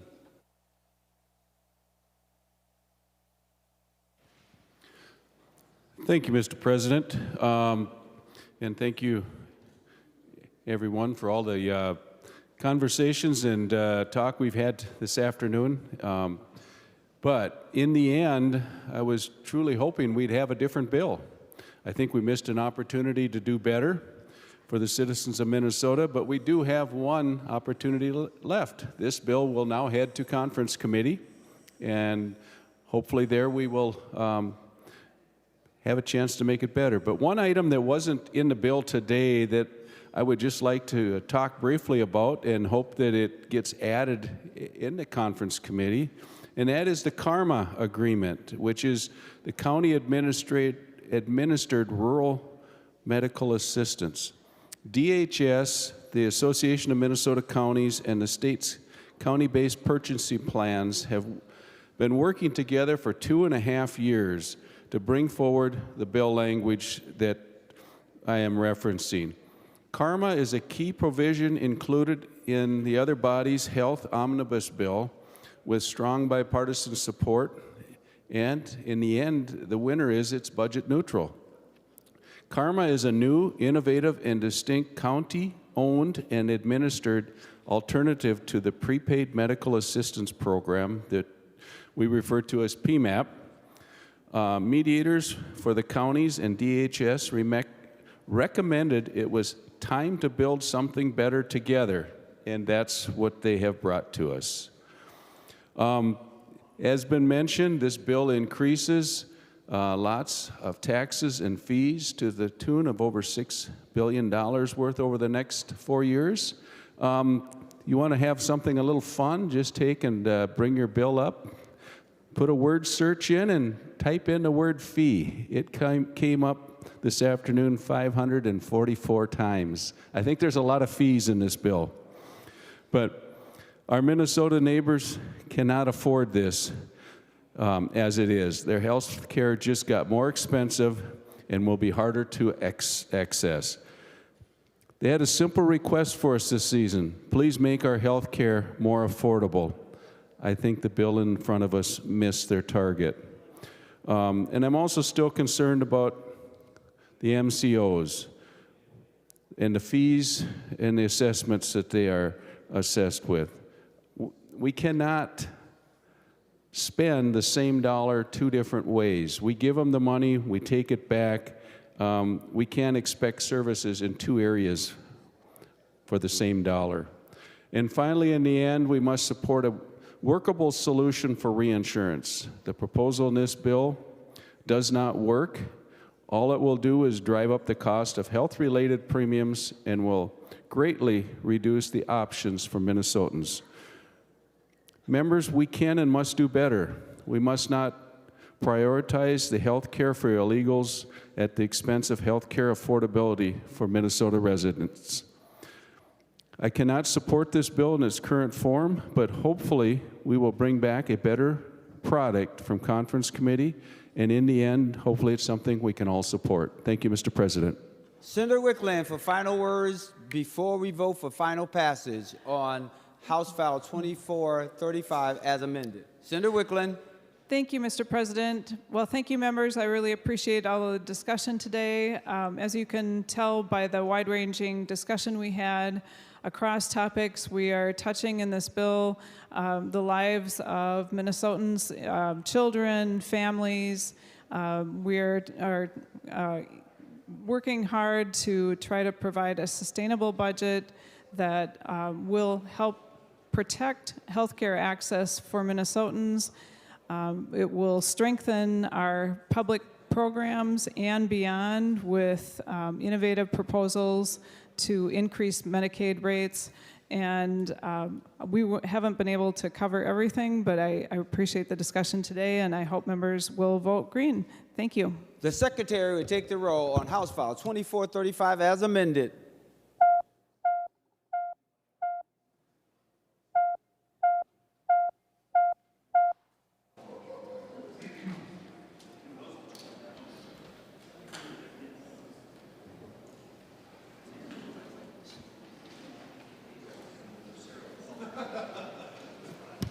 Senator Lang, for those voting pursuant to Rule 40.7.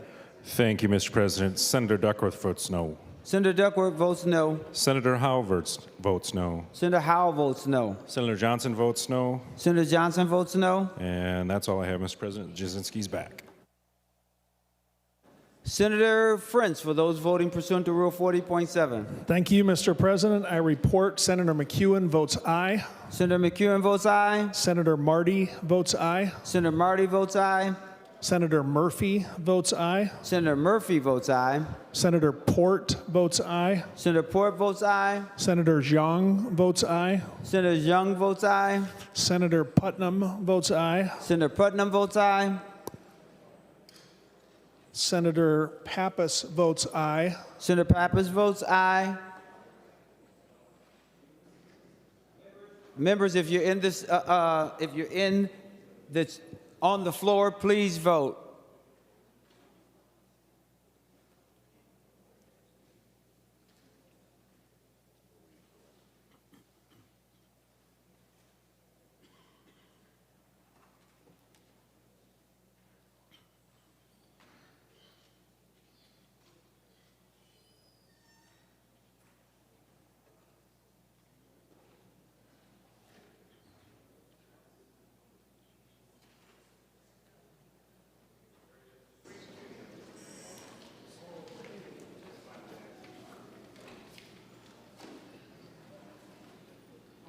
All senators having voted who desires to vote, the secretary will close the roll.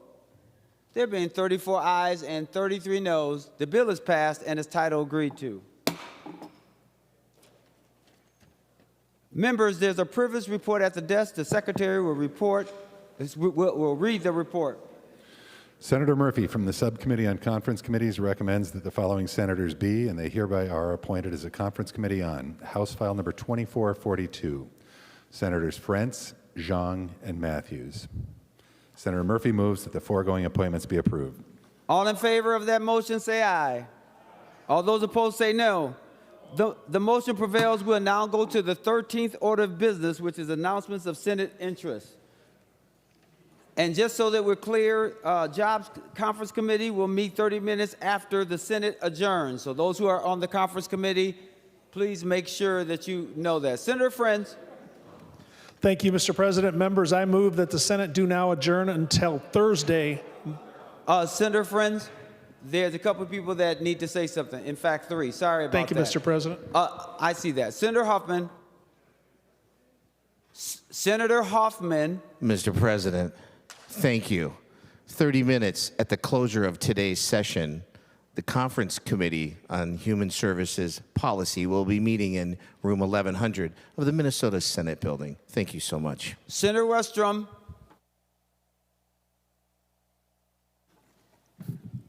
Pass, Mr. President. Senator Herr. Mr. President, today is the Hmong SGU Remembrance Day, and there was great celebration on the Capitol lawn, but the second part of the event still continue, and it will be in Maplewood at Unison Hall. The address is 1800 White Bear Avenue, and so the celebration will begin. Part 2 will continue from 3 o'clock on, from now on all the way till 10 o'clock. So Senator Pa will be speaking at 6 o'clock, so all senators are welcome to join us. Thank you. Any other announcements of Senate interest? Senator Pa. Thank you, Mr. President. To Senator Herr's point, tonight there will be a reception, party, celebration at Unison. I believe Senator Hyung has already emailed every single member in this chamber to invite you to join us. It starts about 5, 6 o'clock. We're always going to run on Hmong time. If you don't know Hmong time, that's usually an hour or 2 after the start time. So, but today I rise also in recognition of our brave and courageous Hmong SGU veterans. 50 years to this exact day, the Hmong people's lives changed, and the war had ended, and they didn't know what their future was going to be like. Some fled, some hide in the jungles, and my father was one of those who took his family and fled. And during that journey, we lost him.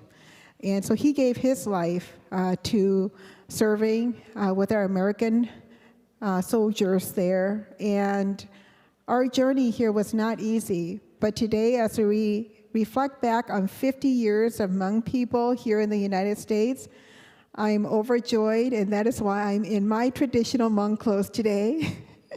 And I apologize. Many of you guys probably have heard my dingly coins, but it is very traditional for our Hmong people to really carry with us almost all of our wealth and anything that we had on our bodies, because at any given time we were going to be ready to flee because there was people coming after us. And so when we reflect back on our history, we also reflect on the fact that we were people that had to go from place to place to place because we were hunted, persecuted because of our alignment with our American. And so today I just wanted to thank all of those senators and legislators who were able to take a few minutes to join us in the front lawn. I know many of us couldn't, so that was okay, but Senator He and Senator Hyung did a fantastic job representing our entire chamber. Thank you, members. Senator Westrom. Mr. President, just a point of information for anybody that may have lost a ring. Coming back from a school group, my legislative assistant and I at the bottom of the stairs of the Senate here just a couple hours ago found a ring. We've turned it over to the sergeant's office, but just want to let members know, or staff, if you happen to have lost one at the bottom of the steps of the Senate, you can identify it. Any other announcements of Senate interest before we go to Senator Friends? Seeing none, Senator Friends. Thank you, Mr. President. Members, I move that the Senate do now adjourn until Thursday, May 15th at 11 a.m. On that motion, all in favor say aye. All those opposed say no. The motion prevails. The Senate is now adjourned.